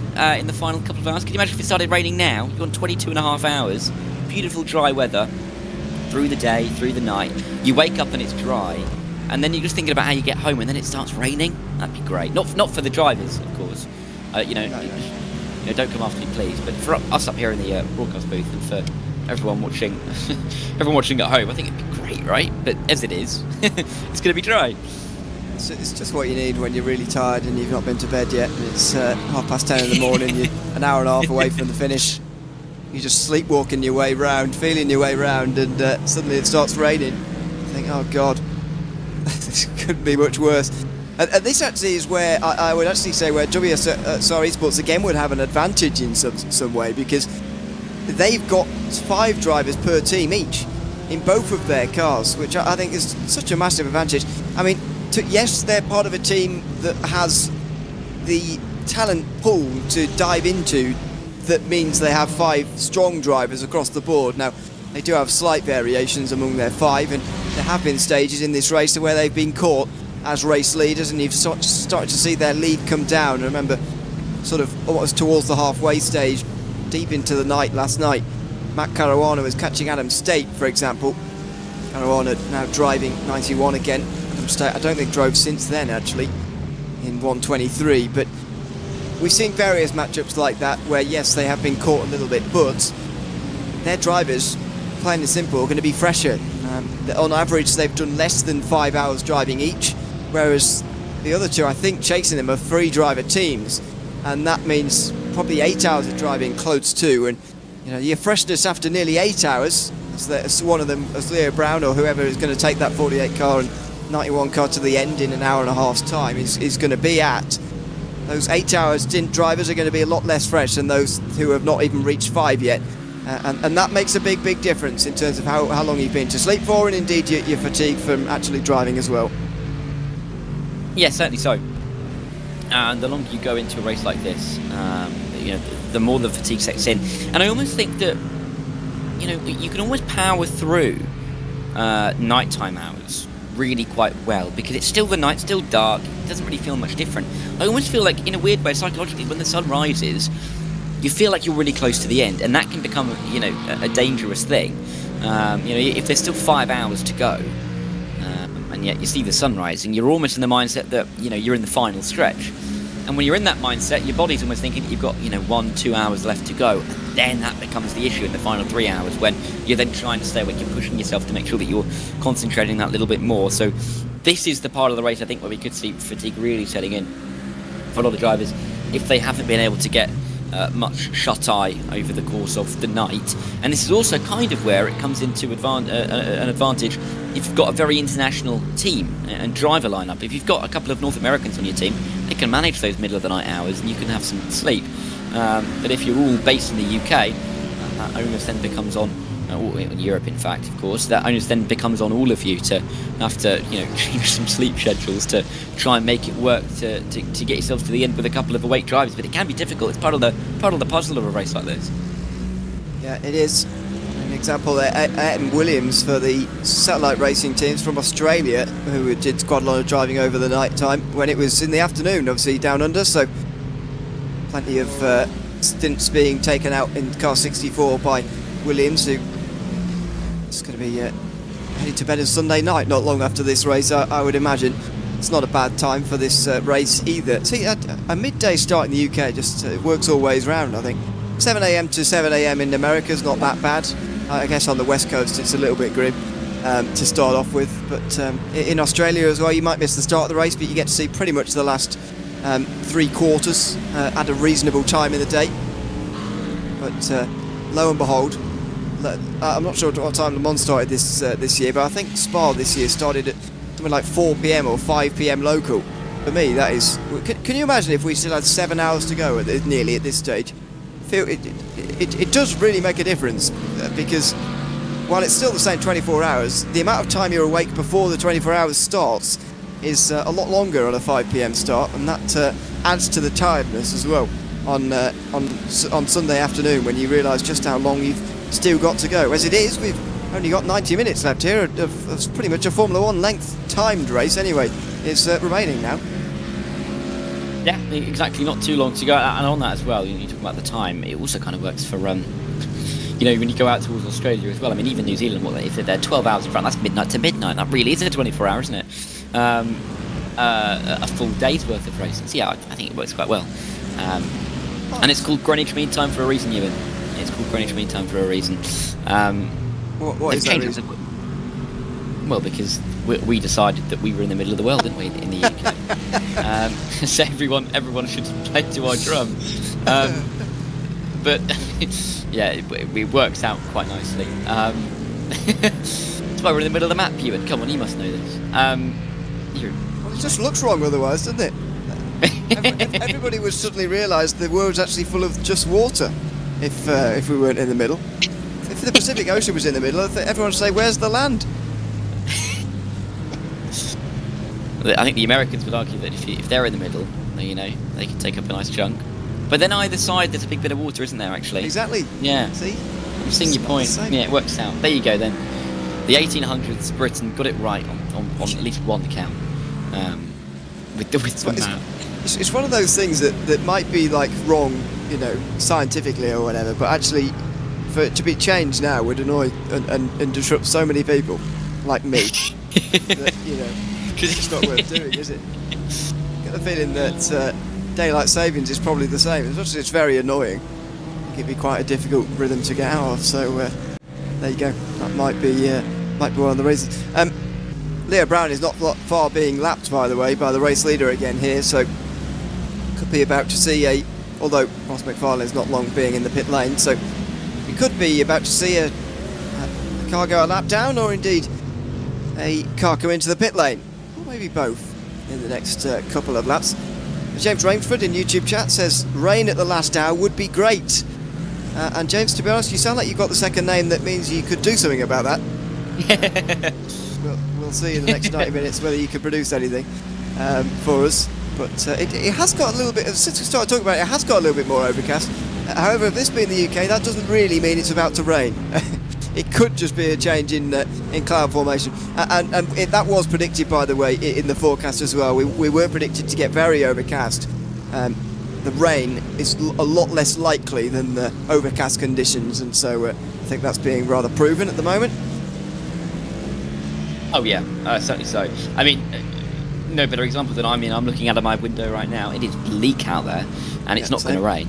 And yeah, it's not looking particularly nice. But it isn't at the circuit as well. A little bit of sunshine peeking through. We did in the early stages of the race have a bit of precipitation that sat around the circuit. A little bit of moisture, a couple of puddles, and it took a couple of hours to clear them, despite there, of course, being no rain. We didn't get any of that moisture settling overnight during the race, of course. Too many cars coming around that would have prevented that. But it's a fact that you always have to, keep an eye out for. Particularly in the UK, you can get a shower that pops up out of nowhere. Not really in September. To be honest with you, I don't know how accurate weather patterns are in iRacing down to a T. But in September, you're less likely to get a random shower than you would in the spring, popping up. But that's just kind of the humidity aspect, and it's been dry. And I think the drivers will have been very thankful for that. To be honest with you, over the course of the race, there is nothing really much worse than a 24-hour race is already going to be difficult enough, where you're going from wet to dry to wet to dry. Entertaining, of course, but difficult in the driver's seat, and difficult to manage in terms of strategy as well. So it's been easier for all of the drivers, but it hasn't necessarily been the easiest in terms of the racing. It just goes to show how difficult these races can be. You can have factors go your way, but it's never going to help you out in the grand scheme of things. I wonder whether we did see rain last year in this race. I don't know if you can remember. I can't. I've slept at least 300 times since then. As the leader, by the way, is on the final lap of their stint, Ross McFarlane. 3 wide in front of him here as he tries to lap the 48 car, and he's going to lap the 7 for the 8th time here as well. Philip Staples going to go a lap down for an 8th time as Fry Guys Motorsport try and finish in 8th place. That's probably the best they can hope for out of this race this afternoon.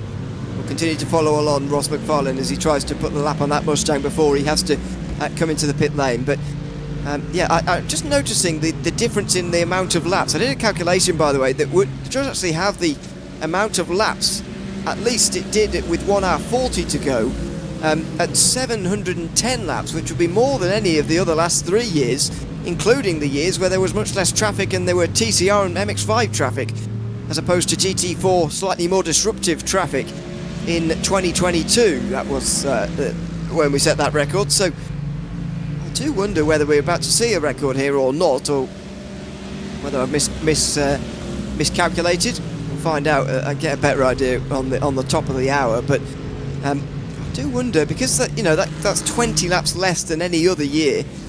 I wonder whether we did see rain last year, maybe, because it would have been available in December 24, more than available. And so maybe it did arise that year, but just look like we're going to get away with it this time anyway. Yeah, that's for sure. And I mean, unless it comes to the last hour, which feels unlikely. Yeah, I think we're going to be running dry to the end of the race. I mean, it feels wrong to not have a race in the UK without any rain, but that's just how it goes sometimes. I think it's interesting as well to see over the course of this last half hour, really, what Team Benek have been able to do. I just want to mention them quickly, with the fact that they are, of course, off strategy a little bit. The gap to Matt Kawana on Project 91 is at 40 seconds.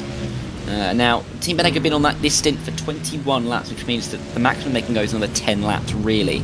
And that would push them to around the 1:06 mark. Whether they can get to the end from there is really touch and go. It's going to be close. But if they have to do another stop, that would take them, another 30 seconds to drive down pit lane.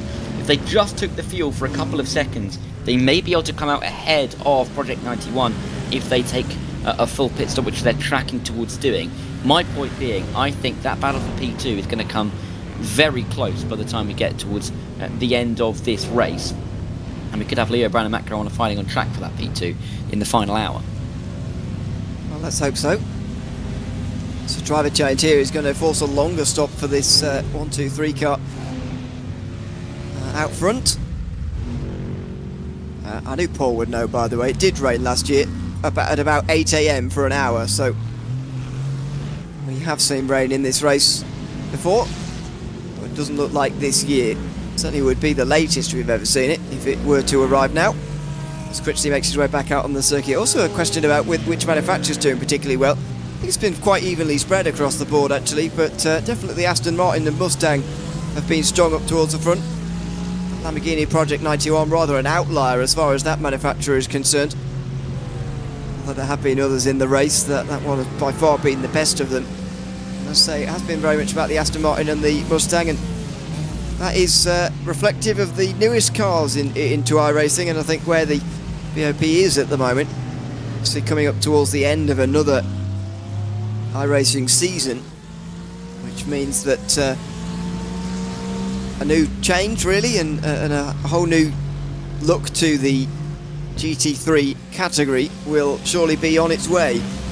I'm getting used to a new build and a new feel to some of the cars and so on, but it very much seems towards the end of this build that Aston Martin and Mustang are the ones to have, and those are the newest cars into iRacing as well. And everybody wants to have a go in the new cars. Generally, that means the best teams end up driving them, and they often end up winning when they're new into the service. And some of the older cars, like the Audis of this world, do start to struggle a little bit more.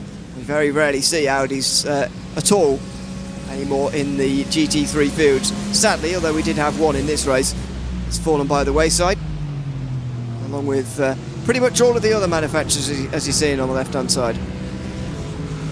Yeah, it's kind of been a bit of domination. Nice to see that there's the 3 different cars in the top 3 in both the GT3 and the GT4. It does go to show that there is, a nice BOP between a lot of these cars, and the fact that we have so much variation in choice as well, I think, really goes to show how much work's been put into to make these cars as even as possible.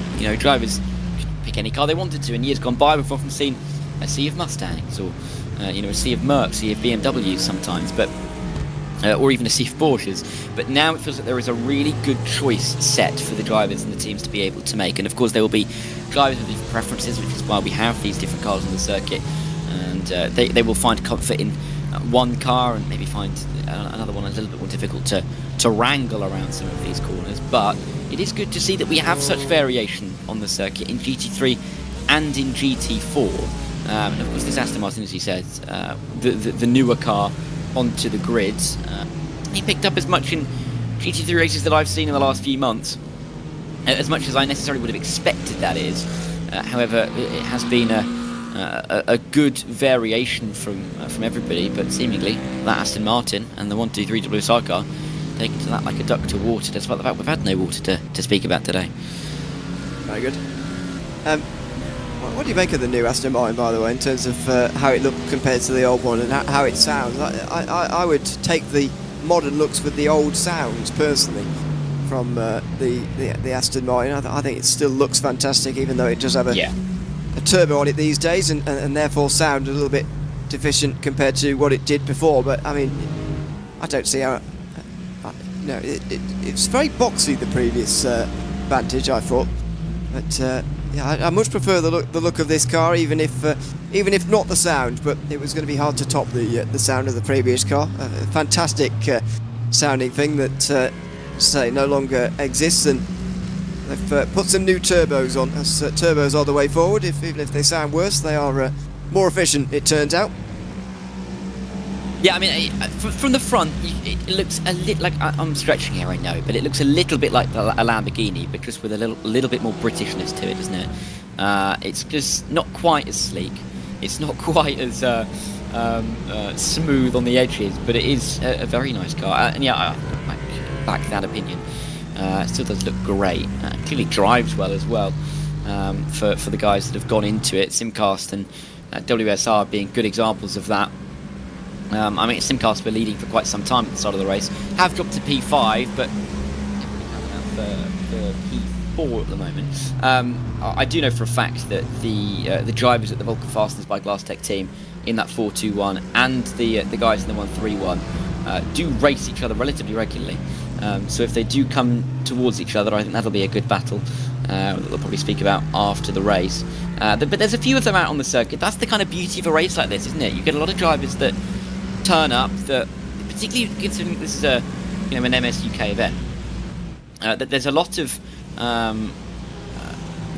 cars that and teams that are made up of drivers that will compete in some MS UK series or sort of recommended communities is the word I'm looking for, and you often get a few cars from each, and they all come together for a big event like this. And there's a beauty to that in a way, because then you get some drivers that you'll know out on the circuit, and then you get some fresher faces that you may not know, and it just grows those communities overall. And yeah, these kinds of events do really well in that.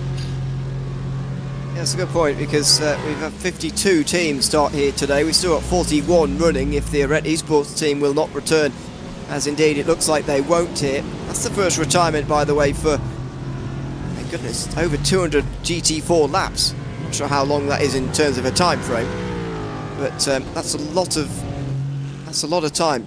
Is that nearly 8 hours or something? A long time. Anyway, and yeah, as you say, this event with just great numbers within it. Last year we had 34 GT3s and we had just 21 GT4s, so just one or two more GT3s and one or two less GT4s. A little bit more balanced this time around, but similar numbers for 2025 compared to 24. And it's been a really well taken up event over the last few years. It's been great to watch and be a part of the last few years as well. As you mentioned, people from different communities and people who race one another in sprint racing, well, more shorter format racing, different MS UK series, racing one another now in the longest format that we have in sports car racing, and that being the 24-hour racing. As we're speaking about Vulcan Fasteners, they've actually got a black flag in the last couple of moments. They're only 3 laps out the pit lane for William Humphrey, and only 40 seconds in front of Adam Watson, who's about to make another pit stop, so it's not going to matter. I think 421 will be fine for finishing 4th, but they'll be a bit closer than they were hoping to be with this latest penalty. Yep, and I spoke to William Humphrey earlier actually. He said that he was coming in for the final couple of stints and they were hoping to keep P4 as a team and maybe something to happen up front to maybe get a podium. But if anything, sadly for him with that time penalty, well, the drive, not necessarily a time penalty per se, but the drive-through penalty, which will in effect cost him time, will drop him towards Adam Watson and towards that range at the moment. They've only got one more stop to do. I think Adam Watson will have 2. So I don't think it's panic stations just yet, but it's just these little moments in the last couple of hours that can just unsettle your race. When it happens at the start of the race, if you pick up a drive-through in hour 6, hour 7, easy to mitigate those circumstances throughout the rest of the race. You've got, hundreds of laps to go to try and, rectify that. Now we're into the final hour and a bit. We're looking at, 40, 45 laps left of this race, if that, before we finish off this one. So if you're losing 30 seconds in the pit stop, that must becomes a lot harder to gain back the time, and you're looking at nearly a second a lap rather than just a couple of tenths or just maybe even a couple of hundredths as well. So he'll come down pit lane, he'll lose a lot of the time, but I don't think it's panic stations just yet. No, not just yet. William Humphrey comes in to serve that straight away, not messing about, waiting for that time to elapse. There's no point, well, there's no difference, really. He drives through. Oh, and it hasn't cleared. So this is now. Oh no, it has. Oh. Dear me! I thought that we were going to get a moment that we had this last night. You probably won't have seen it. It was for, I think, car 48. Oh no, sorry, that was actually for one of the cars that's now out of the race. The Chicken Kebab team, car 36, who were both, who were indeed having big trouble last night trying to get a penalty served. They came down pit lane. Well, first of all, they had 2 penalties, which made it look like they were constantly trying to serve the same one, but so that mitigated slightly. But they definitely came down 3 times, sometimes for stop-go penalties. They had a pit stop in there as well. They had a drive-through penalty. It was all happening, and they went from second place, challenging WSR really quite closely, to laps down in 4th position at that stage in the race. You can see the gap that they would have slotted into based on where this car is, currently 4 laps off 3rd. They slotted exactly into that sort of gap there.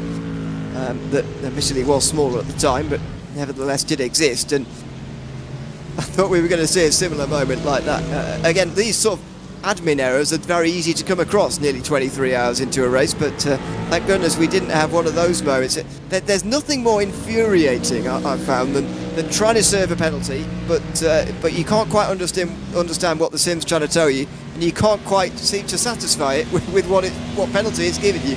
And you just go round and round and round. It must be the most infuriating thing, but they're not going to have that. Thankfully, they've served it, and they still have a minute over 5th.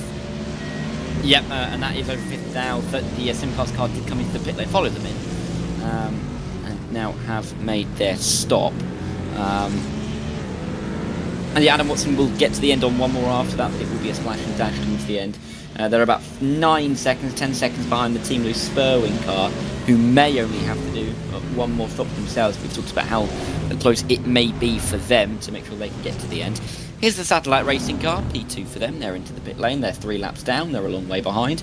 And we have a driver change, as Ayrton Williams is going to get into that car for the final couple of laps. And am I right in saying that Ayrton's an Australian driver? Yeah. If memory serves, so it's going to be a late night for him. Well, nearly 10 o'clock in Australia, I think. I think so. Depends where on he is. On the east coast, at least. Yeah, of course. Yeah, they've got about 3 different time zones. None of it really makes sense. But anyway, that's another issue. Me and Lorenzo were talking earlier this morning about couldn't quite understand why Spain and Poland, for example, are in the same time zone, but we've got some. But England and Portugal, UK and Portugal are on the same time zone, while France and Spain are not on the same one. It's all very confusing in Europe, and it is in Australia as well. They haven't figured it out either. But yeah, relatively late night. I mean, this race, if it's ending at midday here, we're just before midnight here on a Sunday night. So yeah, I'd imagine pretty soon to bed after this, and then getting up for whatever he has to do on a Monday morning. But nothing too late for Williams. Clearly, letting the other Europeans in his team have a bit of a lie-in by taking this final 75 minutes for himself. Yeah, maybe maybe that's the theory. It's going to work out either way. I mean, on time zones, Perth is coming up to 6:45, or it is just about 6:45. In Sydney, it's 10:45. So there's the 3-hour difference, a bit like the US there, in terms of the east to the west coast. But yeah, I mean, Spain, bit of carry. In America, it's split up sensibly. In Australia, it's all over the place. It's carnage. Some territory lines, isn't it? Yeah. And then some do daylight saving, and then some don't, and then some do the half hour, and then some don't. Yeah, it is a little bit crazy. I was going to say, Ireland lies completely to the east of the west coast of Spain, and yet is 1 hour behind, which makes absolutely no sense. But the sun will set over here, say. Where I live in East Anglia in the UK, let's say it's 7 o'clock. It means that it won't set in the west of Spain till about 9. It's crazy. Yeah, local time. Not that far away. Yeah, well, local time. It should be obviously a bit of a difference. They should get more because obviously they're sort of further south. But yeah, they also get an added hour on top of that as well. So that doesn't make much sense at all, really. But there you go.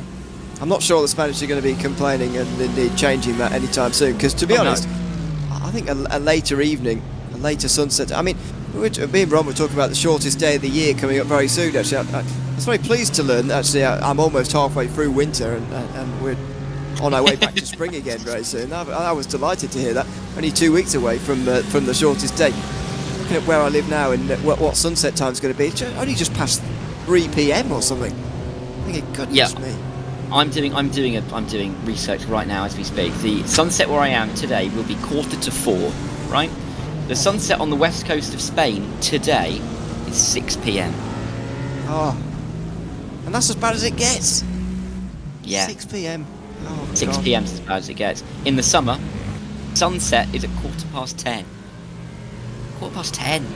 Grief. That's ridiculous. And don't forget, after sunset, of course, you can still see quite well outside. It's fairly light after sunset, so actually, it's probably nearly 11 by the time it's actually dark anymore. Even in the UK, you actually get those. I'm not sure whether this is a latitude thing again, but some nights very close to the sort of longest day doesn't and it's been very bright in both days either side of the night.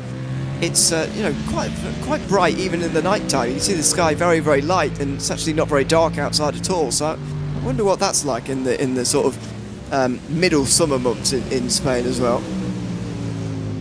Yeah, I mean, officially in the middle of the summer, longest day of the year, according to timeanddate.com, the quote unquote night phase, where it is completely dark, starts after 12:30 at night. Yeah, so that's the morning. Yeah. I don't know. I wouldn't mind that. It's horrible when you leave work and it's already dark. I hate that. I'm depressing myself a little bit now, but there you go. Yeah. I don't get that problem, but it's not much better, to be honest. I mean, I've not seen very much daylight today, to be honest. All of my 8 hours earlier came during nighttime hours. Even when I was here at 7 a.m, it was still very, very dark outside. So that's a bit grim, but there you go. That's winter for you. I was saying earlier on, actually, it's part of. Oh dear, there's contact through the final corner there for the second placed GT4 as Neb Wharton muscled his way past. It's one of the great things about having this race at sort of in the December months. You really don't see very much endurance racing going at this time yet. To be expected as well, I suppose. The races that happen at this time of year, like Dubai and Daytona and the real world 24-hour race, long periods of darkness, and maybe at a circuit that's not like Daytona, where it's not lit up quite well. It's not at all lit up. It would feel like a very, very long night indeed if we were doing today's date, but we're pretty much even on 12 hours daylight, 12 hours darkness in the date we've set up in late September, and so that works out quite well. But at this time of year, I personally haven't uncovered a long 24-hour race for a long time, since the summer really, and so capping off the year effectively with one last 24-hour race, as we have done for now 4 years in a row here with the 24 Hours of Silverstone. Yeah, and it is great.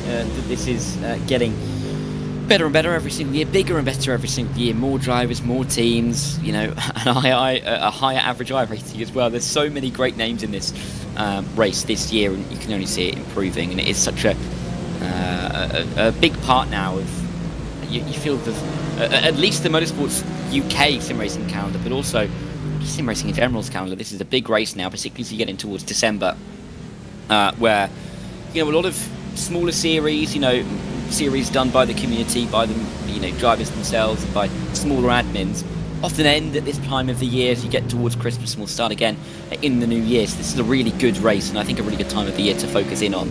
I did see that Paul thankfully said in the chat, answering Reese's question about when the new calendar is going to be released, and that'll be in early January. So we'll be all looking forward to exactly what day this Cosworth Britcar 24 Hours is going to be once again. But of course, so many other series that we're going to look forward to in the new year as well. The MS UK calendar really is exceptional now. Series after series, you really feel like it gets more exciting every single year, with more opportunities for drivers to get involved, and yeah, such great work's being done, not just by Motorsports UK, but also by recommended communities from the server as well. And yeah, there's so much to get involved in, isn't there, now as we get into 2026. Every single year, you know, you get more drivers to some of the big special events on iRacing, and we're getting more into events like this as well, and it's just fantastic to see year on year. Yeah, it is. We're very much looking forward to seeing what that calendar has to offer in early January. The event that I'll be circling first is the Four Nations Esports Cup, which has only just expanded to 4 nations indeed, but used to be 3: England, Australia, New Zealand, and South Africa. We did actually win that. The English, I mean. Or is it United Kingdom? Am I taking credit for other nations' achievements as well? Maybe I am. But anyway, that's my job as being English. Yeah, but anyway, certainly our region anyway took victory in that. Recently added South Africa, of course, which we have a great contingent in this.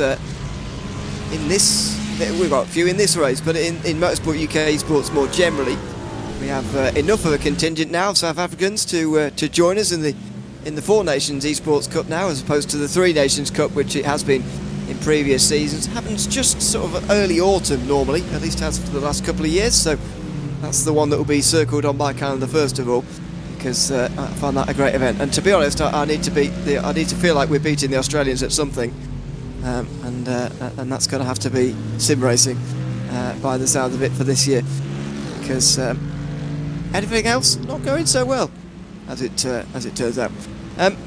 Armed Forces Sim Racing number 23 seems to have disconnected from the session. James King was driving at the time, or at least they're having connection issues, we're hearing. Haven't seen them return again, so unfortunately that might be difficult for them to get back in. Well, hopefully they do get back in at least, and it's not like the Esports Britcar team who've sadly had to retire in the morning. Once you get to this stage, you really desperately want to finish. Yeah, too. There is nothing worse than in sim racing, I really feel, than crashing or disconnecting or having something go wrong, majorly wrong, in the final hour of a 24-hour sim race. It's just heart-wrenching, isn't it? I mean, best example of the real world, of course, in recent years, I think Toyota back at Le Mans about, what is that, about 10 years ago 9 years ago. Oh my goodness me, that is sticking it. I said recent, I was expecting that to be 5 years ago. That's 9. Anyway, I'm an adult, I need to grow up. I mean, the fact that was 9 years ago just goes to show. It sticks in the memory quite well, and for anything to go wrong in this race will stick in the memory at least till next year. And it can be, you know, gut-wrenching for something to go wrong right at the end. You could be so consistent for so long, and that little moment in the final hour of the race to undo all of that good work, it can be difficult to overcome, really. Psychologically, I guess you've got Christmas to look forward to. Yeah, if there's any contact, we're close enough that I think Christmas cards won't be sent. There's been a few moments of contact over the course of this race that drivers won't be happy about. But thankfully enough, it's been a generally clean race up to this stage, to the point that we've only really had one penalty in the last hour. 2 hours now. We've had one penalty handed out by the stewards in the last 2 hours, which just goes to show everyone's behaving nicely with each other at the moment. Yeah, well, they certainly are. and hopefully that will continue for the last hour as well. You generally do see that towards the end. The gaps are rather settled, and the pressure eases, as far as positionally anyway, even though you will be absolutely desperate to get to the end of the race without being denied that opportunity to cross the line at the end of a race like this. We're coming up, by the way, in less than 10 laps time already now to the distance we completed last year.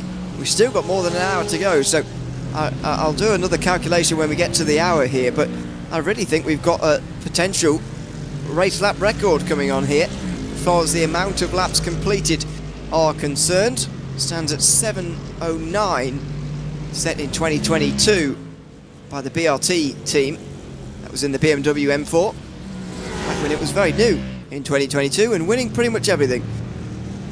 It was added into iRacing before it was added into the real world, and therefore winning in iRacing late in 2021 before it was even in the real world as well, which was great for BMW, and they're great for us as well. We've seen it a couple of times now with their new cars, with the BMW V8 M Hybrid, their GTP car that is in the real world as well. But they've been very good for iRacing over the last couple of years, but it's not going to be a BMW this year.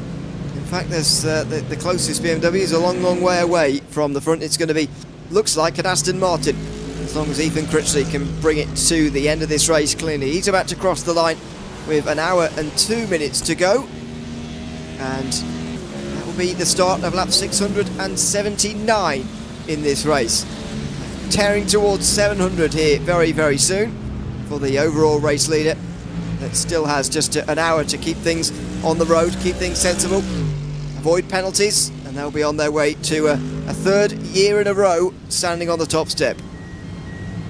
Yep, it's looking that way, isn't it, at the moment? As we see loads of pit stops now ongoing.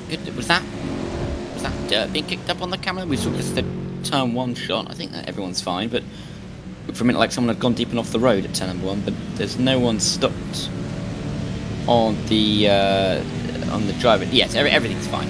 I'm just getting excited over nothing at the moment. We have pit stops at this point in the race. 1 hour 1 and 1 hour 2. You should be able to get to the end from here. It's going to be a push, but it should be doable. I worry though, depending on when our race winner crosses the line, exactly how many laps certain drivers will have to do. I guess with many of the gaps they can kind of mitigate that at this stage, but keep an eye on that as we go to the end. Team Loose and Spur, when we talked about them maybe being touch and go towards the end of the race, they're about to come into the pit lane. They will get to the end on just one more stop, so that will mean that they will almost secure definitely P5. The Simcast will have to pit another time. Oh no, I'm talking rubbish. There's a 3-second gap there, but they will have to come in for a full pit stop, but just the one more pit stop. Simcast will only have a short pit stop when they have to come in, and so should be able to get that position in that cycle over the next 40 minutes or so, and so should be in the top 5. As I say that, there's William Hope in the 32 in the pit lane. Yeah, so is that too early? Will they be able to make it to the end here or not? That's going to be quite close. 32 laps this time round suggests they're desperately trying to make it, and if they are on a fuel-saving tear like that, then they may well make it just about. But let's wait and see as the seconds tick by, and the final hour is upon us in the 2025 Cosworth Britcar Esports 24 Hours of Silverstone.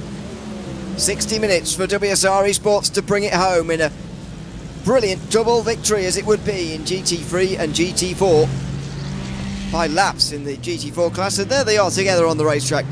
Car 1, 2, 3 with a little bit more pressure upon it, and the history of potentially 3 years of this race in a row on their backs. They are just starting their 14th lap of the stint. Ethan Critchley will come into the pit lane after another 10 laps or so before bringing this car home. They will hope over the line for a victory, but they've got to keep their wits about them still. We've seen this race twist and turn time and time again. They haven't got a distance at which they can relax. I would suggest their teammates maybe do with 3 laps, but these guys don't in GT3. No, they don't. That's for sure. And Ethan Critchley just bringing it home at the moment for WSR. I mean, the double win on the cards for them. Didn't look like that was going to be the case early on. That 1-2-3 was in the wars, you know, in the first hour. They had, in the first 15 minutes, contact through club with another car. Team Bennett had a stop-go penalty after contact with the 1-2-3 up at the village in the first 10 minutes as well. All of that came through in the first 15. So they were already at the back of the pack, having some, a lot of work to do from there to get through the traffic, but that's exactly what they have been able to do, and knew the race by a decent margin. Will be even more decent with Matt Caruana coming into the pit lane for what is the final stop for that Project 91 car. They will lose the position to Team Bennett, but Team Bennett will almost certainly have to stop one more time for a splash and dash. However, when Team Bennett come out of the pit lane, after that splash and dash, it's going to be really interesting to see whatever that gap is going to be. But we'll have to wait some time, probably until the final 10 minutes to find out on that one. Probably. We'll see who's not quite lined up this strategy correctly, and we'll see who's going to end up making an extra pit stop or whatever in this race. It's one of the closer battles out there on the circuit at the moment. Just 3 seconds or so between Thomas Critchley and William Hope. Critchley into the pit lane here, so what's going on here for car 80? This is after only a lap or so of being out there. Did they take a drive-through before and now they're taking their real pit stop? It looks like that's the case. So actually William Hope should be quite a long way in front of car 80 in reality here. Yeah, and we're going to have to see how that does pan out. But they are in the pit lane now, Thomas Critchley. Long way to the box, there it is, just driving down the slow lane. Because there's no one else there. I mean, as is iRacing, Robin Viss will get into the car, I think I just saw, yes indeed, Robin Viss in the car. No one in the garages, no one in the pit lane, very quiet, not going to worry about running into somebody, that's for sure. And they will come out surely in P7. Pineapple Racing Club have a black flag that they'll have to serve, but that's not going to cost them anything. They're a lap ahead of the Phoenix Sim Racing car. And we did see some black flags being picked up in the first 5 hours of the race. And for that they had to have reached 120 incident points, which was impressive in the opening few hours of the race. And we've not seen as many black flags as I was fearing that we would in this second part of the race, because when you're picking them up that early, and when there's then a black flag after every 25 further incident points, you could be looking at, you know, a black flag every hour for a lot of cars. But in the end, we're not seeing too many out there on the circuit, but enough to keep us on our toes. Yeah, see, I think it comes through on our system in the same way that an incident limit being hit just comes through in the same way as a penalty assigned by race control. So I think there's a bit of crossover there in the first few hours of the race. I think now it's certainly reasonable that we're seeing some incident limit penalties. Although I still think they shouldn't really be getting anywhere near 120 incident points over a 24-hour period. I mean, you get 100 at Spa in the 24 there, and I know this is a multi-class race, but even so, this is an easier circuit on off-track, so you get 20 more to account for the multi-class aspect of it. I don't think you should be getting anywhere near 120 really. I guess it is a little bit of something to worry about at Spa as well. You do have to be slightly mindful of it. But I don't know, I don't think they should really be anywhere near the incident limit. But there you go. Some drivers, some teams have very much been in the walls so far in this race, and I must say there's been much less contact in the second half of this race since not entirely because of me, but since I've been here, there's been a bit less contact, I think. A few still spins through Brooklands and Luffield, as I was commenting earlier, but I was watching some of the early laps of this race, and it was a lot more high octane in terms of contacts being made, and that's not always a good thing at the start of one of these races. Thankfully that's all calmed down a bit now. It has. I mean, Ewan O'Leary has spoken, ladies and gentlemen. You shouldn't be getting anywhere near that instant limit. I'm already. Ewan would get already getting comments, by the way. You got 55 minutes to survive those comments, Ewan. You've put yourself into it, I think. But there were, I kid you not, there were a couple of black flags for the instant points in the first few hours. The black flags that appear on the left-hand side are given in game. The penalties applied by stewards don't appear as black flags on the left-hand side. And I think there was one team that had 140 after 5 hours and 45 minutes of the race. It was quite high. And yeah, as Paul says, Silverstone is very strict on those off tracks, Ewan. So hey, they're trying their best, you know. They are, yeah. Stan Honegraaff says specifically the track limits are quite terrible here, quite easy to pick one up. Well, I get that, but you know, there's 120 of them. You know, in terms of contact, to be fair, it's 30 bits of contact, which could be more than 1 an hour, but even so, yeah, I still think, you know, you could slightly check your pace so that you don't have to run so wide. But anyway, never mind. It might be quicker just to pick it up and get the penalty, to be honest. I don't know, It's not a very long pit lane here. Of course, it misses out the final chicane and all that kind of thing, even though to counteract that, the pit lane is very, very slow in terms of its speed. You do miss out some of the racetrack. As Ethan Critchley is leading by a lap again here. This has been the case on a couple of occasions when pit stops have been made for 48 and 91. And that will help them to feel just a little bit better with 52 minutes still to go in this race. No mistakes from here, and they'll be well on their way to a 3rd year in a row. But these final 52 minutes are going to go by very slowly for them. Yeah, just the constant, mulling, just waiting for Ethan Critchley, really at the moment, just to get all the way to the end of the race. Yeah, I mean, the 1-2-3 is consistent, isn't it, really? I mean, it looked a little bit at risk a couple of hours ago when Team Bennett were there or thereabouts, but after their contact, they put themselves into a battle for P2 at best, and it's just been a consistent display from WSR's 1-2-3 car. They weren't necessarily right there at the start of the race, but they've worked their way through and are there now. Same can be said for the 2-2-3 in GT4. Bit of a moment getting through on that lapped car for Critchley, just a bit of a snap, but no issues there. Continued on his merry old way. And 52 minutes. He crossed the line with about 52 minutes and, let's say, 20 seconds left. That means that I think he'll get another, 27 laps in to this race.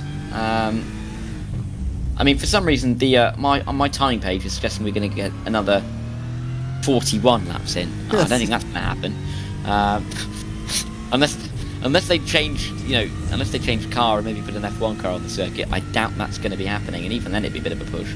But we are going to get over 700 laps, that's for sure. Yeah, they are. Yeah, you'd have to do the international layout to have a chance of that. Yeah. So that's not going to happen. Yeah, I think maybe that's a little bit ambitious as well, because that would get us to 710. The last calculations I saw were either, it was very, very close between tying that record at 709 or 708, which we've not seen before, because the next best is 707 back in 2023. See, last year was a good 22 laps off of the record for various reasons, one of them being rain that fell with about 4 hours to go in the race. So we can count out last year as far as the distance record is concerned, but I always wonder whether the drivers and teams actually care about distance records in these races, or whether they're purely focused on the race itself, because it's something I always look for in long races. You look back to the history and you think, where are we in terms of the history of this event? Is this the fastest team we've ever seen in this event over the last 4 years or so? They might be able to answer yes to that question at the end of the next 50 minutes. Right, I'm doing some maths on that, on exactly what I've done in terms of that lap count. Ethan Critchley just crossed the line with 50 minutes and 12 seconds to go. And he's running at about, let's just say it's 2 minutes a lap. He's running in the 159s in the minute. Let's give it 2 minutes a lap. That would put him down for 25 laps down to 12 seconds. The pit lane time, he'll lose probably about 30, maybe 40 seconds in terms of pit lane time when he makes his stop, because he won't have to fill the car up all the way. So let's say he needs to find 18 seconds over the course of about 25 laps, which he can do because he's running in the 159s. Last time it was 159 flat. I'm going to say we are going to be within 5 seconds of completing that extra lap and going to 7:10. That's my early prediction from 49 minutes out. Okay. I mean, don't forget that was the end of 684 last time round, so or 25 added onto that would still be 709. But I do agree with the maths. So if he then does 20, okay. he'd get the extra lap in, wouldn't he? He'd start the extra lap, so that would end on 7:10. I get your point. Okay. It's close. That's what I'm. That's what I'm saying. The thing I've been sort of torn between, because it's something I always also enjoy doing, or seeing. I've never done it, but seeing at the end of a 24-hour race is two teammates getting together and crossing the line side by side, flashing lights and celebrating whatever. I wonder whether they're going to try and coordinate that between themselves. Maybe they'll get the GT4 car to slow down because they've got a bigger gap there, but I wonder if the WSR Esports team want to have a bit of a photo opportunity maybe and cross the line side by side together. But as I say, maybe the GT4 car is a better place to be slowing down for that. Yeah, I think it's probably that's right. I mean, they've got like 7 minutes, right? I mean, there's cruising and then there's that. I mean, by the time they get to that point in the race, they'll have already won the race, right? They can't be caught at that stage. So yeah, I think it makes complete sense for the GT4 to slow down, as long as Eric Grove doesn't have some kind of major calamity in that 223 in the next 40 minutes or so. It should be a pretty good race for them. I mean, they started in third and they got to the lead. Pretty tell the full story. Very much a different start or different story to Satellite Racing, who started 21st of 22 and now find themselves second. So there's big changes for them in the end there.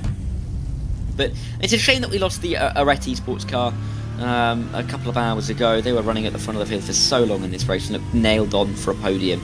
But they, of course, who were on pole in this race, have disappeared and fallen by the wayside, as have our pole sitters from the GT3s, who have obviously retired some time ago now, some 300 laps down in this race to this point. And our Chicken Kebab Fast Track Setups car were also doing so well. So shame that we haven't had our pole sitters able to complete this race, but it's opened the door for a few others, and mostly WSR. Yeah. Oof. If you're currently up 4 places, bit of a snap of oversteer for him there. As he comes onto the hanger straight there, just past one of those GT4s. And in GT4, yeah, up 2 places so far for WSR to get to first position. Satellite Racing up 19 places. That's the best in any class for any team. And up in second place. It's almost the amount of positions gained. And maybe you can't say this because there's 3 laps, to be fair, between first and second in GT4. But I almost wonder whether they could have stayed with WSR Esports a lot closer here and challenge them maybe even for the race win if they'd have qualified a bit better. We say that qualifying doesn't matter in a 24-hour race, but it does delay you quite a lot if you have to make 17 more overtakes than your eventual rivals for the race win. Yep. And that's kind of where we are at now, isn't it? With the amount of cars that kind of were in with a shout for the win of this race, and kind of well, certainly diminished in that regard, and are now no longer as close as they once were towards the front of the field. I mean, yeah, we've got 45 minutes left, so there is still time, but we're not going to see anything for the race win, are we? Without big incident. It would require big incident for anything to come unstuck. And yeah, I mean, it's been a really intriguing race all the way through, with the amount of cars out on the circuit circulating, and with all the strategies as well. For example, Simcast have had 22 stops in this race, DWR have had 26, and yet they are only a couple of minutes apart. So, you know, big differences. I mean, and 4 stops in a 24-hour race is a big old difference. So, lots of strategy changes, lots of strategy differential over the course of this one, and it's been really great to see, I think, how that's kind of puzzled itself, pieced itself together in the puzzle over the course of this race. This is the closest battle out there on the circuit for 9th position between Thomas Enger Sim Racing and Next Gen Motorsports. With less than 45 minutes to go, Thomas Enger Sim Racing have been out there for 14. They're about to complete 15 laps now. So, unfortunately for them, they are going to need 15 minutes or so of fuel before the finish. And therefore, Next Gen Motorsports are going to be able to get into at least 9th place. I think that should be it as well. So, it's a battle for now on the racetrack, and that's good to have. In the final hour, there's always something in the final hour of an endurance race like this, but it's not going to matter too much in the end. I wonder whether Piotr Krasniovsky, who is driving the car 50 at the moment, whether he's going to be willing to let the Porsche through or whether he'll try and keep himself or keep himself ahead, just as a point of pride for himself here on that Porsche. Now turns underneath the United Sim team, and traffic just taken away slightly. That was good traffic management actually from that Mustang out in front, the Aston rather, out in front, to keep now 1.5 seconds in front of the next gen motorsports car going into the next lap, you'd imagine. But as I say, this battle is one in track position only for now. It's not one for an actual race position later on in the day. Not much later in the day, so that we can get to is that with only 43 minutes left to go really into the final dregs of this race now, here in Silverstone, or at Silverstone, near the village of Silverstone, which is also near Northampton. Anyway, 43 minutes left to go. Thomas Wenger Sim Racing, Next Gen Motorsports. We've been somewhat deprived of an on-track battle for a little while. It's good to see that we're about to get one. Hopefully neither come into the pit lane. They shouldn't, but I think Kosnikovsky will have to pit one more time, so it depends when he wants to split that up into two. But Ricky Renner is there, and he's Ricky ready? No? That's too far of a stretch, isn't it? I've been on too long, Ewan. To try and get into the top 9. A second or two behind. I mean, Thomas Wenger Sim Racing car's done really well, 26th to 9th. Next Gen as well, 12th to 10th. They've just had a consistent race. But you'd favour the Next Gen car to end this one on top. Yeah, I've got no idea what that joke is all about, to be honest with you. No, I was just trying to make a play. Don't worry about it. It was I shouldn't have even thought it, let alone said it out loud. That was a lapse. That was a lapse in judgment from me. Yeah, these kind of things happen in 24-hour races. In the commentary box as well. Can't remember what it was got that last drinking night. game at Luffield. Yeah, that's a bad decision being made as well. I think I can't remember what I said this about, but I stopped myself from saying something last night that, you know, for some reason, and then I just said it sort of anyway. Once I'd realised what I was about to say, sort of seriously, I said it unseriously. I can't remember what it was now, but yeah. The point being, that mistakes can be made in the commentary box as well, and you're probably hearing a few of them at this stage in the race, with less than an hour to go. Krasniovsky having to go around the outside of the Fury Simsport car here through Maggots and Beckett's, and Ricky Renner will be closer in behind the Thomas Wenger Sim Racing car now, but it doesn't seem to matter because I can see a black flag next to the name of car 50 again here, so another one to chalk up, and the on-track battle is going to draw to a close very, very quickly here. Not least, it wasn't going to be anything of interest because the 50 car still had to come into pit lane anyway, but it's certainly going to be over now. Oh, there might be a battle going on in GT4 though now, with the United Sim Team and Sim Dynamics 8th and 9th, 5 tenths between them on the circuit. The United Sim Team will have to pit relatively soon, but look, battle on the road, ladies and gentlemen. That is going to be Sophie Aronwin defending from Joe O'Harris. Why did I say anything, Ewan? Why did I bring this up? Into the pit lane comes the 714, and there is, in fact, no battle. Now it's the end of 26 laps, so that was coming, unfortunately. Yeah. They might be near Iron Apex Esports, though, who are going to make it to the end of this race. I thought I was a little bit concerned on their part that they would be short on fuel, but Harry Shaw's in that car now. They're about to complete lap 10 of their stint, as the race leaders are in for the final time here today as well. But this Mercedes could be quite close with the 10th place car in a battle for 9th in a few moments, as Ethan Critchley goes up on the Jackson. Indeed they have again spaced out these pit stops very nicely into the correct spacing to be able to take 4 tyres both times, and their teammates in the GT4 are also doing the same, just 36 seconds in the box for them as well. And when we'll be up on the jacks down again, look for 36 seconds as a bit of a target there as well, as the GT3 stops, as they are very often, a little bit quicker than the GT4s. That mean that Ethan Critchley heads out first. 38.7 seconds for Sophie Aronwin. Now, where is Harry Shaw? less than 8 seconds behind. The gap's going to continue to tumble, but United Sim Team are indeed in front in 9th place, and a close battle there in GT4.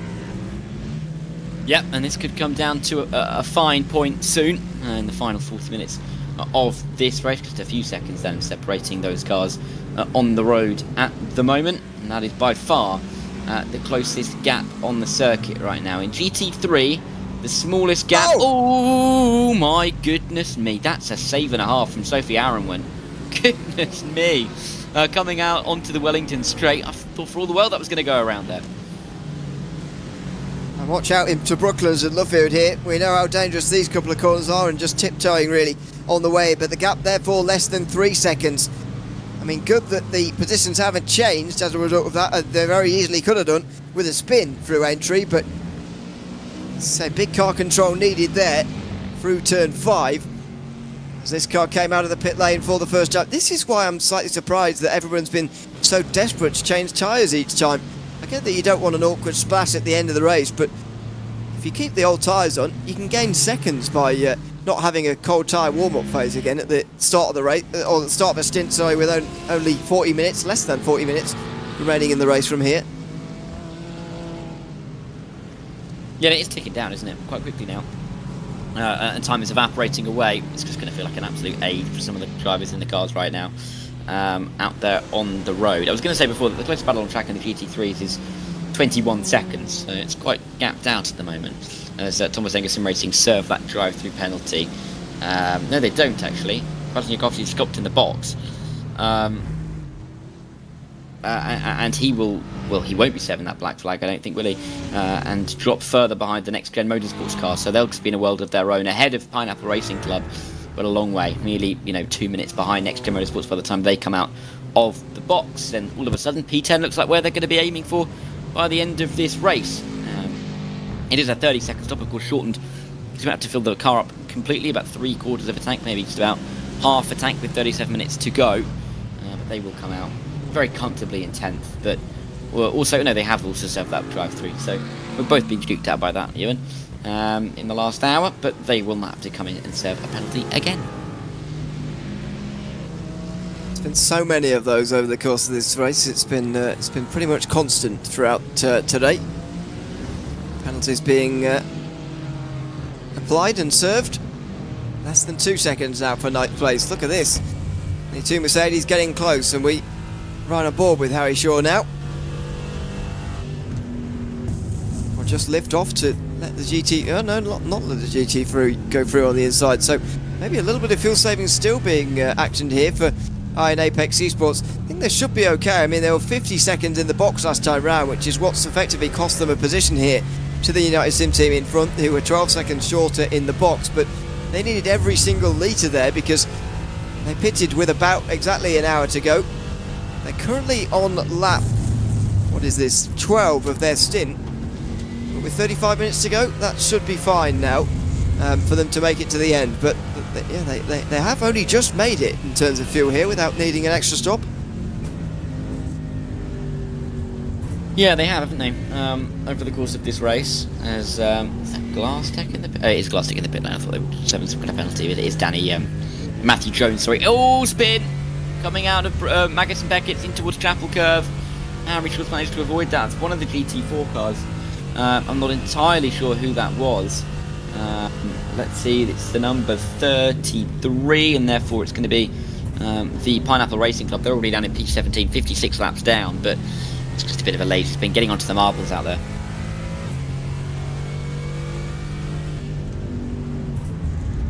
Picking themselves out of the tarmac runoff there, and they'll just join in the queue, waiting for one of the cars to go past through Chapel there before rejoining in an orderly manner. You don't want to see any rejoin accidents at this stage in the race, that is for sure, as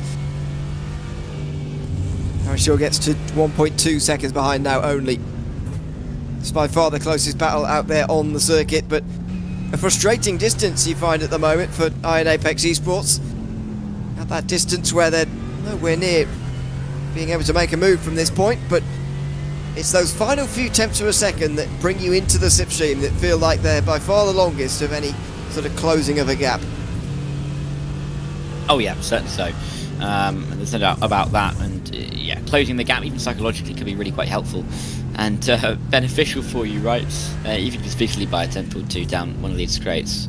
But the GT4s, of course, big differential. I mean, they're going a little bit slower through turn number. I keep saying turn number, of course. Brooklands and Luffield. I think that's turn 6 and 7 officially, but you'll never call them that. Here is Harry Shaw, though. He's gaining onto the back of Sophie Aronwon at the moment after Sophie's big slide that we saw, didn't we, coming onto that hanger straight. And Harry Shaw just roping them in at the moment, looking to try and make the move soon. Surely we'll need a pit stop. Actually, maybe not for Harry Shaw. 12 laps into this stint, 33 minutes to go. That'll probably be about 34, so it's going to be touch and go, but that should be close. Whether they can get to the end, of course, the United Sim Racing team, of course, getting to the end. So this is a legitimate battle at the moment for P9, presuming that Iron Apex can get to the end of the race here. Oh, I didn't notice that from the mirrors. The Satellite Racing BMW crowding right behind the 22 car must have been just preventing Harry Shaw from concentrating entirely on what was going on in front. And there we go, 64 goes through the second place Satellite Racing GT car. And so they'll hope to now maybe use that car to maybe follow a couple of lines, get within a second or so, and then watch as the 64 car gets past the United Sim Team Mercedes, and maybe they can use that as an opportunity to go on past. But they can't really wait around it. They've got to push on as fast as they can now, because there's only half an hour remaining in this race, and that is going to go by very, very quickly. When you're the chaser and you are trying to catch up at margin, the time seems to elapse a lot quicker than when you are being chased and you are wanting the race to end ASAP so that you can take the race position and go home. But it's going to feel like a very long last half an hour for United Sim Team, and less so for these guys. Yeah, it certainly will. As we enter the final 32 minutes of the race, I'm looking at the timing page, and I'm looking at the maths I did earlier, and I'm thinking that the pit lane time for Ethan Critchley may be a little bit too much to come back from. He will cross the line right around. Let's see the track map. Right, he's coming to the club corner just about now, and then he'll cross the line. With how long on the clock? It is 31:23, and if he wants to get an extra lap in and make it a 710 lap race, he's going to have to do 16 laps in that time. And at the moment, he's tracking to do that in about 31 minutes and 37 seconds. So we may miss it by about 15 seconds, but this is going to be, well, I mean, if we're counting it on seconds, this could be the longest race, Ewan, even if it's not, if you know what I mean, hypothetically speaking. Does that make sense? Because it barely makes sense to me. No, I mean, it's difficult for me to get my head around anything even slightly complicated at this this time of the morning. Basically, man no get there, no extra lap. Does that make sense? Is that how you think I talk? Is that what you hear when I talk? No. I just thought I'd simplify. I thought I'd simplify the sentence for you. You've been up a long time. Goodness me. Man see banana. Man eat. Anyway. Man see pillow. Man sleep. That'll be you in about half an hour. It might be, yeah. Although I'm very much on the fence about napping for an hour, because I'm scared I won't wake up for the F1 then. I just think, never mind. But I do want to watch it, so I don't want to let my tired brain decide for me rather than my actual brain. Your phone and just make sure it wakes you up or something. I don't know. Yeah, I know, but then I'll just turn it off. Because there's no, unlike for this, where I do actually have to be up, and somebody's waiting on me. Nobody's waiting on me to watch that later. It's just myself, but my tired brain will decide, you need to sleep more. But I don't want that, so I'm on the fence about what to do about that. Since there's only a couple of hours, I think, from the end of this to the start of that. It starts at 1. Yeah. Oh, it starts at 1, does it? Starts at 1, yeah. Oh, right. Oh, it's better then. No, I definitely won't go to bed then. Fine. I go to bed at 3 p.m. That won't cause me any trouble. I can't see that causing me any trouble in terms of sleeping pattern in the future. Got to get up for the football as well later, the American football. Don't forget that. Don't forget that. Packers Bears later. Anyway, get 29 minutes left of this race. Nearly, half the length it is between the end of this race and the start of Ewan's. I don't know what he's hoping to stay up for, but something must be happening at 1 o'clock today. But I think many people may be watching. I think many people. I think quite a few of the drivers may be starting to think about that as well at this point, especially if you've got a gap of a couple of laps. Mine's going to be drifting elsewhere with only, about 15, 14 laps to go. Satellite racing coming through, and Sophie Aaron going to get that move done. And that means that there's no cars. There's now one car between the two battling entries in 8th and 9th and GT4. Still waiting to see what happens with the Bennett pit stop. I think they'll come out close to the 91, but they're on 22 laps into their stint. I wonder when they'll come into the pit lane and how long they'll run that fuel tank dry. Yeah, well, so Mustang flashing the lights here. Oh dear, I suspected that would happen. They dive in towards turn 1 there on the Satellite Racing Mustang. That's BMW, sorry, but that's slowed down Sophie Aaronwood a little bit. This is what Harry Shaw would have been hoping for. That other Mercedes, although he's just now been overtaken by that Mustang down the inside at turn 3 as well. So again, traffic giving and taking as we know it so often does, time and time again, and will indeed continue to do so for the next half an hour. From watching these guys now for the last 10 minutes, I just get the feeling that Aaronwood's probably got enough now to hold on from Harry Shaw, but you never know what can happen in traffic. Again, that was a bit of time lost coming into Brooklands there, as both GT4s actually in front, the United Sim Team and Satellite GT4s, both had to slow down, and there in the same way, Harry Shaw has to let through a Mustang, the 48 Mustang that's still chasing for the race lead. Still only a minute 22 off the race lead, by the way, and that would be the closest finish we've seen in GT3 since 2022, where it was 1 minute 20 at the finish, so that could be a record that's broken this year as well. Certainly could. I mean, with it being the 4th running, records are there, but they've all been set in the last 3 years, right? So they're very much able to be taken in this 4th running of the Cosworth Britcar 24 Hours to Silverstone. And it's becoming a real highlight of the year, and therefore these records are going to feel a little bit prestigious, I think, to hold if you can take one in the final stages of this race. And it gives you something to work towards as well, I think. Even if you're in a quiet part of your race, as you run towards the end, you want something to work at and to aim for, and to compartmentalise those goals. That is a long word, to be fair to me. Team Bennett, I think they're going to be looking at that gap behind to that Project 91 car, and that's what they're really focusing on. 24 laps now into their stint. They're only going to be going a maximum of another 10 minutes, you'd say, before they come into the pit lane. And then how long is that pit stop going to be? Are they going to lose up to the 91 car? Can they move past them after the pit stop? Either way, William Humphries coming to the pit lane for the Vulcan Fastness final stop, and that was after 25 laps, Ewan. So if Team Bennett have done 24 laps, they could be in sooner than we expect.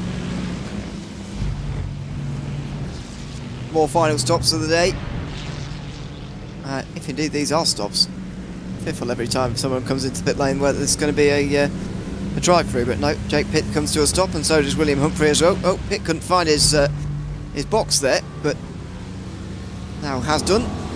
Don't think that Porsche's up on the jacks, so just a splash of fuel there. William Humphrey is taking tyres, and he's going to be waiting on the tyres now. With only 25 minutes to go, doesn't need that much fuel. Down off the jacks and pretty much immediately goes. 22.6 seconds will be more fuel than is required for just the 25 minutes that remain, but it shouldn't matter because Humphrey's got over a minute over Adam Watson, and that's a battle that's been settled in under our eyes really in the last few hours. Adam Watson's been awake for this entire race. He's done a lot of this race. I think he did the first 6 hours, he was saying earlier on. Will be very, very tired and looking forward to the end of this race in 25 minutes time, but I think can be pleased with a top 5 finish coming up for them. Yep, certainly so. In the final 24 minutes of this race, And yeah, only 12 laps now. We're getting towards counting on your hands how many laps we've got left in this race. And William Humphrey has got a short stint to get to the end after that stop, some 8 minutes behind the podium. And I'm going to go out on a limb here, Ewan. I don't think they're going to get to P3 at this point. But having said that, have I jinxed one of the top 3? We'll have to wait and see. Leo Brown still continues onwards though, with the time starting to ebb away from him. Still lapping well, 59.3 last time by. And I think he'll want to run the fuel tank as low as he can, really, because the car is light. He's clearly feeling good. These are some very good lap times that he's setting at the moment. And so we'll be running at a faster pace by staying out, you'd say, for longer, and then taking the shortest pit stop possible to try and hold on to that P2 in the final few minutes of the race. Critchley has that 2/3 of a lap advantage at the moment, and as he comes around to start another lap, Team Bennett are currently invisible on my track map, so I'm glad I saw that sentence. But they're nowhere near, and it'll be them facing on Charles Rainford a little bit more, who is, however, just behind Ethan Critchley, and that 91 car's coming into village now. I could hear you leaning in there to the camera to try and see it. It's very small, isn't it? I mean, I don't need glasses, but that's very small for me. Yeah, well, I have glasses. I have 4 eyes, and none of them could see that. 4 eyes? Wasn't helping. Is that how it works? Yeah. All right. Oh, don't worry, Ewan. I thought you'd get that one. It's all right. No. Again, anything slightly complicated, I'm out of it at the moment. As we know. Lots of space for Charlie Devlin to have a 2-minute pit stop there, and just as well for car 38. 4th place it will be for Scorpio Esports. But that actually is a loss of a podium finish, so we've actually seen a podium position change hands here in the final half an hour of this race. There's always something, there's always drama, and it's for Scorpio Esports. Charlie Devlin has lost effectively a lap with that pit stop and is now half a minute behind Daniel Perry, who shouldn't have to stop again, considering Perry's only 10 up. Oh, look at this. So what has gone on here? Very nearly hit by that Mustang, first of all. Line GP Esports Academy, but is that the look of a Mercedes that has run out of fuel, or what's gone on here? Try and listen in here. It seemed like the engine was still running, but a mystery, complete mystery for car 38. They had to tow back to pit lane, and they have lost a podium in the last half an hour of this race. That has got to be heartbreaking for them. Well, I've just seen Ryan in the chat just a couple of minutes ago. Sadly, ironically enough, I sent him for a big shout out to their race engineer James, who'd been up since 9 AM yesterday. I wonder if, Ryan, if you're still watching, if you know what's happened there, you can let us know. But that is a weird moment. Either way, completely confusing. The issue for United Sim Team, Sophie Aronman has a black flag, and that gap that she held of 3 seconds ahead of Harry Shaw is going to disappear, of course. Team Heaps together have also got a black flag to serve too. And yeah, this is going to become an interesting battle. Well, actually, will it even be a battle? Daniel Perry has 30 seconds of an advantage and doesn't have to pit again. So unless he has some kind of issue, and that Fury SimSport green car should be very much safe in P3 and be on the podium, despite being some 10 minutes off the lead in this race. More like 11 or 12 actually. So they'll be, counting their lucky stars that they've been able to get to a podium place, because it looked for all the world that they were running towards a P4 finish just off the podium. And there's going to be a change for 9th as well. Another position inside the top 10 changing in GT4, because we've got a black flag for Sophie Aronwin in the United Sim Team car. Iron Apex Esports rounding out the top 10 there. Will now be no longer rounding out the top 10 and up to 9th with a black flag there in the last 20 minutes. So a couple of changes happening here in GT4. As I said, there is always drama at the end of a 24-hour race. It doesn't matter how spaced apart the field is, doesn't matter how many cars are in the race. We've still got just over 40 here, by the way, compared to the 52 that started, but there's always something that happens in the final half an hour that just shocks you that little bit. And well, that might be our moment for this one. The final step of the podium in GT4 changes hands. There'll be another change in the lower part of the top 10 as well. Sophie Aronwin comes in to serve what should be the final black flag, at least for this car of the day. They'd hope so, wouldn't they? At the very least, coming into the final 20 minutes of the race, final 10 minutes, you can pick up 25 incident points in 10 laps, then that's an impressive feat, particularly at this stage of the race. So it should be their final drive-through that they have to serve, but it will lose them P9. Still the top 10 on the cards, though, and I think that's a really big positive to take for the United Sim team, top half of the drivers and the teams that started in this race. I note that Ryan said that the quote, "We've been destroyed by the servers again," so clearly something's gone wrong internet-wise for that car that has now dropped into P4, the Scorpio Esports car. And we're still waiting for this pit stop for Leo Brown. The 48 car, Team Benek entry, now 27 laps into the stint, just running the fuel tank as dry as they possibly can. That gap to Project 91 is 40 seconds. This is going to be really close on exit, you know. And they're all going to be, all three of the leading drivers are basically going to be on the same part of the racetrack, even if the second and third cars are lapped down. Must be extremely disappointing for them to miss out on a podium in these sort of late circumstances like that. And we'll see whether they can get that third place back again. Charlie Devlin 30 seconds behind Daniel Perry, though. That is quite a margin to try and regain in the last 20 minutes of a race. So that is unlikely to happen. And there is Devlin. Got to be driving with a new form of anger, you'd say.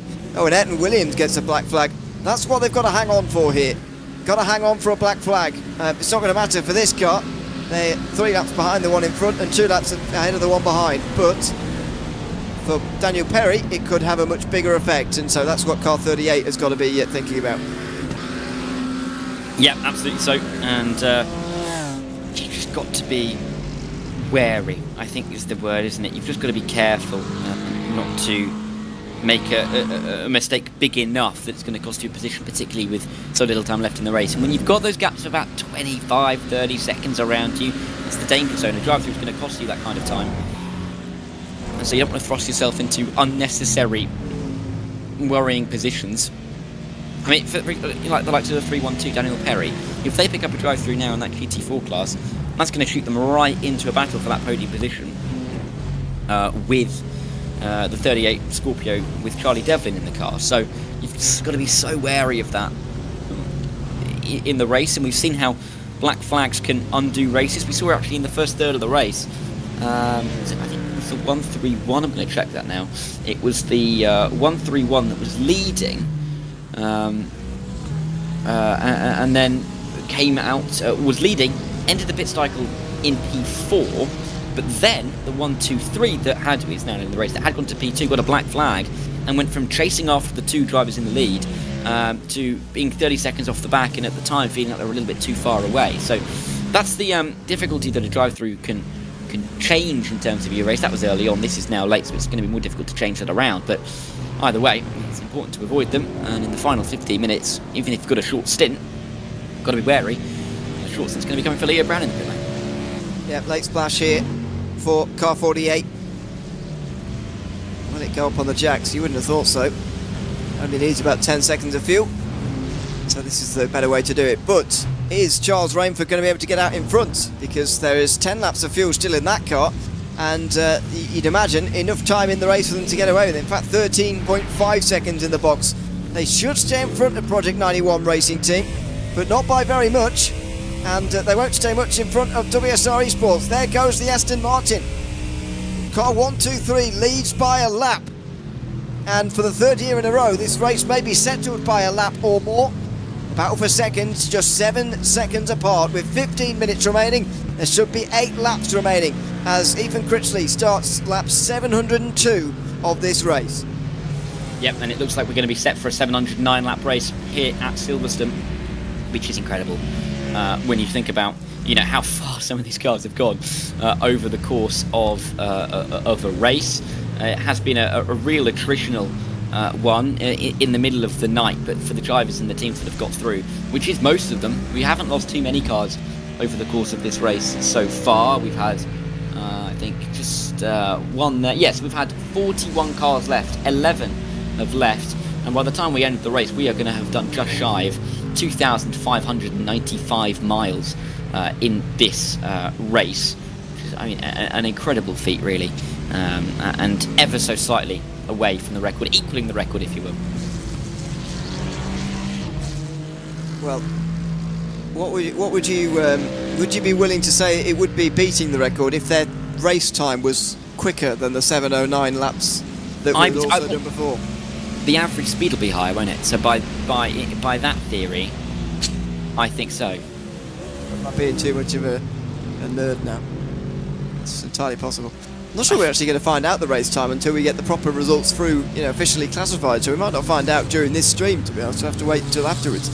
But the 709 laps were completed in 24 hours, 2 minutes and 10 seconds, 0.446, back in 2022. To be honest, I didn't think we'd get anywhere near that, because the best lap that day was way faster than the best lap during this race, which is in the low 58s. Managed to do a 56 at very best back then, so I'm not sure I quite understand how, in the same period of time, with such a slower best lap, how we're able to get anywhere near it, really. Well, yeah, it's a fair point, but we're doing it somehow, right? Can't really complain. It's been a great race up to this point, all the way through this 24 hours of Silverstone. Just going to work out how far it is actually that we will have driven in this race overall, because it's going to be about 2,500 miles, or to 4,176 kilometres, which is basically the distance between Estonia and Gibraltar on the road. So right the way across Europe in the space of 24 hours, because we're not on the road. I've just worked that out because you said maybe you're a nerd. I definitely am a nerd. And so there we are. But, I mean, long way. And so the fact that it is coming down to a couple of minutes, and this battle will be 2 to 7 seconds over that kind of distance, really just shows how competitive this grid was coming into this race, and that in a way it's delivered. Yes, it's not been to anything close right at the front of the field for the last few hours, and especially in GT4, but it's been highly competitive, particularly through the mid-pack.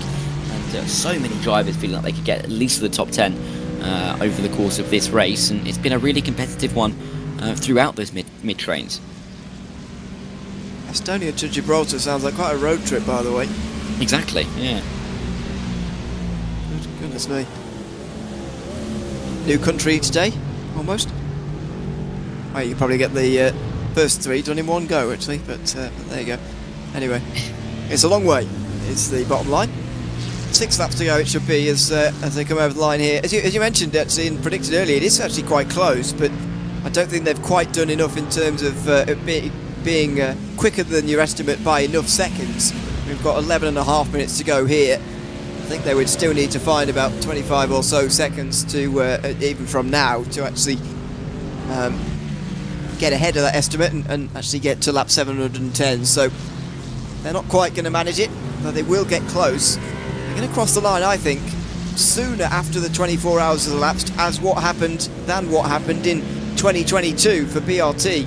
So I think we are going to see a quicker race time for 709 laps as opposed to what we did back in 2022. But I think the biggest story here is WSR Esports winning for a 3rd year in a row. They're starting to make this event their own, and have done since 2023 when they won by 2 laps over the defending champions. They employed the Audi to win by a lap last season, again over the second place team BRT. They finished second 2 years in a row. Project 91 racing team, by the way, were 3rd last year. They look like they're on their way to 3rd for the 2nd year in a row as well. As this battle between those two continues, 6.5 seconds still the gap there with 10 minutes to go. But WSR Esports look like they're on for their 3rd win in a row in this event, and looking not unbeatable. They've been challenged multiple times over the course of the last day, but they've survived all of the challenges and once again come out on top. Yep, and that's why they're champions, not just here but also in so many other high-end series in iRacing and high-end events. They are a fantastic outfit, a fantastic team, and have been so good for so long. No wonder that they are in the position that they currently find themselves in, heading into what is the final 5 laps of this race.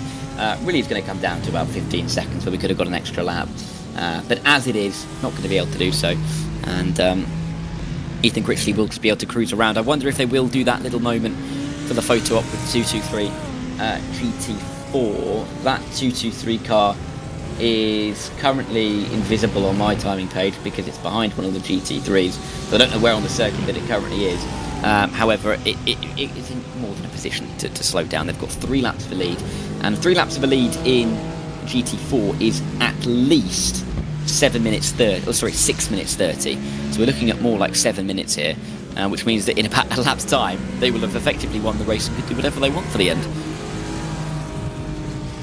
Yeah, it's a weird thing when you're leading by laps, isn't it? When the minutes are ticking by and you know that you actually can't be caught, but you carry on anyway. I mean, 3 laps, to be fair, around here, as far as in the grand scheme of things, is not a massive way round. But it is somewhere like 7 minutes that WSR Esports in GT4 hold. And there'll be some gaps further around the field where a similar thing will be going on. 3 laps, to be fair, is the one of the bigger advantages and disadvantages between two cars as an interval. Apart from those who've been very delayed in GT3. As we go aboard with Charles Rainford, he's actually closing in on car 48, but with only 8 minutes to go, I think he's going to run out of time to close that margin. Yep, he will. You feel, although that's come down to 5 seconds, or maybe it's coming out a little bit again. Last time by, he was only a couple of tenths faster, but through this lap so far, he's about 7 tenths faster. But in his beating seconds, doesn't he, out of that Team Bennett car. He can see it. It's tantalisingly close, like a carrot dangling in front of his face in the final few laps of this one. 4 to go as they cross the line, of course. But it will be Ethan Critchley who holds that substantial advantage. But if you're Leo Brown, you're just playing on the mirrors now, aren't you? You feel like you shouldn't be into this position, but as it is, you are. And you're having to race somewhat defensively to ensure that the Project 91 doesn't have a chance at winning the race, but I guess the risk of driving a little bit defensively is you could allow them back into this race, or back into this battle, and maybe cause a final lap scare or two. Goodness me, what's going on here? Well, I mean, that's what happens at, well, what is it, 5-2, oh dear, yeah, through the gravel, through turn 2 as well. There's front bumper off for the Aston Martin. A Mustang off on its own.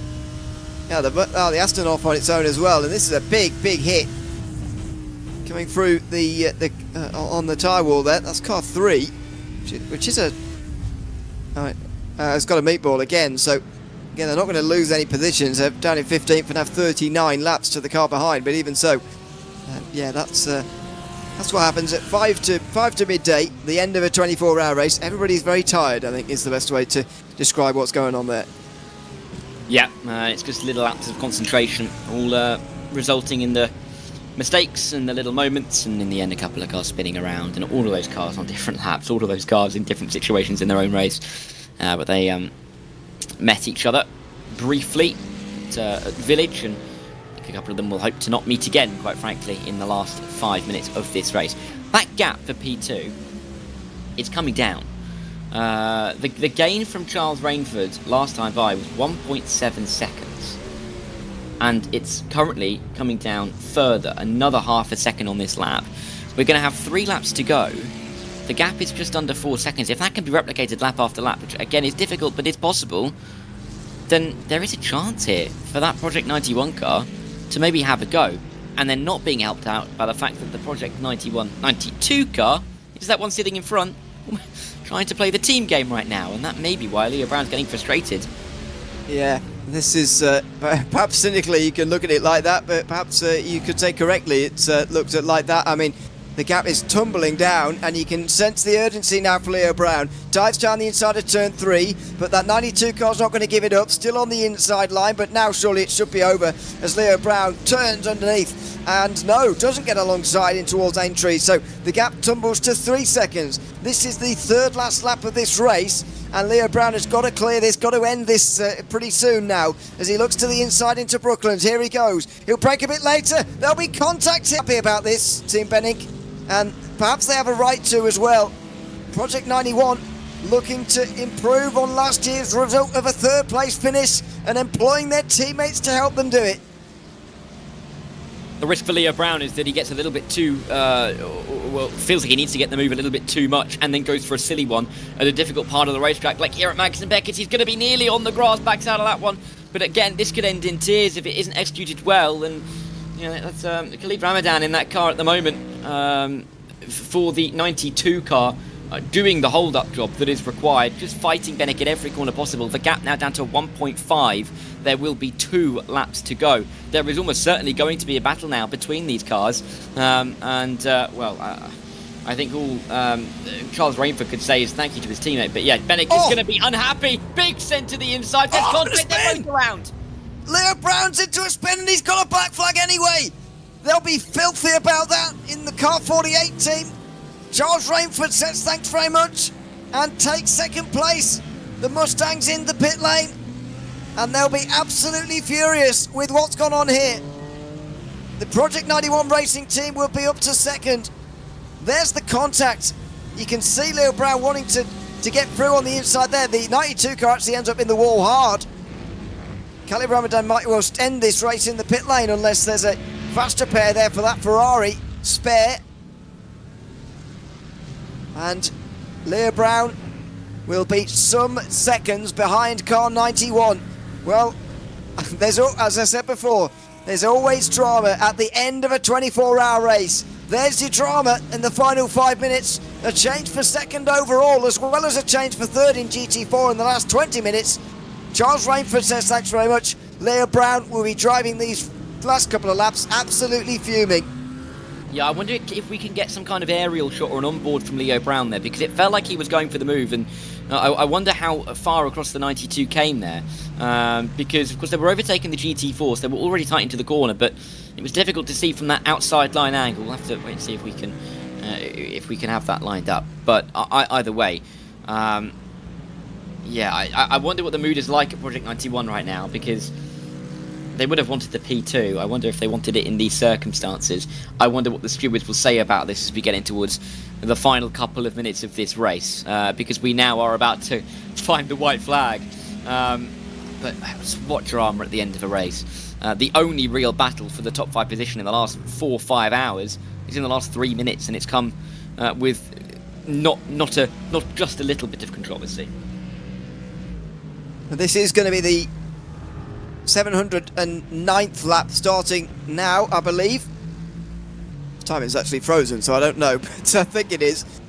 And if that is indeed the case, it will be a faster 709 than what we saw in 2022. This has been a very, very quick race indeed in 2025, as the 123 begins its final lap of the day, and just has a little bit more traffic to deal with on this very last lap.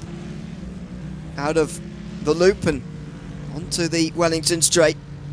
One Mustang to pass in the GT3 class, another GT4 class Mustang to go as well. And I wonder where their teammates are. Are they organising something for WSR Esports at what is the end of a brilliant day for them? Well, Matt Hoyland says they're organising something. I think that's for the Glass Tech cars. So there is organisation ongoing. But yeah, I've lost timing as well. Can't necessarily see what that 2-2-3 is as they work their way around the final lap. But it will be the final lap of the race for WSR. They're going to win in GT3. They're going to win in GT4. Their laps advantage means that we can say that already without them crossing the line. It's been an incredible race. Second half particularly for them. They struggled in the GT3 in the opening stages and weren't necessarily on pace in the GT4s as well, but they have pulled through and they have been the class of the field of late, and whereas others have fallen by the wayside or made little errors, have had hiccups in their races, WSR and this 1-2-3 car have been consistent all the way through and look like they're going to win this race in what is going to be likely the fastest race in Britcar 24-hour history by some distance. Time officially elapses just as they get into Stowe Corner. It's been a race of ups and downs at times for WSR Esports, but they've ended on a rise. They've ended a lap in front of the field for the third year in a row. The 2025 Cosworth Britcar Esports 24 Hours of Silverstone is going to be won in GT3 by WSR Esports and car 123, Ethan Critchley, with the pleasure of taking this car over the line. Not a flash of the lights, there it is. He celebrates, the team will celebrate, It's their third year in a row winning this race, the second year in a row in which they've had a lap over the field. And the year before it was 2 laps. They have dominated this event since 2023. And they've underscored that with another victory here this year. They'll wait soon for their teammates who already know they're going to be GT4 winners here this year. And they've got some way to go. They didn't decide to slow down for that formation finish. The car 223 is going to carry on for its own finish on its own. It's going to get its own moment. The Ford Mustang winning for the first time in the GT4 category in its first appearance. Yeah, incredible drive from all of these guys in the 223. Of course, we had a couple of bigger leads in the GT4 earlier on in the GT3s, but they've stayed consistent. They've stayed very much on the pace and have just pulled away overnight in the morning. No one within sight. At least a 7-minute win. When all is said and done, it's over 3 laps. We won't go down in terms of time, but incredible display. Eric Grove bringing it home. What a honour to really have this kind of car with this kind of lead on a stage like this as well. 3 laps, and that 223 will join that 123. And I think there's going to be some very happy WSR Esports people over the next couple of weeks. Yeah, they've taken 2 new manufacturers to the winning victory circle as well. Mercedes in GT4 was the only one to have won before. Mercedes, Audi and BMW the only ones to have won in GT3 before. Now Aston Martin joining those. Eric Grove comes out of the final corner and WSR Esports do the double. They win in GT4 as well. In the end, credited with 4 laps extra on the satellite racing car in second. That is dominance like we have not seen for some time in any of our categories in this race. The gap last year, for example, was only 38 seconds. The year before that was half. In the 3 years we've had in GT4 racing, this has been by far and away the most dominant performance of them all. As far as the team goes overall, you'd be hard-pressed to do any better than that. Both classes won by WSR Esports, and both by laps as well. 1 lap for Ethan Critchley in GT3 as they complete 709 laps in 24 hours. That's the second time 709 has been completed in this race, and the fastest out of those 2 occasions as well. Charles Rainford able to get past Leo Brown in a controversial finish for second there in the end, with William Humphrey a long way back then, 5 laps down in 4th, finishing ahead of Adam Watson. A close battle between those in the end. Team Loose Spurwing ended up with the first McLaren in the field in 6th, ahead of GWR Simcoach Setups. Fry Guys Motorsport, Next Gen Motorsports and Thomas Enger Sim Racing round out the top 10. 3 Mustangs next for the Pineapple Racing Club, Phoenix Sim Racing and Glasstec Racing. Aztec Racing joining them 13 laps down. DCW Racing Blue rounded out the top 15 with Purple Sector Racing in 16th. Armed Forces Sim Racing, despite a technical connection fault late on, still finished 17th. Dexterous Motorsports, Project Not Last and 150 Motorsport running out the top 20. 21st went to Team Heap Together, who were on the same lap as Quatermass Motorsport. Project 91 Racing Team Green, who had a real bearing on that battle for second in the end there, finishing 23rd in front of Driving Miss Daisy and Luna Rose Sim Racing. Coupe D Motorsports, then the first of the retirements, along with Chicken Kebab Fast Track Setups, Tadam Motorsport, Vulcan Motorsports, Platinum, TSRC Esports, and there may be a couple of others as well retired further down the field in GT3. Indeed there weren't, that was it, 30 cars in the field. WSR Esports put on the most dominant show in GT4 that we've ever seen in this in this race, since it was introduced into this race in 2023. The second biggest winning margin in this race's history as well, taking into account any class. Satellite Racing came in second, pretty comfortably in the end as well, but a change for third in the last hour. Fury Simsport getting in front of Scorpio Esports with trouble staying connected to the server. Line GP Esports Academy round out the top 5 with No Limit Sim Racing Academy not far behind them. Thomas Enger Sim Racing, Sim Dynamics, Iron Apex Esports and United Sim Team round out the top 10. United Sim Team getting that late black flag, of course, which dropped them to 10th. Split Strat Esports finished 11th ahead of Armed Forces Sim Racing, with UK Sim Racing in 13th place. Student Loan Racing and UWE Motorsports round out the top 15. Pineapple Racing Club did get back out after a long period in the pit lane, over nearly 40 laps off of the car in front of them. Arete Esports retired fairly late on, for them by far the latest retirement in the race. DKS Motorsport, Vulcan Motorsports and Aztec Racing retired early, as did Quadash Racing and Daredevil Motorsport in today's race. Well, that is just about it for us in 24 hours of racing. Darren, it was a dramatic finish. As I always say, you've got to watch 24-hour racing right to the very end. You never know at what stage in the night things are going to change, as it so often did, twisting and turning through the relatively long night we had in this race, but also at the end. Drama for second position that I think is going to be argued over for some time between those teams. And in GT4 as well, a podium place changing there too.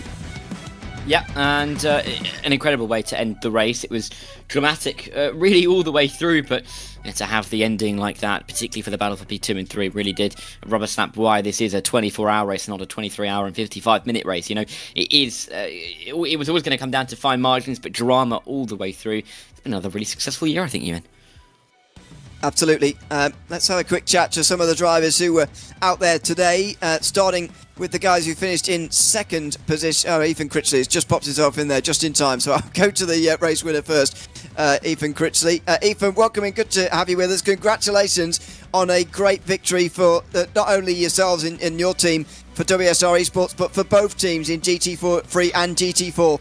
Talk us through the emotions as you crossed the line there and knew that it was a job well done. How are you feeling at the end of that race? Yeah, 3 years on the bounce. Not bad for the team. Obviously, quite an interesting race at the start, being last, a minute behind the leaders.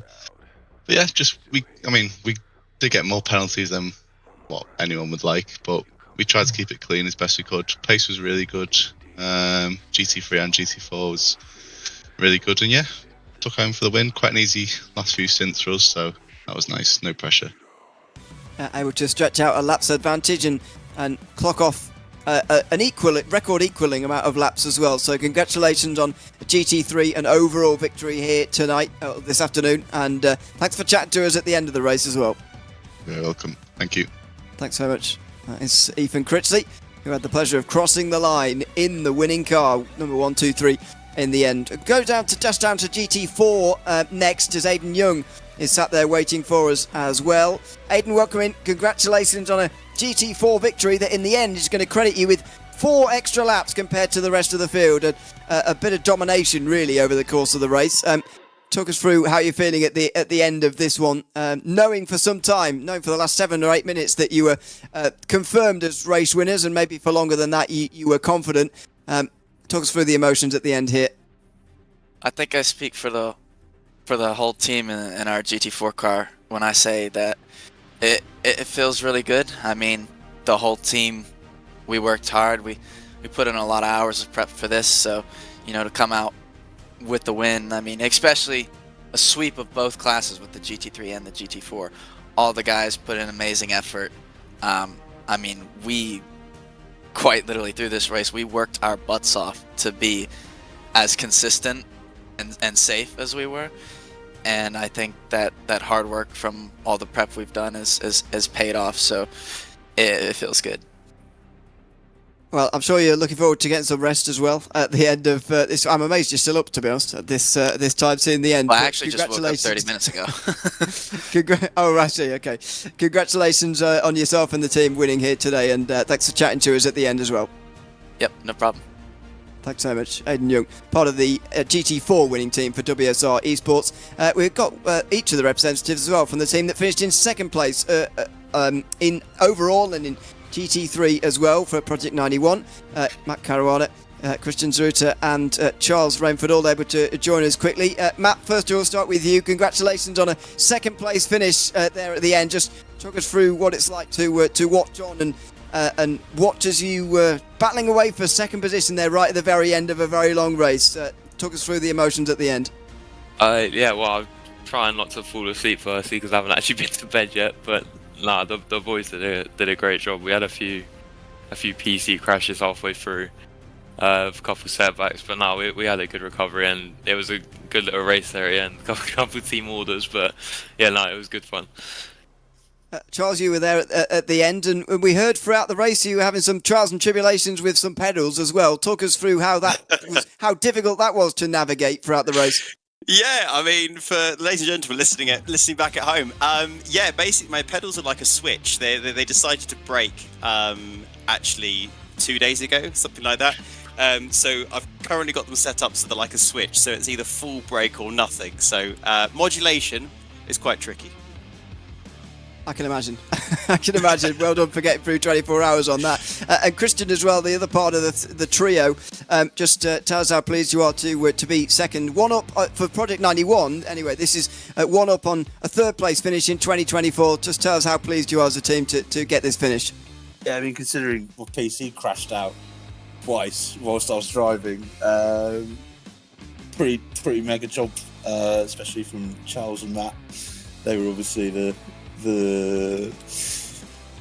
keeping up their end, and I'm just here to make up the numbers, I think. But no, it was good. It was good fun, and yeah, exciting at the end. Yeah, I can imagine. Congratulations to all three of you on getting second here today, and thanks for coming to chat to us at the end of the race as well. Thank you very much. It was a fantastic event. Thank you to all the organisers. It's been absolutely mega fun.